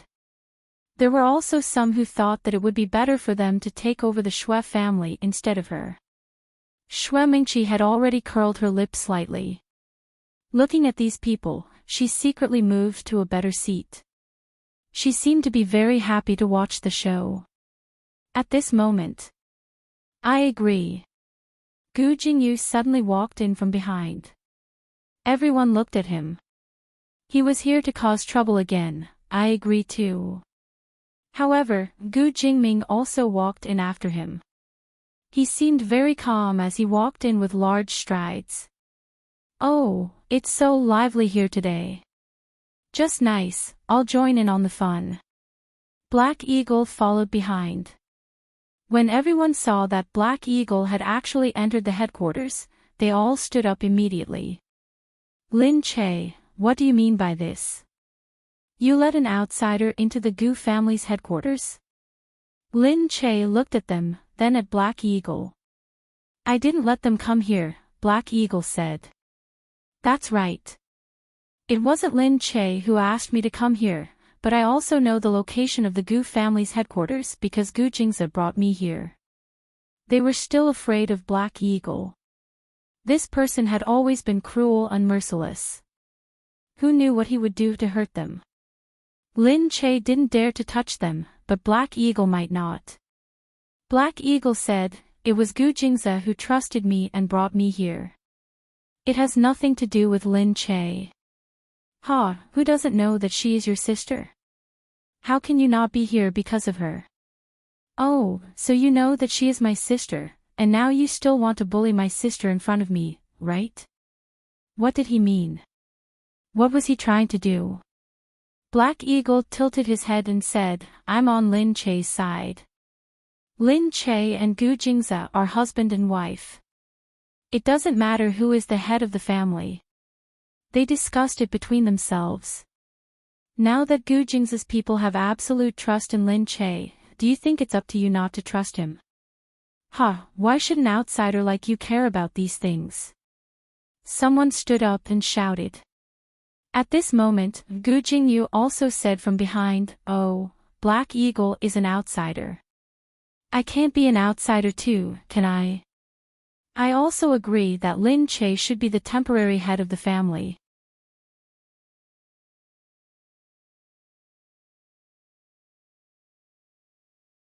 Chapter 1229. Gu Jingming added, that's right. We can't handle it because of our identities, but Lin Che can handle it for us. I recommend him too. A few important people stood on Lin Che's side. Then, someone said fearlessly, if the minority obeys the majority, she can't be the temporary replacement. We would rather have Jingming or Jingyu take over. They knew that Gu Jingming couldn't be the temporary replacement. Gu Jingyu had never been involved in the internal affairs of the family. Gu Jing's subordinates wouldn't obey his orders, so they said it on purpose. Then, are you trying to bully my mother because my father isn't here and there's no man in my family? At this moment, a slightly childish voice with a hint of anger rang out coldly from behind. The few people turned around to look. Gu Xinian was followed by a few people and they walked in together. Everyone recognized Gu Xinian. As the eldest son of Gu Jingze, he was the eldest son of the Gu family's first wife. Everyone knew that his status was different. Moreover, this child looked different from other children. He had an imposing manner since he was young. At this time, there were 4 people behind him, divided into 2 sides. He walked from the middle, wearing a neat little shirt, clean hair, fair face, looking like a little angelic child, but his body exuded a bit of coldness, making people look at his eyes as if they were looking at his biological father who had just disappeared. The same coldness. The people below didn't expect this child to stand up at this time. Why was he here at this time? He was about 5 years old. He looked young, but when he looked at people, he was distant and cold. Although he looked good, they couldn't like him. Mainly, they were standing on the opposite side of Lin Che. And this was Lin Che's son. The few people moved aside. Gu Xinian stood there and looked at everyone. Lin Che looked at Gu Xinian. Nian Nian, what are you doing here? Gu Xinian looked up. Mom, Dad isn't here. I'm the only man in the family now. Of course I have to be here. Lin Che's heart warmed. This child, he really made people feel helpless. But he was so sensible. He knew how to protect his mother at such a young age. Lin Che and Gu Xinian stood together and looked at the people in front. Someone looked at Gu Xinian and was stunned by this child. Then, he said, "Hey, this isn't a kindergarten. Lin Che, can you take the child away first?" Lin Che said, "This is the Gu family. My son is the eldest son of the Gu family. Why can't he be here? Even if he leaves, it will be someone else. He is the most qualified person to stand here." Hearing this, all the relatives who were not surnamed Gu looked unhappy, especially the one who had just stood up to speak. Another said, "But he's not even 5 years old yet. What does he know? Let someone take him away. He'll only cause trouble here. If he hears something and tells the other kids in the kindergarten, it won't be good." As he spoke, he didn't hold back. He waved his hand and gestured for the people beside him to take the child away. However, he didn't want to. Gu Xinian looked at the person standing over and suddenly raised his hand. Bang! A gunshot rang out. No one knew what had happened. All they saw was a gun in Gu Xinian's hand that was still steaming hot. In front of them, the man who had just walked over looked down at his chest in disbelief. It was where his heart was. Blood flowed down bit by bit and finally gathered into a river. The man fell to the ground. The people who were sitting stood up immediately. They looked at the boy who had put away his gun. He killed someone. Gu Xinian actually killed someone here. Lin Che was also stunned. Gu Xinian said coldly, "The headquarters is the authority of the Gu family. A security guard dares to behave atrociously here. This is against the rules of the Gu family. Whose security guard is this? I've taught him a lesson for you. I hope I don't have to do it myself next time." Everyone was even more stunned. This child, he was very familiar with the rules of the family. Moreover, he was the one who carried out the cruelty. That's right. Here, no one was allowed to violate the family rules and go against the master. Because the headquarters was the symbol of authority.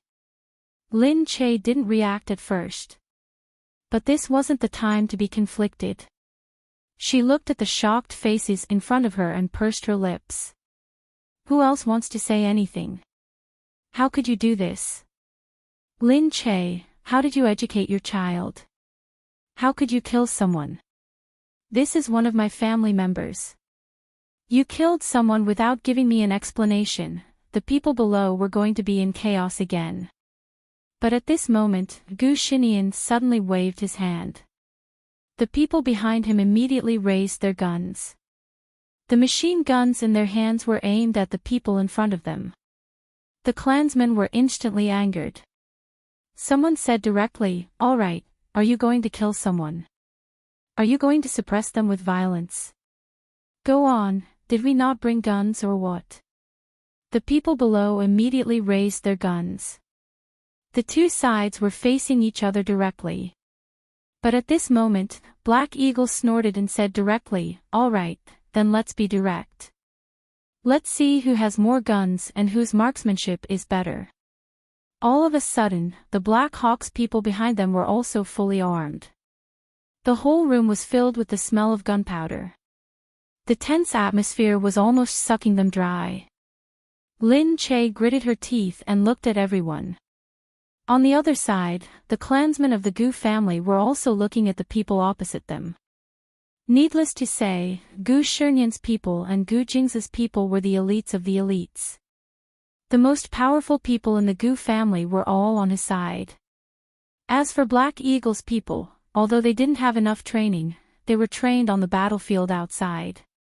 Not only were they experienced, they were also veterans who had survived a storm of bullets. Their people, these years, other than being well armed, they didn't have enough training. They definitely couldn't do it. At this moment, Lin Che slammed the table. Do you still know that this is the headquarters of the Gu family?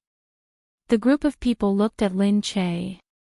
Lin Che held the documents in his hands and threw them on the long table in front of him. The documents that were thrown down flew everywhere. Some of them even hit the faces of the people in front of him. Everyone was stunned. Lin Che said coldly, "Now, if you still consider yourself a member of the Gu family, put down your guns and listen to my orders. Help me during this period of time. Otherwise, I can assume that you have left the Gu family." The people in front of him panicked a little. They looked at these people and then at the dead person on the ground. They couldn't beat them. And they were definitely not joking. They would really kill someone. If they dared to say that they had left, they would probably be killed with one shot. If they didn't leave and still wanted to resist, they would be breaking the family rules. They would also be killed with one shot. Did they still have a choice?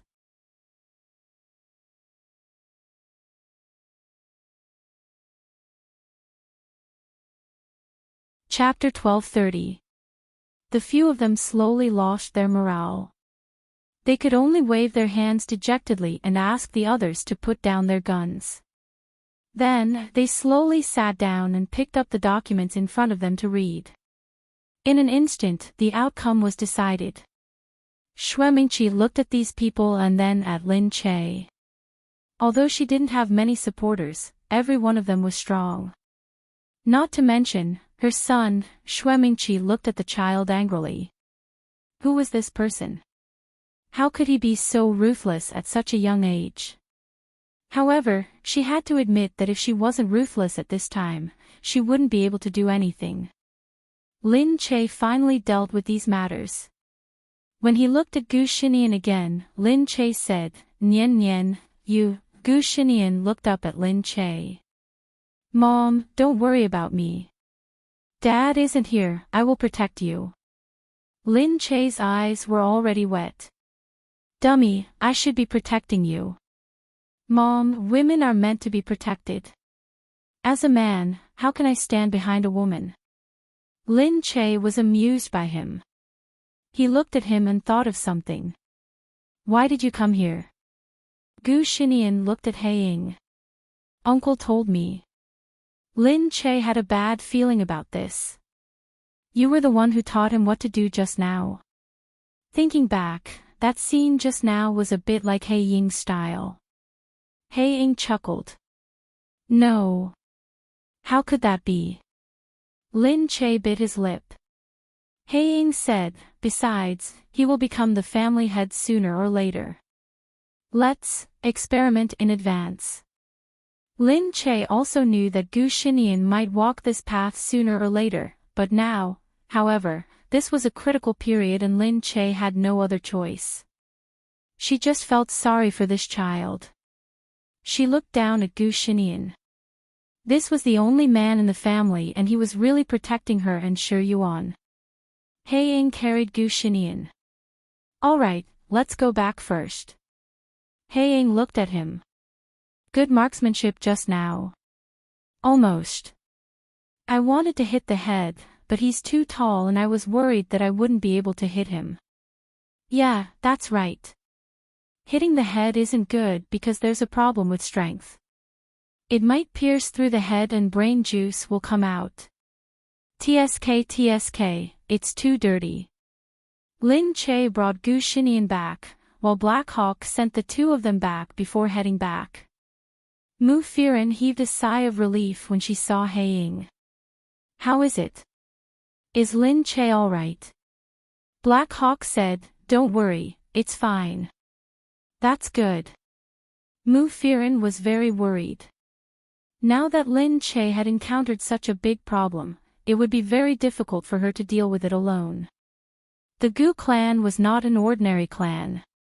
Just thinking about it made her feel afraid. However, Lin Che had picked up this heavy burden without any hesitation. This was the result of falling in love with a man like Gu Jingze. Some things had to be endured. In comparison, Mu Firen's current troubles couldn't really be considered as troubles. She said, sit down first. I'll cook. Alright. With the presence of Mu Firen, this place suddenly felt like a home. Black Hawk looked back and saw Mu Firen, wearing an apron, cutting and stir-frying vegetables skillfully. After a while, the fragrance filled the room. Seeing that the dishes were ready, Black Hawk walked over to serve them. Mu Firen said hurriedly, just put it down. I'll do it myself. Let me do the physical work of serving the dishes. Mu Firen chuckled. What kind of physical work is this? Look, Lin Che doesn't even know how to boil water at home. You should learn from him. Just let others do it when you have nothing to do. There were servants in the house, but Mu Firen still cooked by herself. When it was lunchtime, she asked the servants to leave. Mu Firen said, Lin Che is stupid. If he boils water, he might burn the house down. Don't worry, I can cook. I used to do it myself, so I'm not tired. Black Hawk still held her hand. But I don't like you to be tired. Mu Firen blushed. Then you should eat more so that I won't feel tired. Okay. The Black Hawk lowered its head and started eating. It finished the food without any hesitation. She wondered if the food was really delicious or if he was really generous. After eating, Mu Firen stood up. Black Hawk said, don't move. Let me do it. Aw. No, let me do it. She stood up, but Black Hawk pressed her down. Your hands are so tender. The dishwashing liquid is not good for your skin. I have thick skin. It's okay. Weren't men not allowed to enter the kitchen? She thought that a big man like Black Hawk wouldn't enter the kitchen either. Mu Firen usually cooked. She used to do it too. When she was on holiday, she would cook at home and ask Mo Ding to come and eat with her. However, Mo Ding never went into the kitchen. Sometimes when Mu Firen asked him for a favor, he would impatiently ask her why she didn't ask the housekeeper to do it. Sometimes, he didn't want Mu Firen to do it because he was worried that the dishwashing liquid would hurt her skin. It was not easy to take the job when Jay was advertising. Perhaps, the more capable a person was, the less they would be concerned about such things. Instead, they would dote on their women more. Mu Firen looked at Black Hawk's back and smiled sweetly in her heart.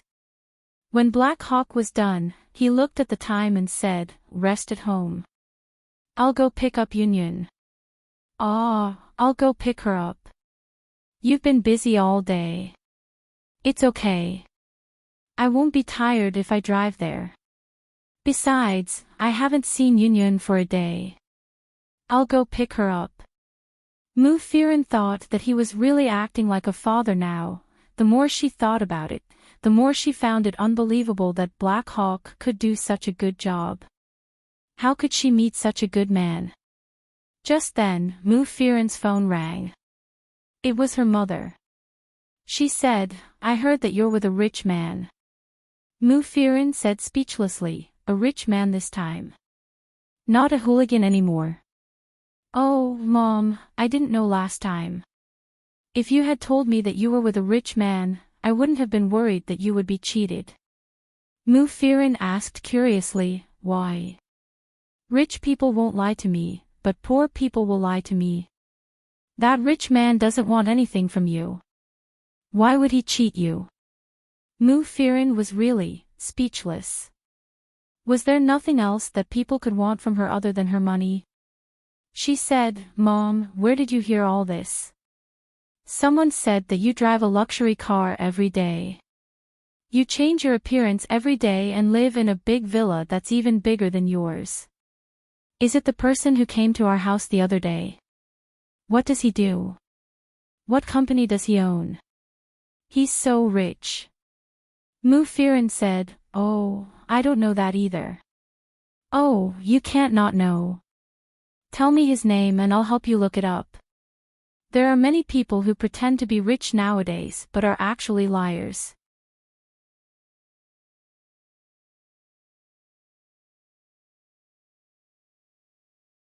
Chapter 1231.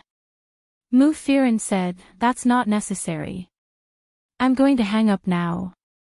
"Hey, why don't you tell Mom?" After hanging up, Mother Mu was really angry. Firen was really hard to deal with. However, when she went to play mahjong in the afternoon, she saw Firen and hurried over to her. "Firen, I think you're going to get married soon." Everyone knew about Mu Firen's divorce a while ago and they even laughed at her for a long time. Mu Firen had always been the pride of their family, but now she got divorced, which made people sigh. What was the use of being famous? At the beginning, she had unlimited glory, but later on, her marriage was not happy. For a woman, the happiest thing was to marry a good man. In the eyes of many people, this was what they thought. No matter how successful a woman was, marrying a good man was the most successful thing. That was what Mother Mu thought too. At the time of the divorce, everyone said that Mu Firen's life was doomed. Although she was a big star and many people would want her, she might be able to find a rich man and marry into a rich family in the future. But now, she had been married once and had a child. After the divorce, her value would definitely drop immediately. It was basically impossible for her to marry into a rich family. When they heard Mother Mu say that she might get married, they all came over curiously. Get married? Who? Why are they getting married? I've never heard of it. Yeah, I've never heard of it in the news. Mother Mu raised her head proudly. He's not from the entertainment circle and he doesn't want to be in the news. He likes to keep a low profile, not because he's a superstar, but because he likes Firen. Wow, if he's not from the entertainment circle, he must be a rich man. Otherwise, he wouldn't be a good match for Firen. Well, I can't say he's a rich man. He's just a little bit rich. Although she said that, her tone and expression showed what she meant. She didn't want to say that he was a little bit rich. He must be a rich man. Mother Mu said, I told you that Mo Ding. Oh, they liked each other, so I didn't say anything. But there will definitely be conflicts in the future. Didn't they divorce just like that? I don't think it's a big deal. I know our Firen. She's so outstanding. No matter what, she will always get married. So I just let her be. Everyone sighed in their hearts. They did not like to see her proud look, but there was nothing they could do. At this moment, I speak of the devil. Look, isn't that Mrs. Moo? It's your in-laws. With that, she covered her mouth and laughed. Oh, it's my ex-in-laws. The person who had come was indeed Mo Wen's mother. In the beginning, Mo Wen's mother had been brought here by Moo Moo to play. Later on, she had fallen in love with this area. Now that they met again here, it was a little awkward. However, there were some people who liked to sow discord. Seeing that the two of them had met, they immediately said, "Hey, Mrs. Mo, Mrs. Gang Moo is talking about it. Did you know that Firen is going to remarry?" Mo Wen's mother's expression changed when she heard this. She walked over and said with a smile, "Is that so? Your Firen is getting married." I really didn't expect this. Moo Moo hated Mo Wen's mother. At first, she had thought that since they were in-laws, she had to visit them. Since they didn't like her, she had rushed to please them. Now that they were divorced, who cared about her? That's right. Where's your Mo Ding? I heard that there was a problem with the Mo family and you went to look for Firen for help. But Firen didn't agree. Why? Is everything all right now? She was deliberately bringing this up to anger them. Mo Wen's mother sneered and said, "It's just a small problem. We looked for Firen because we felt that they should handle it together. Now that they're divorced, we don't have to say anything. Who is she going to marry? We're happy for her that she's remarrying. In the past, I worried a lot about this girl. We tried to persuade her even after she got divorced. We said that it wouldn't be easy for her to marry someone since she's raising a child alone. Besides, her reputation in the entertainment industry is so bad that no good person would want to marry her." Moo Moo stood up angrily. "What do you mean by that? Don't you know what's wrong with the entertainment industry?" Mo Wen's mother laughed and said, "What do you mean by that? Don't you know what's wrong with your own child? Our child is doing well. What's wrong with you?" Mo Wen's mother said, "All right then. Tell me first, who did she marry? I'd like to see who's willing to marry her." She meant that the person who married her probably wouldn't be a good person either. Moo Moo was at a loss for words. She didn't know who it was either. She said, this has to be announced by them. I can't say more." Mo Wen's mother harumphed and said, "You don't dare to say it. Look at your daughter. Who do you think would want her? What's wrong with my daughter? How can you say that? Don't tell me you don't know," Mo Wen's mother said. "You know your daughter's child, right?" Yun. Moo Moo said, "She's your granddaughter. How can you say that? Are you not treating her as your child just because she's divorced?" That's funny. That child isn't Mo Ding's at all. Who knows where she got that illegitimate child? She even wants the Mo family to raise that illegitimate child for her. Unfortunately, Mo Ding isn't a fool. He could tell from the moment they were together that she wasn't a good person. Hence, he didn't even touch her. What? This was big news. It wasn't just Moo Moo. Everyone who was playing around heard it. For a moment, there was a commotion. She's not from the Mo family. Then whose family is she? It can't be. Moo Firen doesn't look like that kind of person. The entertainment industry is really messy. No wonder they got a divorce. Moo Moo's face turned green and purple. That's impossible. That's impossible. Mo Wen's mother snorted and said, Are you sure that Mu Firen is going to get married? Is there anyone who's willing to marry her? I don't believe it. You'd better ask her properly. Don't let others play with her. After Mo Wen's mother finished speaking, she looked at Mu Mu's expression with satisfaction. Then, she turned and left. She felt strange as she walked out. Mu Firen was going to get married.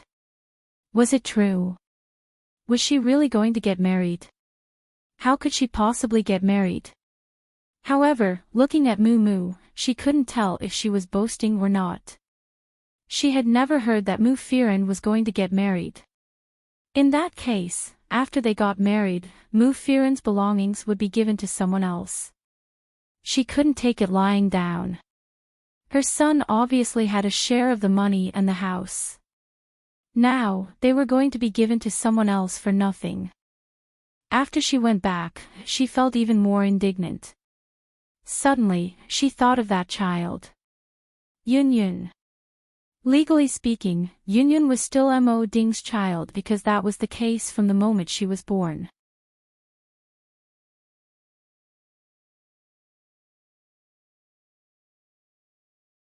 Chapter 1232. The kindergarten that Lin Che and the others had opened was now very famous in B City. Because the teachers were very good, the standard of education was very good. Some of the children had only been there for a few months, but they immediately became much more fluent in English.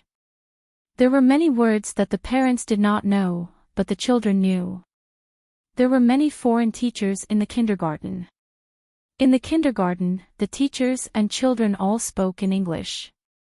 Due to the environment, the children, who were already very good at learning, learned very quickly in an environment that was close to their mother tongue. Not only that, the children became lively and cheerful when they went back. They also had their own opinions. They were very sensible and not inflexible at all. The parents could see the changes in their children. They spread the news by word of mouth and the kindergarten became even more famous. When Mo Firen's mother arrived outside the school and heard that Yun Yun was having lessons there, she thought to herself that Mu Firen was really generous with her child. She heard that the kindergarten was very expensive and it was very difficult to enter. She must have spent a lot of money to get in. She looked in from the outside. At the entrance, someone immediately asked, "Who are you? You're not allowed to enter." The security at the entrance looked very powerful. This kindergarten was really legal. Mo Firen's mother looked at them and said, "Oh, I'm here to see my granddaughter." At this moment, she said that she was her granddaughter. "What's your granddaughter's name?" "Mu Ziyun." When everyone heard that, they realized that it was Yun Yun. Lin Che had specially told them that she was the child of Black Eagle's girlfriend. He took care of her every day and doted on her as if she were his own daughter. Immediately, the few of them were very cautious. "You're her grandmother." That's right, that's right. You can check. Look, this is my identification card. Her current name is recorded in our family." Of course, the few of them had a place to check. They took the identification card and checked. It was really her. She said, "My son and daughter-in-law are divorced.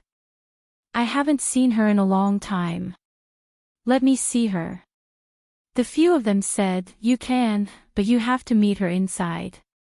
Yes, yes, yes. Of course, I know that I can't take her away. Where should I meet her? Mo Firen's mother was brought into a guest room. Yun Yun was brought in after a while. Mo Firen's mother immediately said, "Yun Yun, my granddaughter." Yun Yun blinked at her. Mo Wen's mother had only seen Yun Yun a few times. At this moment, Mo Wen's mother was very friendly. She kept telling Yun Yun that they had not come because her mother had not allowed them to see her. She kept giving Yun Yun money and food. The kindergarten would definitely inform the parents immediately. When Mu Firen heard about it, she immediately rushed over. The moment she saw Mo Wen's mother, she immediately walked over and hugged Yunyun. She looked at Mo Wen's mother and asked, what are you doing here? Mo Wen's mother stood up straight and looked at Mu Firen. He hadn't seen her for a while, and her complexion looked much better. She didn't look so haggard anymore. It seemed that they were really happy to get married. Mo Wen's mother said, I heard that you're getting married. Mu Firen was absolutely baffled. Why were they getting married? However, there was nothing to explain to her. It doesn't seem to have anything to do with you. What I'm asking is, why are you here? Why are you looking for Yunyun? Mo Wen's mother said directly, have you forgotten that Yunyun is my granddaughter? Your granddaughter.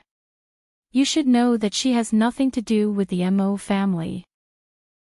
It doesn't matter just because you say so. Legally, she's still Mo Ding's child. Why didn't you tell us that you're marrying her? Let me tell you, we're going to sue you in court. We want custody of Yunyun. Mu Firen looked at Mo Wen's mother in astonishment. Are you crazy? What right do you have to ask for custody of Yunyun? What right do you have? What right? She's our granddaughter in name. We're worried that you're marrying her, so we insist on custody of her. What can you do about it? I'm sorry, but you won't be able to have her. I've been raising Yunyun all along. Besides, she's not even a part of the Mo family. You know that. I know that, but don't forget that you can't say that she's not a child of the Mo family. I heard that you're getting married. Aren't you ashamed to tell people that she's a bastard child that you had after you got married? What do you think people will say about you when they hear about this? Will they still marry you? Mu Firen said, the child doesn't belong to your family. What are you up to now? Why don't you just say it? Mo Wen's mother said, very well, I want half of your assets. So it was because of this. We won't give you the money. We've already divided the assets. Don't even think about it. Firen, think about it. You're going to marry a rich man soon. What's the use of so much money? You'll only have more money in the future. But you have to be able to marry him first. If people find out that you've been involved in promiscuous relationships in the past, will you still be able to marry him? You'd better think about which one is more worthwhile. Don't think about it. Don't even think about it. If you want to take advantage of me, no way. You can leave now. You. Fine. Mu Firen, you said it. Just you wait, we'll meet in court. Okay, whatever. Mu Firen didn't understand why they thought that she was going to get married. It was still too early for her and Haiying. After she went out, she told the kindergarten not to let anyone see Yunyun when this person came. After Mo Wen's mother went out, she didn't believe that there was no other way. Even if the Mo family couldn't get the money, they wouldn't let Mu Firen get married so easily. As she thought about this, Mo Wen's mother immediately asked someone to find out who Mu Firen was going to marry. Soon, Mu Firen returned home. Haiying heard about this. He didn't hear the details, but he knew that Mo Wen's mother had gone to the kindergarten. He asked, what are they doing there? Mu Firen lowered her head and didn't speak. Haiying said, be good. Tell me what happened so that I can help you and protect Yunyun, right? Mu Firen lifted her head and said, but I don't know whose child Yunyun is. I don't know how I got pregnant with Yunyun.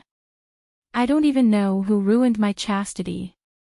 I feel I'm very dirty, silly girl, how can you say that? Haiying frowned. I won't allow you to say that about yourself. Mu Firen lifted her head and said, don't you think I'm dirty? Haiying said, dirty. You're the purest and cleanest woman I've ever seen. He picked up her hand and placed it on his chest. Mu Firen's heart skipped a beat. She lowered her head and blushed. You really don't mind? Why should I mind? Hae-ing was too good. He was so good that she felt that she wasn't good enough for him.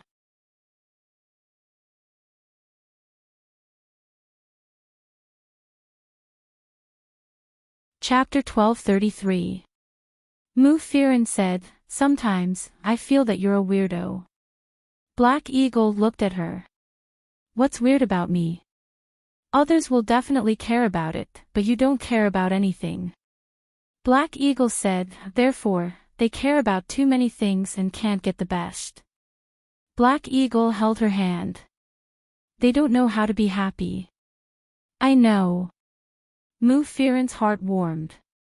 He said, they think that a perfect woman who is virtuous, respectful, takes care of children and is obedient is a perfect woman, but I don't think so. Mu Firen lowered her head and said, then what do you think? Black Eagle said, I think, someone like you is perfect. Mu Firen's heart was intoxicated. How could this man be so good at saying nice things? Looking at Mu Firen's blushing face, Black Eagle laughed. Mu Firen said, you only know how to make me happy. Black Eagle said, I'm telling the truth. Mu Firen said, why do you think that someone like me is perfect? I'm obviously not perfect. The Black Hawk said, whoever I like, her flaws will be her strengths, and her strengths will be her strengths. Mu Firen said, you. Who taught you that? You're so good at talking. Black Eagle said, when I like you, I want you to be happy. When I want you to be happy, my words will naturally sound nice. Mu Firen's face turned red again, and she couldn't lower her head any further. Was this a confession? If no one taught him, then he was really talented. His hand gently held her hand, and the other gently pulled her into his arms. When they were leaning against each other, he gently caressed her back. His fingers lightly brushed against her skin as he slowly inched closer to her, however, at this moment. He suddenly retracted his hand and clenched it secretly. Mu Firen felt that he seemed to close his eyes and then let go of her. She raised her head and looked at Black Eagle. Black Eagle said lightly, not now. Not what? Mu Firen felt even more embarrassed. Black Eagle looked at her. I have to wait for a suitable time to have you. Not now. Mu Firen was too embarrassed to say anything. She felt her face burning. Black Hawk said, I just want you to know that I'm serious about you, absolutely serious. So, I won't touch you now. Maybe I've had women in the past, and I've had bad things, but I hope that our relationship is the purest. It's a relationship of liking and being liked, without any desire. So, I won't touch you now. Mu Firen's heart was still pounding as she listened. Black Hawk said, Firen, I'll hold back until the right time. For so long, she really wondered why he had never touched her more deeply. Did he despise her? Did he still think that she was unclean? But now, his explanation seemed to fill her up all of a sudden. He said, when that day comes, I will make you the happiest woman. She had never heard such words of love in her life. Back then, when she was with Mo Ding, it was more of a pragmatic relationship. There was no romance. At that time, she had naively thought that he was not a romantic person and that a relationship where two people struggled together was better than someone else's romance. However, now that she thought about it, there was no one who was not romantic. It was just that they did not have the heart. If you really liked someone, anything was possible. The next day, Mu Firen received a notice from the court immediately. It said that the Mo family had sued her and wanted to take custody of the child. Mu Firen found it funny and threw the summons aside. On the other side, Mo Ding's mother said, is that man really Black Hawk? Mo Ding said, maybe. Anyway, he doesn't care. Even if you say that she fooled around with the child, Black Hawk says that he wants to have the child. What can you do? Mo Ding's mother said, that won't do. I must think of a way to make him abandon her. He will know what will happen to him if he has a woman like her. Mom, I think you should stop this, Mo Ding's mother said. I just can't take this lying down. Mo Ding was puzzled. Why were they getting married? Wasn't Black Hawk just fooling around? Was he really going to marry Mu Firen? Mo Ding's mother said, I heard that he hangs out at the Majestic Clubhouse. He goes there almost every day. It was a high-class clubhouse, one of Black Hawk's properties. However, Black Hawk liked it there because he could gather with his friends there. I want everyone there to know what kind of woman Black Hawk is with. Humph. On the other side. After Gu Jingze got out of bed, he still felt weak. There was no local news, he could not connect to the local internet and the surveillance was very strict. Gu Jingze gave up after trying. Then, Anlan walked in and said, You're up. Hurry up and eat. Gu Jingze said, Thank you, Missin, but I really have to go home. Anlan said, How can you do that? She looked at him and reached out to grab him.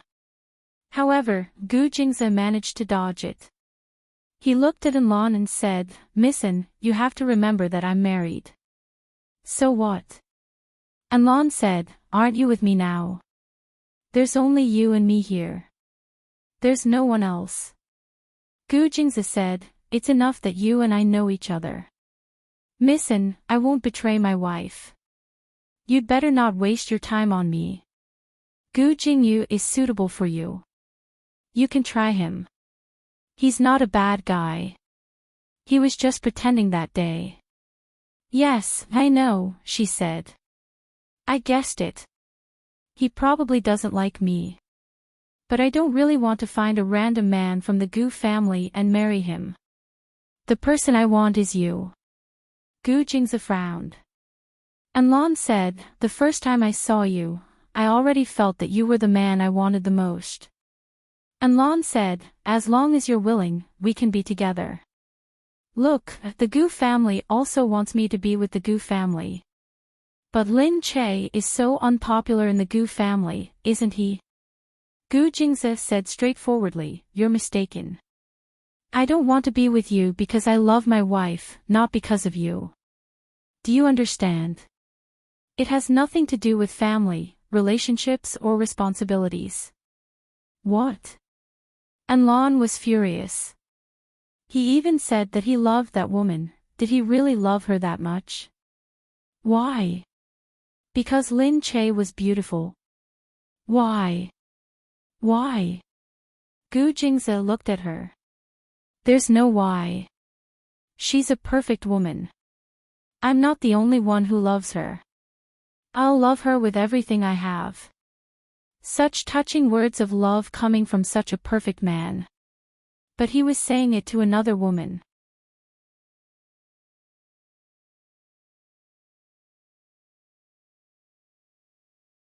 Chapter 1234. Anlan looked at Gu Jingze indignantly. You. How am I not as good as Lin Che? Tell me, how am I not as good as her? Gu Jingze looked at her. I'm not targeting you, so it's not that you can't be compared to her. Then what is it? In my eyes, all the women in the world can't be compared to her. Anlan's face fell again. Why? Why could he be so good to a woman? The more Anlan thought about it, the more he felt that he couldn't find such a man anywhere.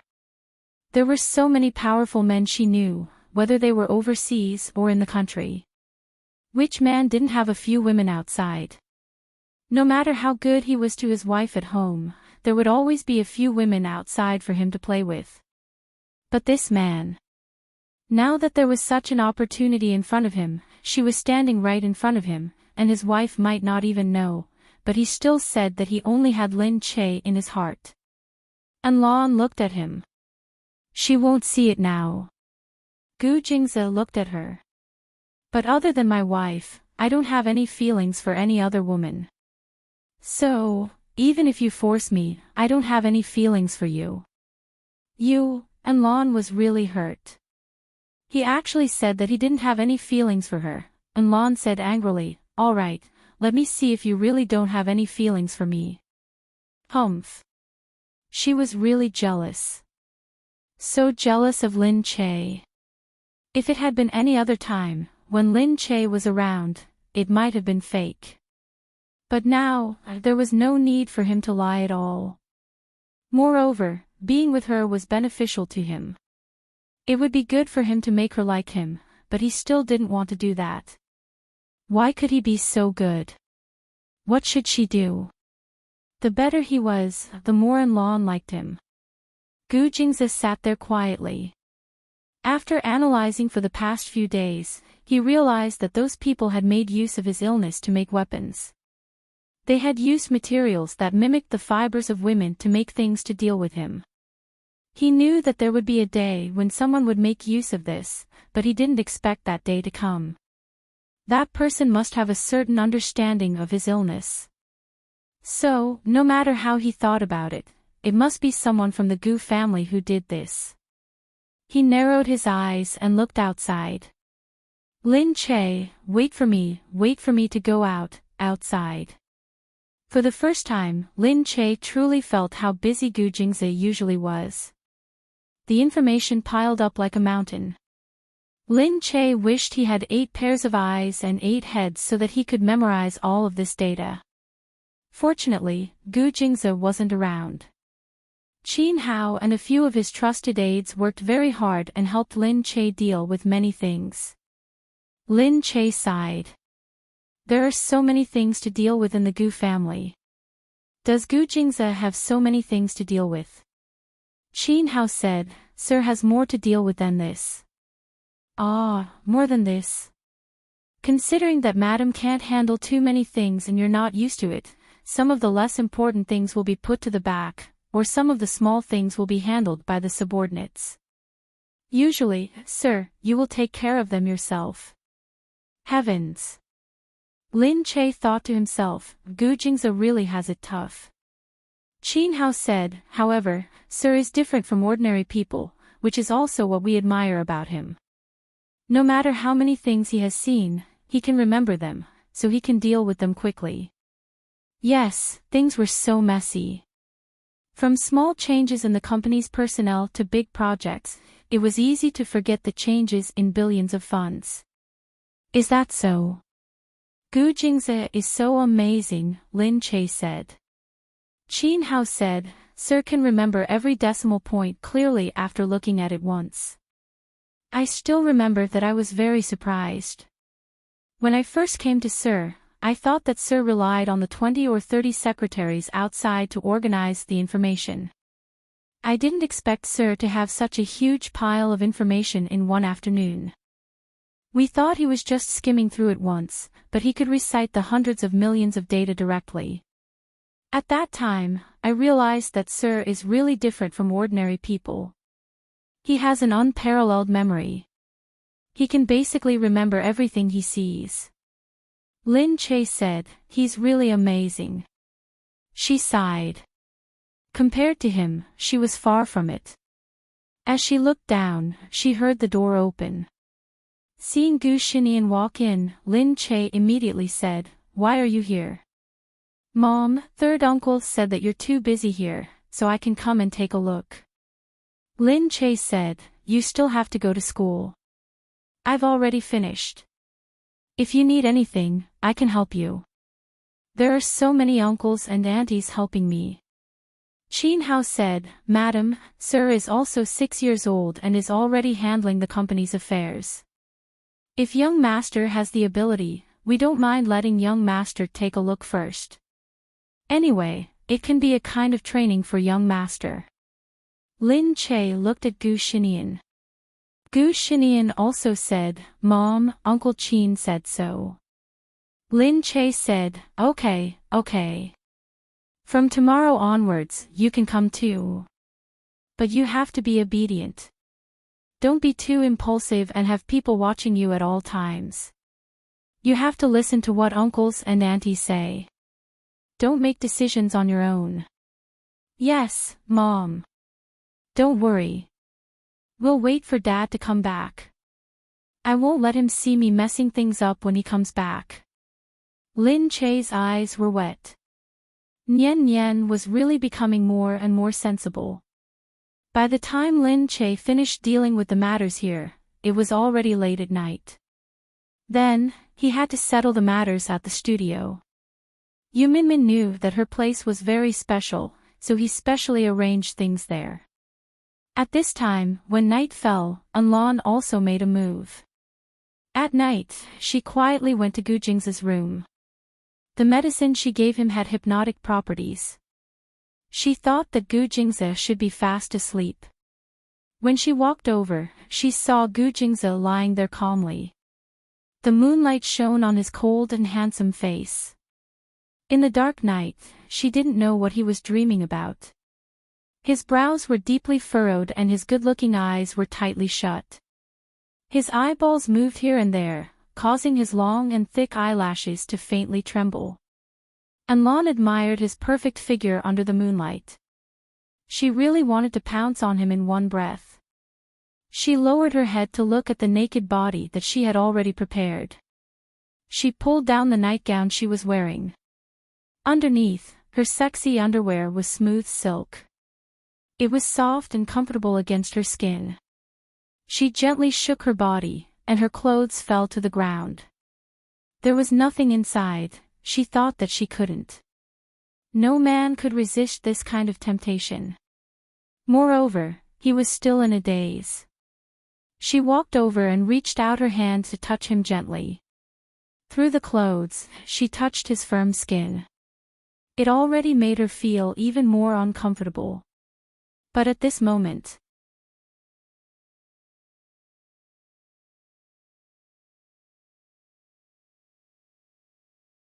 Chapter 1235. Gu Jing's eyes were like butterfly wings in the dark night. They suddenly opened, and then, a touch of sharpness, reflected a bright cold light like a diamond in the darkness. In the next moment, Anlan had already been grabbed by him and pulled in front of him. "Ah!" Anlan screamed.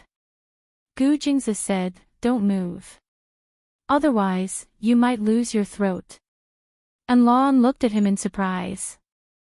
Didn't you fall asleep?" "I haven't eaten anything for the past few days, so I'm sorry, but I'm not sleeping anymore." "What? Then you've been starving." "That's right." Anlan was furious. How could he not eat when he was hungry and endure it for so long? But he was usually fine, and no one could tell that there was anything wrong with him. He said, "Take me out." Anlan gritted her teeth. "You can't get out." "Humph." Gu Jingze tightened his grip. "You think I don't dare to kill you?" Anlan's hands and feet turned cold. He felt that his throat was about to break. Let go of me. How can you do this to me? Your family is indebted to the infamily. If you kill me, do you think I care about this at a time like this?" Anlan looked at his cold eyes and no longer dared to doubt that he wouldn't dare to kill him. He would really do it, and he wouldn't hesitate at all.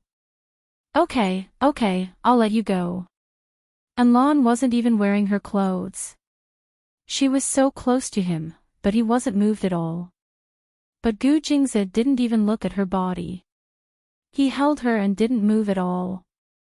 "Really?" Anlan cried. Was she not attracted to him at all?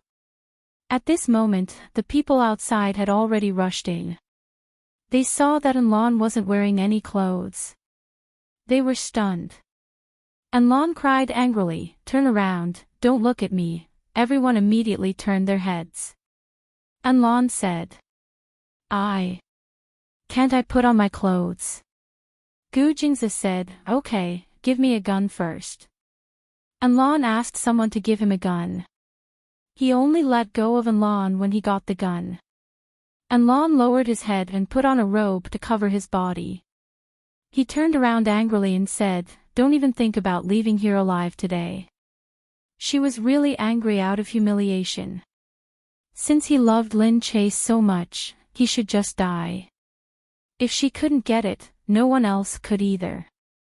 Gu Jingze smiled coldly. Really? The corner of her lips curled up elegantly, bringing with it a hint of coldness, causing Enlon to suddenly feel a chill down his spine. However, a few people rushed forward with guns. Enlon shouted, "Kill him! Whoever kills him will be rewarded with 10 million. As soon as they heard that it was 10 million, their hearts rippled. They didn't care about anything else and directly rushed up. However, Gu Jingze did a backflip, kicked the man away, and knocked him down with 2 shots. He then pulled the curtain behind him and jumped out of the window. Which floor am I on? He jumped down and disappeared without a trace. Enlon crawled over in surprise. How could this be? He looked down and saw that Gu Jingze was very skillful. He jumped down one by one from the window and was about to reach the bottom. Quick, chase after him. Enlon was really anxious. Was he going to escape just like that? Luckily, there were people downstairs. They listened to her order and immediately chased after him. However, Gu Jingze dodged all the bullets and stood horizontally by the roadside. When a car came close, he jumped onto the roof of the car. His movements were so smooth that it was amazing. He definitely didn't look like someone who was injured and hadn't eaten for a few days. Enlon stood there and watched in shock. Many people had returned empty-handed and were also standing outside in a daze. Oh my God, who is this person? He's so skillful. How can he run so fast? He's too skillful. He didn't even hit a single shot. Everyone was surprised at the back. At this moment, Enlon had already run down. Seeing this scene, she was so angry that she stomped her feet. A few people hurried over and lowered their heads. Miss, we didn't catch him.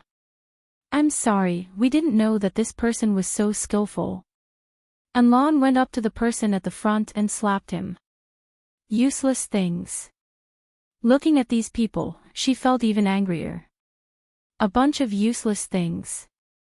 If you were even a little bit as capable as the Gu family's bodyguards, you wouldn't have let a person escape with so many people. But what could she do?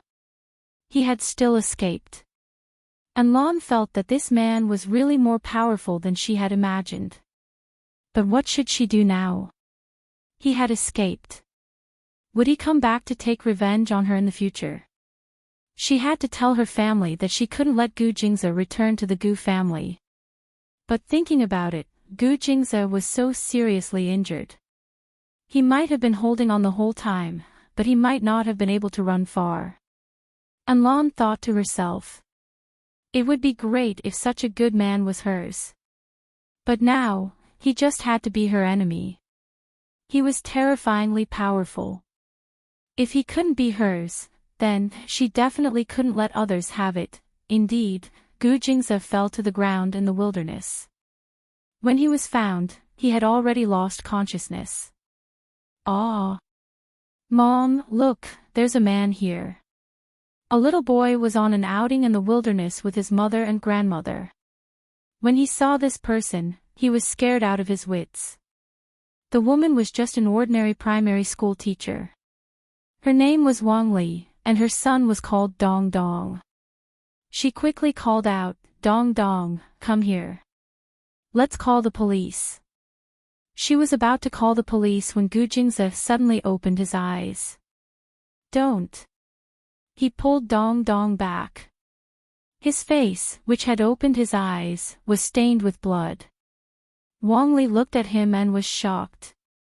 This man was too handsome. Especially at this moment, the stains didn't make his face ugly at all. Instead, it brought with it more vicissitudes of life and stories, making this face that was so exquisite that it didn't look like a real person look even more vivid. His handsomeness was enough to stun people. Wang Li momentarily forgot to make a phone call. Gu Jingzi said, an enemy is chasing me. Please help me. Don't call the police yet. My family is still waiting for me. Waiting for me, Wang Li quickly said, "Oh. An enemy. Chasing you. Who are you? Why do you have an enemy?" Gu Jingzi said, my enemy wants to take my family's property and wants to kill me. Ah. Then why aren't you calling the police? No, my wife and son are still in his hands. If we call the police, I'm worried that they won't be able to survive. Wang Li had never heard of such a thing. However, when she saw the bloodstains on his stomach, it didn't seem to be a common occurrence.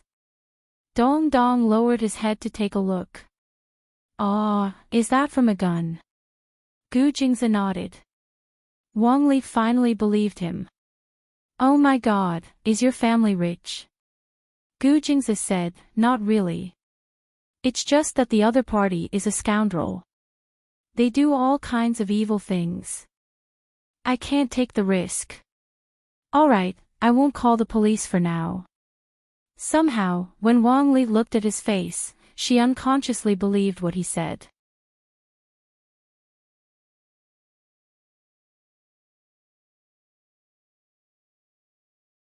Chapter 1236. Grandma was still worried. We don't know where this person is from. What are you going to do if you bring him back? Wang Li said, he doesn't look like a bad person. Saving a life is better than building a 7-story pagoda.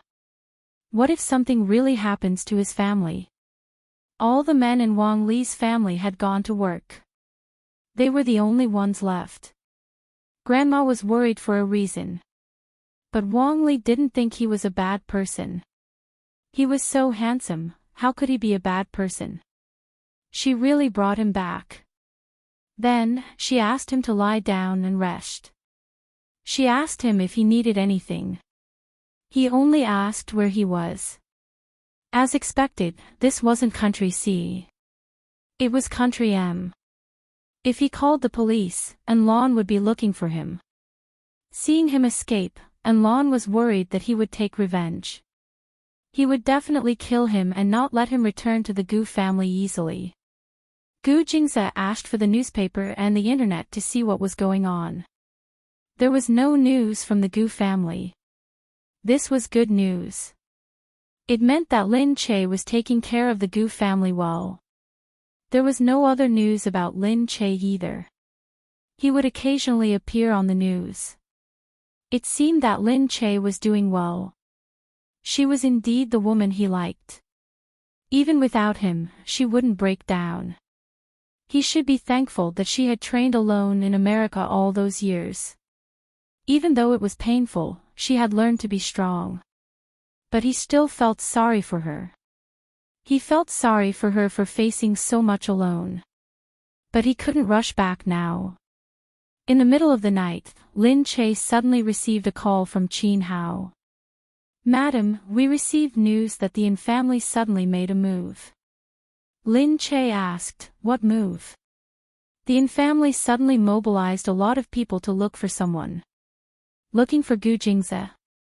I don't know. They didn't reveal it to the public. But this is too much of a coincidence. Lin Che said, that's right. Send someone to keep an eye on him. Yes, madam. Lin Che's voice couldn't help but be a little cold. Recently, she had slowly gotten used to this tone of voice.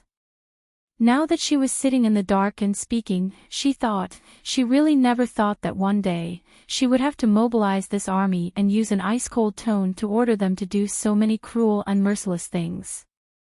She finally understood why Gu Jingzi always said that he wasn't a good person. Indeed, sitting in this position, he couldn't be an absolute good person. Over the past few days, she had come to understand Gu Jingzi more and more. M Nation, the next day, Lin Che ordered his men to prepare to go to America. Hearing this, Li Mingyu immediately joined in the fun. M Nation is my territory after all. Isn't it good for me to go with you? Lin Che didn't want him to get involved, but what he said wasn't wrong. With Lee Mingyu accompanying him, it seemed like he could go in a proper manner. I'll tell the public that I'm going to visit my mother. Don't cause any trouble. Causing trouble. Are you saying that I'm delaying you from finding Gujingza? Hee, isn't it better if we can't find it? Lin Che looked over with a cold expression. Okay, I'm just joking. Don't worry, he won't die even if he can. He's such a shrewd person, and no one can beat him. Lin Che loved to hear these words a lot. Saying that he could escape, saying that he was very powerful, and that he would be able to save her no matter what, made her happy. At night, Lin Che took the Gu family's private plane and flew directly to M Nation. After getting off the plane, she and Lee Mingyu walked out together, accompanied by the Gu family security guards. Lee Mingyu nagged as he walked, Gu Jing's plane is bigger than mine. Sigh, it's a pity that his custom-made plane takes a long time to get. Otherwise, I would definitely buy one right now. Lin Che couldn't be bothered with his nonsense. When they got down, he saw his mother coming to pick him up. Suitsun was also very happy to see Lin Che. But this time, she seemed different from the past. There were many people following behind her. They stood at the back respectfully, watching everything around them vigilantly. Their aura was also different from the past. It looked mighty and majestic. Because she had taken over the Gu family's headquarters, these people had to follow her. Now that she was related to the entire Gu family, her safety couldn't be ignored. Naturally, Suitsun felt sorry for her, but she was also happy. She could bear so many things, which meant that she had really grown up. But every time she grew up, the price was very high. Suitsun said, there are so many security guards in the Gu family. Lin Che looked back and said, this is a special time. We have to. There aren't so many people usually. Yeah, safety first, safety first. Suitsun looked at Lee Mingyu. He didn't look like one of her subordinates, so she asked, he's my friend, Lee Mingyu. He has some business in Country M. He came with me this time. Oh, Lee Mingyu. Suitsun knew him. She looked at him in surprise. She couldn't understand how Lin Che knew Lee Mingyu. After all, this person didn't have a good reputation, but he was very influential. Lin Che could tell that his mother was worried. He said to her, Mom, he's a trustworthy friend of mine. It's okay. Suitsun was a little relieved when she heard that. Lin Che's words meant that he was confident. Lee Mingyu frowned too. Auntie, I think you're a noble person. I don't think you'll listen to the rumors. I'm actually a good person, really. Lin Che glared at him. Suitsun looked at Lee Mingyu. She also felt that he was a little different from what the rumors said. He didn't look that scary, nor did he look that bad. I'm sorry. I'm always at home and don't see many people, so I'm a little short-sighted. No, I'm just joking. How could you be short-sighted? If you were short-sighted, would you have such a good daughter? Daughters take after their mothers. It must be because their mothers have good genes that she's so good. Lin Che looked at Lee Mingyu speechlessly. Why didn't I realize that you're such a good bootlicker? Hee. Suitsun was completely relieved when she saw that the two of them looked very familiar. She thought to herself that Lin Che was really amazing. How could someone like Lee Mingyu be so familiar with her? When they arrived at the Gu residence, Lin Che stayed there for the time being. Lee Mingyu went back to settle his own affairs and asked someone to check on Lin Che. When Lin Che arrived, the person in charge of the Gu family's branch in Country M immediately came to see Lin Che and settle some miscellaneous matters in Country M. At night, Suitsun stayed with her daughter. Her heart ached when she saw that her daughter took so long to settle things. Sleep early. Lin Che nodded. I'm done. I'll go buy some things first. I'll help you buy them. It's okay. I just want to go out for a walk. I feel a little dizzy after looking at the data for the whole day. Oh, that's good too. Lin Che took her things and went out for a walk. There was a supermarket nearby, so she wanted to go and take a look. You're tuning into the LoveLore Library YouTube channel. We're so grateful for your support, and don't forget to subscribe to join us on this incredible journey through captivating stories.